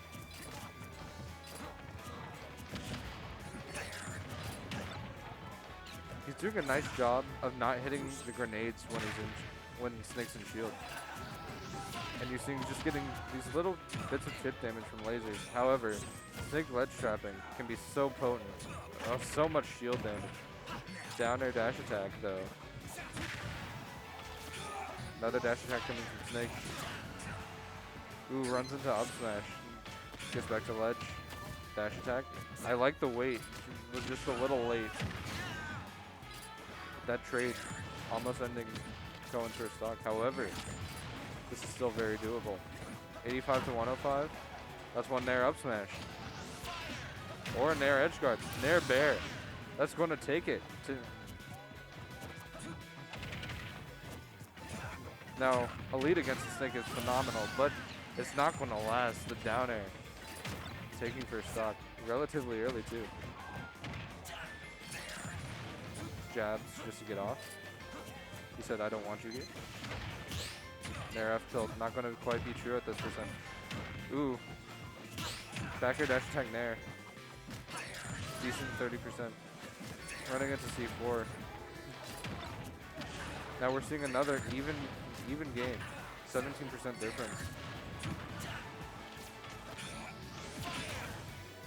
Now only 3%. Ooh, I like that. I like that edge pressure. The Nikita's not quite going to hit. Cohen's doing a really good job of not letting the Snake have the space he wants. Keeping him off stage. And no tech coming from Snake. This is another lead. Let's see if he can keep it a little longer than that first stock. He cannot. 0-0. Last stock, even game.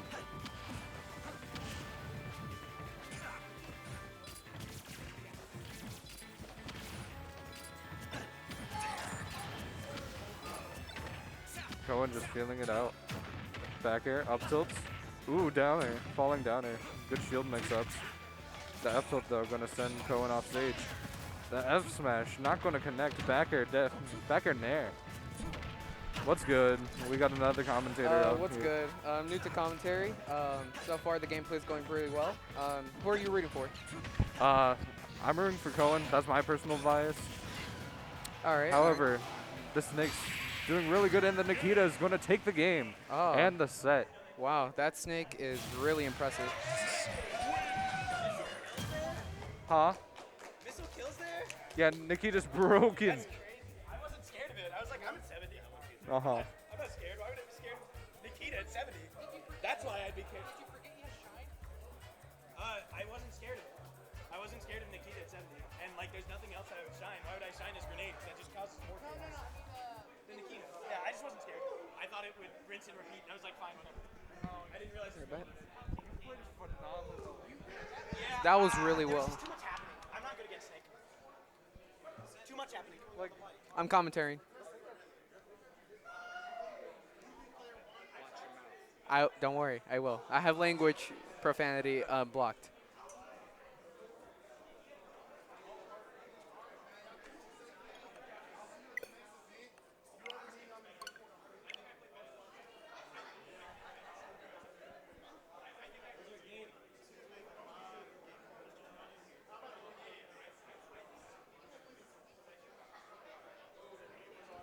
We have lost our game cartridge. Oh. We have no game. I think we had to borrow one from someone at the beginning of the tournament, so we're getting another one. But you hate to see it. Oh, yeah, they're switching the switch. We've switched the switch. A switcheroo. Oh, hey, Marcus. All right. So we have 2 commentaries now. My name is Sanchez Valencia, and we have my friend Marcus. Sanchez. Hello. Man, so the Snake player is ridiculous and short. He's very goated. I give him props, but in defense, I am kind of rooting for the opposite opponent. Don't get me wrong. He's very good. A little bias, maybe bias. maybe from our school. Yeah, maybe. Or both maybe great players though. Snake, bullet hell when you're playing against them. All skill. I don't know how he does it. Snake is a difficult opponent to go against for sure. Yep, definitely no spamming at all needed.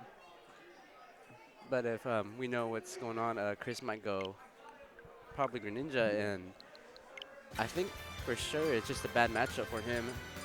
Does Chris have a secondary that he can use? The only secondary I know he plays is Ganondorf. Interesting. So it's going to be pure Greninja. He's really going to rely on his speed here. So I see. So, hello, Chris. Hello. Hey, buddy. Hey, buddy. We're rooting for you, man. Yeah, but he's going to really have to pull out all the stops here. Great combos for Chris, but he's got to watch where he's stepping. Did not know the C4 on the ground really does. The C4, I think, might be the most challenging part. Definitely. If you don't pay attention to it, the blinking light on it eventually runs out and it explodes. You won't notice it anymore on the map. Yeah. You can just walk right over it, then you can just press down B. Chris is really going to rely on speed, his combos, and especially that. You see, but if Chris just keeps doing tilts and can keep doing neutrals while sprinting down into the ground, then he might have a fighting chance with the bombs. But still, maybe his neutral special just might. That's what I'm thinking too. He really has to rely on just having that snake in the air most of the time. Yes, he cannot let him touch the ground or let him get touched by the bombs. So that's going to be a big disadvantage for my man. Chris has become really close to getting first in these tournaments. He's went from second to third, second. He's almost there. He really wants to prove it. How much you want to bet they're going to choose PS2? That's the way to go. There you go. Called it.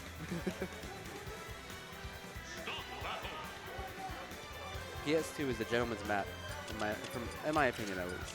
I have seen a lot of people choose PS2. It is one of the most favored. Every game I've played so far, I've been playing on PS2. This is a snake that got me and you out, right? Yeah, it is. So he has a reputation, I'll say that. Indeed, he does. So, very unpopular opinion, I don't like PS2, like at all. I hate it. Not? Okay, and we're off. There goes that C4 on the ground right there in the middle. And just like that, the blinking stops on him, so now you gotta look with your eyes, man. Awesome parry. And here comes Chris with those up airs. Ridiculous amount of combo and damage there. Low percent, but it builds up over time. Okay, you try tilted. Yeah, there you go. Just keep it up in the air. Good motion on him. Don't let him touch the ground. Don't let him breathe. He's not trying to get him off screen. Yeah, there goes that grenade, man. Really just messes you up. The grenade saved him, but let's see for how long. No, don't hit him. Okay, grenade there goes that hit. C4. Random C4, man. Ooh, the tilts. The tilts are coming in clutch. Sorry, clutch.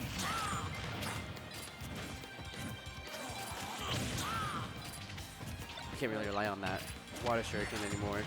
There's so much grenade and explosion going on around the map. Just difficult to tell. As you can see, that C4 is close to the center, so Chris does not see that. Yep, there you go. He's trying to bait him in with those. With that C4, man. Yeah, Chris trying to go more distance. Realize how high percentage he is. Yep, the C4 is a challenge to keep up on. Middle platform with C4. Fortunately, C4 does not get that. Yeah. Okay, he's just doing neutral inside neutral. Yeah, so it's a frustrating matchup, I'll say that. I can say that firsthand. Yeah, man. Chris is at Chris has to close the distance. Yeah, there it is. Oh, there you go. Yeah. It's a tough. You got to watch out for those C4s. There you go. There you go. Now they're evenly tied. Okay. Evenly tied. And those grenades do about 15% each hit, though. I'll admit, Kickback is a very interesting opponent. He is really good. In my opinion right now, he's probably the best opponent we've seen in a while. Indeed.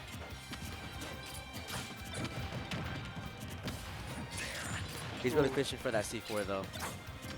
That C4 is huge. If he can land C4, that is literally. There goes the there on the ground. Ooh, 30% just like that. So far, the Snake is at 20. Does not look. It doesn't seem to be looking pretty well for Chris. Putting that rolling from ledge. Going for the grab. Nice, nice. And here comes that build up of damage right here. Oh, he missed the block tilt. Oh, he missed the tilt. There, yep. Nice parry. Hello, V. Nice. Alright. The up smash. That's what you gotta love about kickback safe play though. He doesn't really care if the C4 hits him as well. Oh, great prediction with that C4 blast. Nice. There we go. Interesting combo. If you want to do a little challenge for yourself, you can go back to this stream and try to count how many grenades you use in this one match.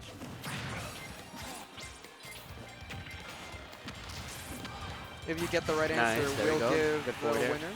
Alright, Chris just has to watch out for those blasts. Especially that C4 has been messing up the whole match. These kills come from me. So I can see Chris is trying to keep distance as well as trying to attack with neutral. Special. It was just very frustrating, you know. It You would is. think the game plan would be to get up in his face, but he's always got a grenade in his hand. And he can always put you to sleep as well. Ooh. First game goes to kickback. Can't be mad at it. This is how it is. You can see my man Chris. He fought really well. Now we're gonna. Great game for both opponents. in Pretty general. great. I wonder how many grenades were used though. I would say about like at least 80. Okay, that's an exaggeration. Maybe like a couple 20, 25, 26. I'd say every time he doesn't move, he always has a grenade in his hand. Which does. is why it's very frustrating for Chris to approach because, you know, gets him to that up air combo and then it explodes randomly. And every neutral, the grenade is one frame, so it could just constantly just do grenades all over and over again. So it seems like he showed something on the phone. I could only assume would be frame stats for attacks. I think Chris just has to get used to that. The explosion going off. He has to really rely on the speed. On the way I see him really getting advantage of this. Kickback just mainly has to keep his distance from him. Kickback knows that grenades coming in, or they're going to connect eventually. C4, he can just place it randomly, and Chris will eventually have to stumble over it. All right, round 2. Here comes to Chris. I'm pretty sure the winner should advance on to the next round, correct? Or I believe so. This might be grand finals.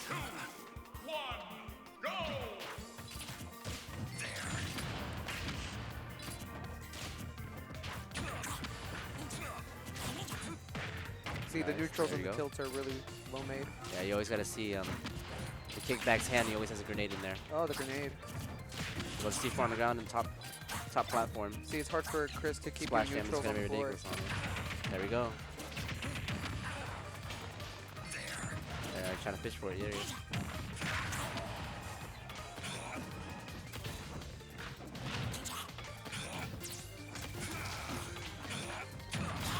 Ooh.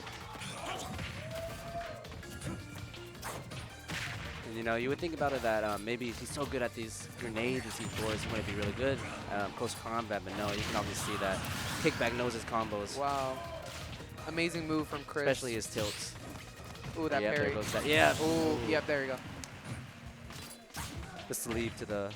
This is only a simple walk up and an up tilt, instant kill.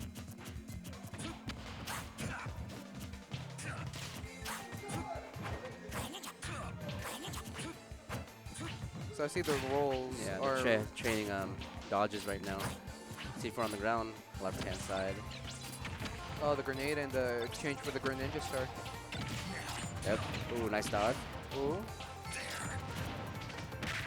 So tricky thing about Snake is he could do damage with grenades, but also if he's not careful, he could really do a lot of damage to himself as well. Yeah, I think that's the main trick about him. Very vulnerable position.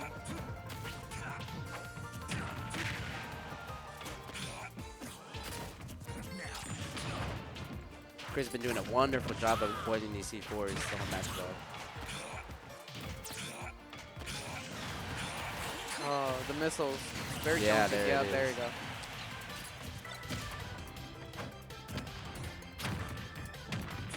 You'd be surprised by how his shield isn't really damaged at all.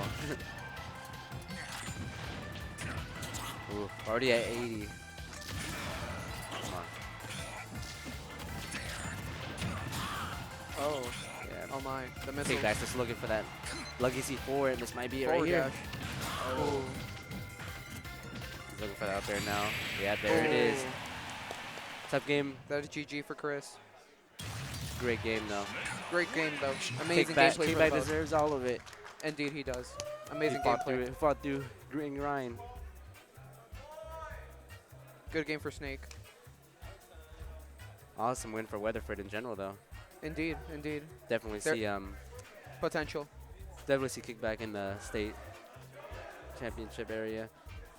Probably qualified immediately if I'm not wrong, though, huh? Oh yeah, he should qualify immediately after This is grand finals, I'm pretty sure, Yeah, at least. he should have qualified immediately.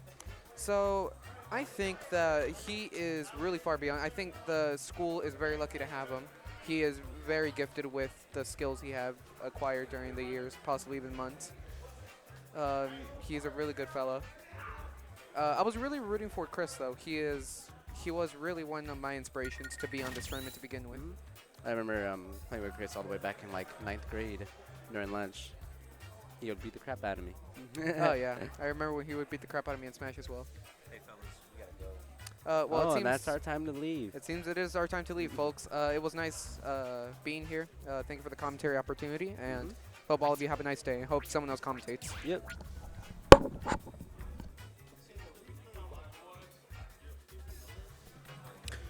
Well, Chad, it looks like it's just you and me, the streamer.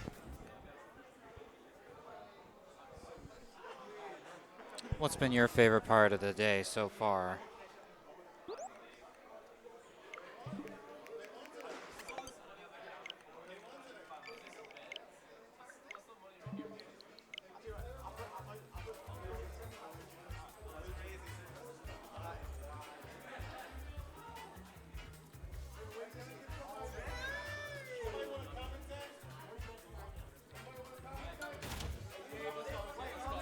I'd love to commentate.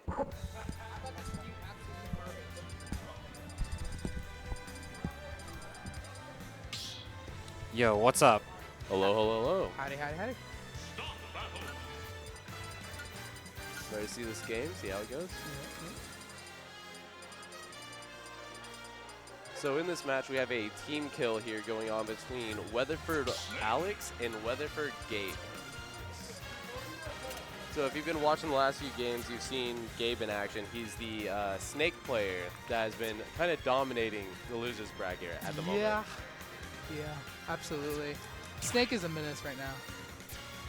And connecting to the internet. You love to see it.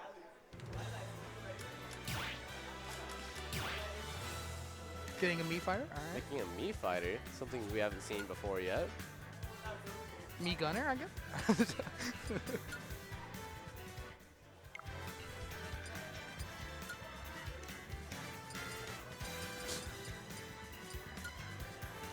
I see here a Mii sword fighter, something you don't see very often.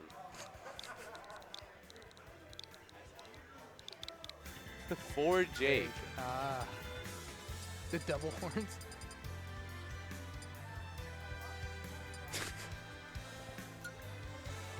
Yo. I believe this is in reference to our the state champion of last year, Jake Evans, by some chance, maybe?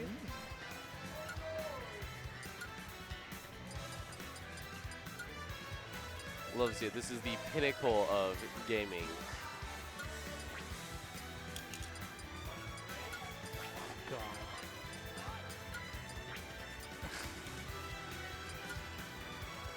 Wow. That is not the set I would run. Oh, wait.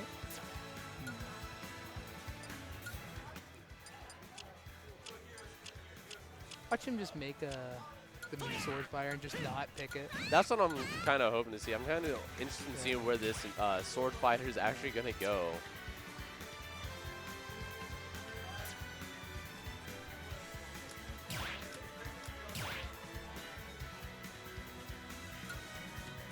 right, time to actually start the map. So we're going to start it off with Lilat. Interesting first choice, yeah. Ew. Not what you really expect to see. And then we see, Oh. a Robin. The Gambit. I have a feeling that they're getting a little funny for this match here. Oh, God.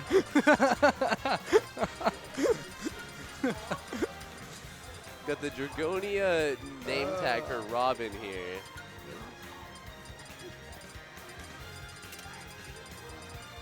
Oh. And the Ganon pick counter and pick. the Oh, yeah. Little Mag. All right. Classic. Interesting. We'll see where this goes. To be honest, I don't even know who wins this match. I have no idea. Probably Ganon? Battle of the bottom tiers. You know what? I really have it out for Gabe here. I really think that the Little Mag's really going to shine here. But the hard part is just going to be avoiding Ganon's slow but heavy attacks. That's a, the good, counter that's a good off. way to do that. Going for the style, missing. Already has KO punch. Let's see what he's smash? able to do with it. Misses entirely. Nice dash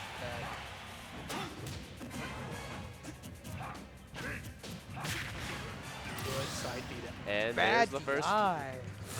first knockout of the game. So let's see how Dragonia, or Nice back Mr. Alex Brown, also known as Mr. Twister, is going to come back from this. Nice back here from Evening it out really quick. This is a really interesting match, seeing how both these characters Did are you see not that ledge good trapping, off- bro? He did down smash 3 times. The best ledge trapping in the game. Gets a counter on the easiest counter of his life. We're just not ready for this. This level of gaming is unprecedented. That killed at 60, by the way. These are some of the best in our region here. Battling out like true men.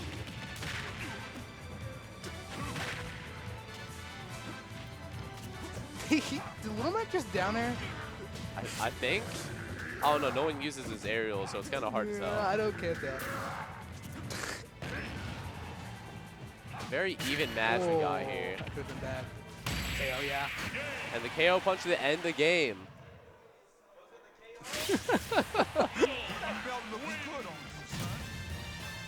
Well, that was an interesting first game. I'm curious to see what happens in the next one, guys.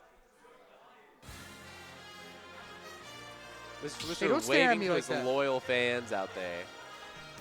The Mr. Twister army. With the random choice. I think, All I think right. random wins this matchup. What do you think?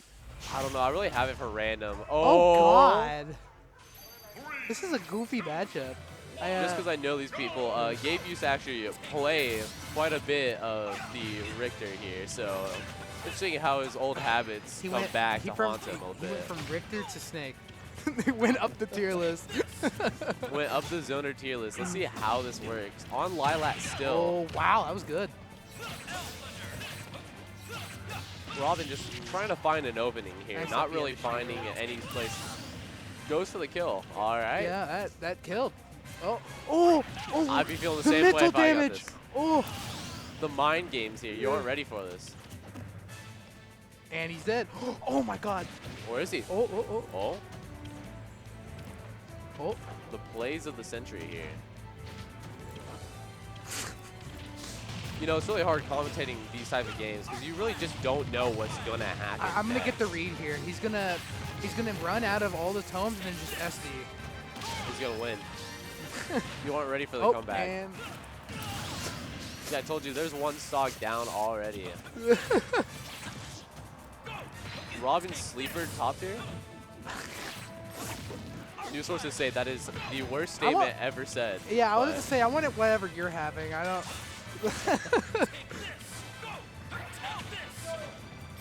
Pros in the chat are saying no. Oh. Good thing Richter has the pencil up smash, so. Narrowly dodging here. Interesting combo, side B into down B. Mr. Twister just fishing to get the heal. Not sure if he's gonna actually get it. I feel like that use of down air is going to come back to haunt him. And now that evens it up. We have 1-1 going into the final round of the set. Let's see how this turns out, guys. I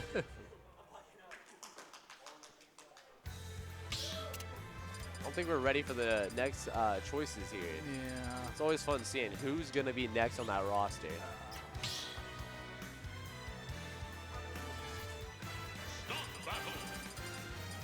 Is he going to pull out the Mii sword part? Oh, The Olimar versus Alf. I have it out for Alf. I'm going to be honest Yeah, I with you think guys. Alf definitely wins this matchup. I feel like Alf definitely has the upper hand. Yeah. Just his eyes are wide open. He's ready for the battle at hand here. The battlefield memento is coming out. We just aren't ready for this. Alf taking some damage right off the bat. That was a really interesting tech from Mr. Twister. How did that grab miss? Wait, what? Uh-oh. Olimar, a character that you don't see get much play, but it's always a great time when he comes around. Alf, a little more seen. I can't believe Myron and DeBuzz showed up just for this match. So excited to be here.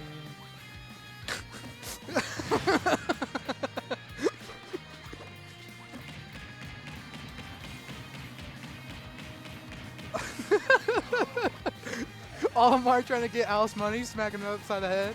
Best match ever seen on broadcasting.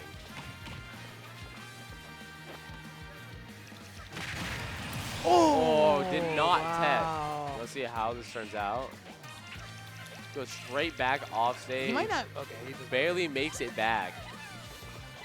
They do not know how to do the Pikmin lineup.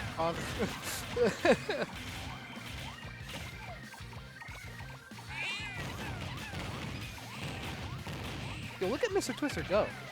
The button mashing, you guys can't quite see, but just insane amount of skill from both players here. On screen and off. All right, got the white Pikmin. Does he know how to do color coordination? He's trying to think it out. Oh, there you go. Getting that fire damage in is going to be pretty strong here. Seeing how Olimar is still up a stock.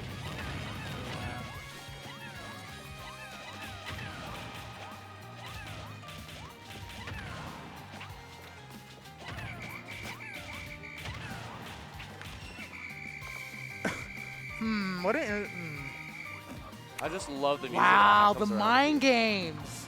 Wow. I would never would have expected a grab there, honestly. Yeah, the mind games.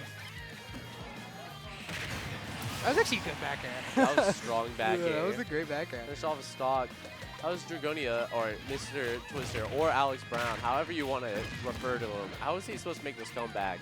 I don't Getting think three stocked at the moment. Insane ledge guard here. Doesn't know how to cooperate. Oh, Gets the kill dude, off. the Oh my god. hands. He Oh my has God. coming off. Mr. Twister is getting fully into the game here. He's tweeting. Oh. The up About smash at ledge. 90%. Purple F smash will definitely kill. Oh no. Wonder if we'll see a spike tonight. Oh no! I think he's just dead though. Yeah. Misses it, but also, and that is the end of our game. Got some great companionship on screen. It's good to have to be able to watch this match and commentate for you guys. Have a good one, guys.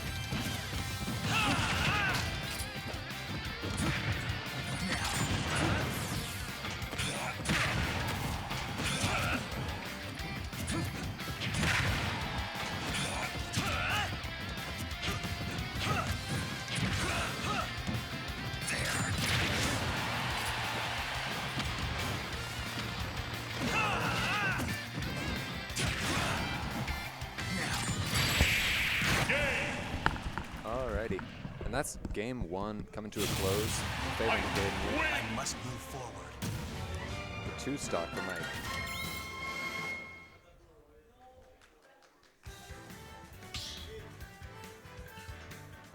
Instant lock onto PS2 then.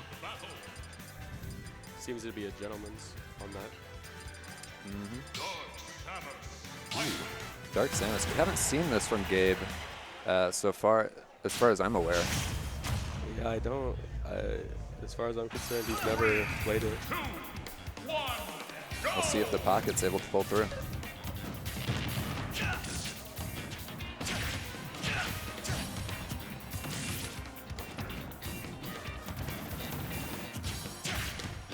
Getting a charge attack in neutral. Very big. Ooh, gets the charge at. Ooh, a rough SD.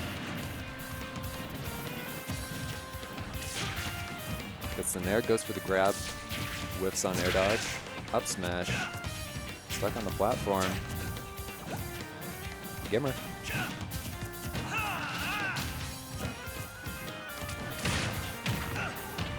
Nice nair.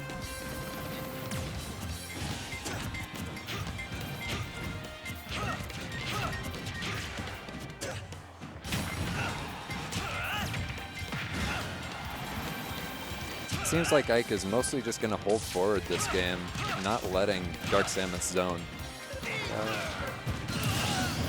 We saw the gambit. Another SD this game. Big gambit from Ike there.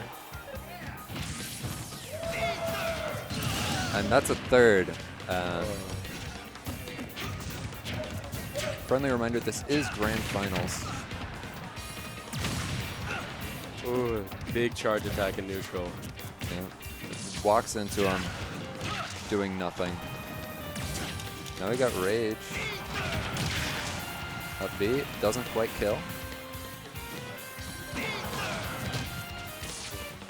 Gets the spot dodge, jab, potential edge guard. Makes it back. 160, living pretty high here.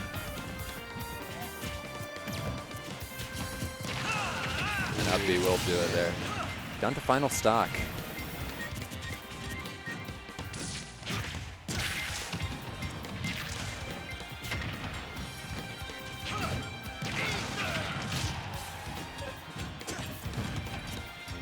Getting pretty close to even percents here. See if he can bring it back after the double SD. A nice back air. Oh, the trade. He follows up.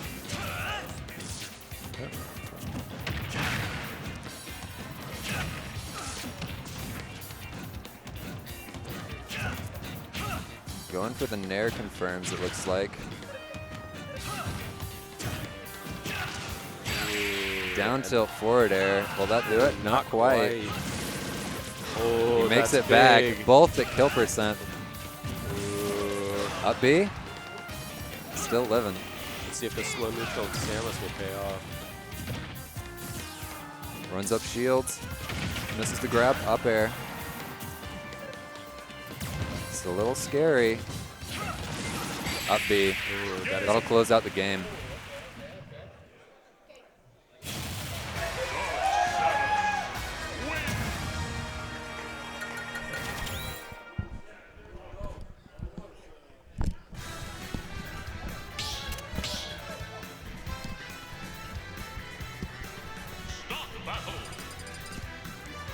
Getting ready for game 3. I believe we went back to PS2.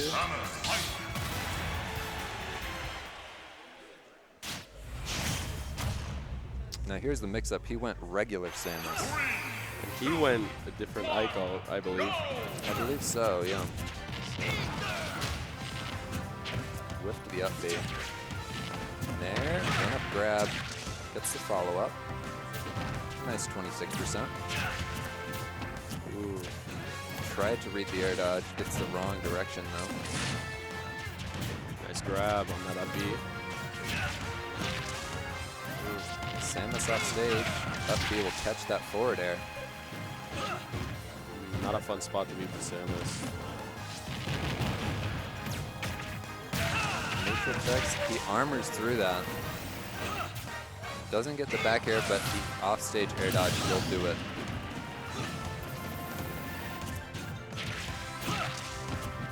Forward air.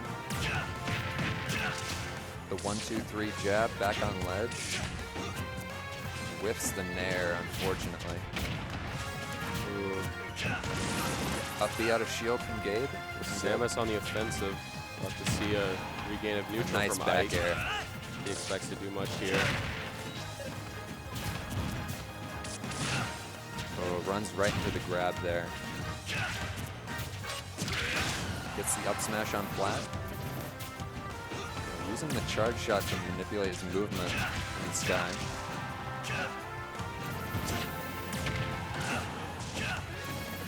Rage on Ike. Up B might actually kill at this percent here, so it's a little scary. Up air will definitely do it. Up 3-1 stocks. Will he be able to close it out? Dash attack will not kill there. Samus is Side gonna B's play back to ledge. Samus is gonna play really calculated if they expect to. I'm surprised that up B didn't kill there. Yeah, that Not was even stale either. Big surprise. Up throw, down throw, up air. Ooh. Again, living to 179, but that will. Not quite. Not it quite. was still stale. Can we see a 200 here?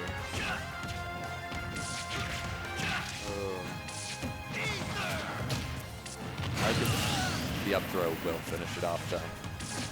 Back to 0. Up air.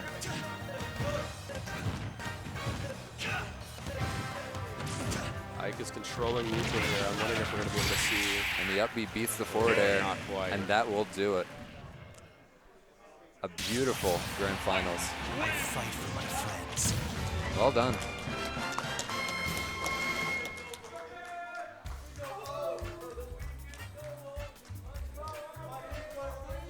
Congratulations to Caden for taking the tournament.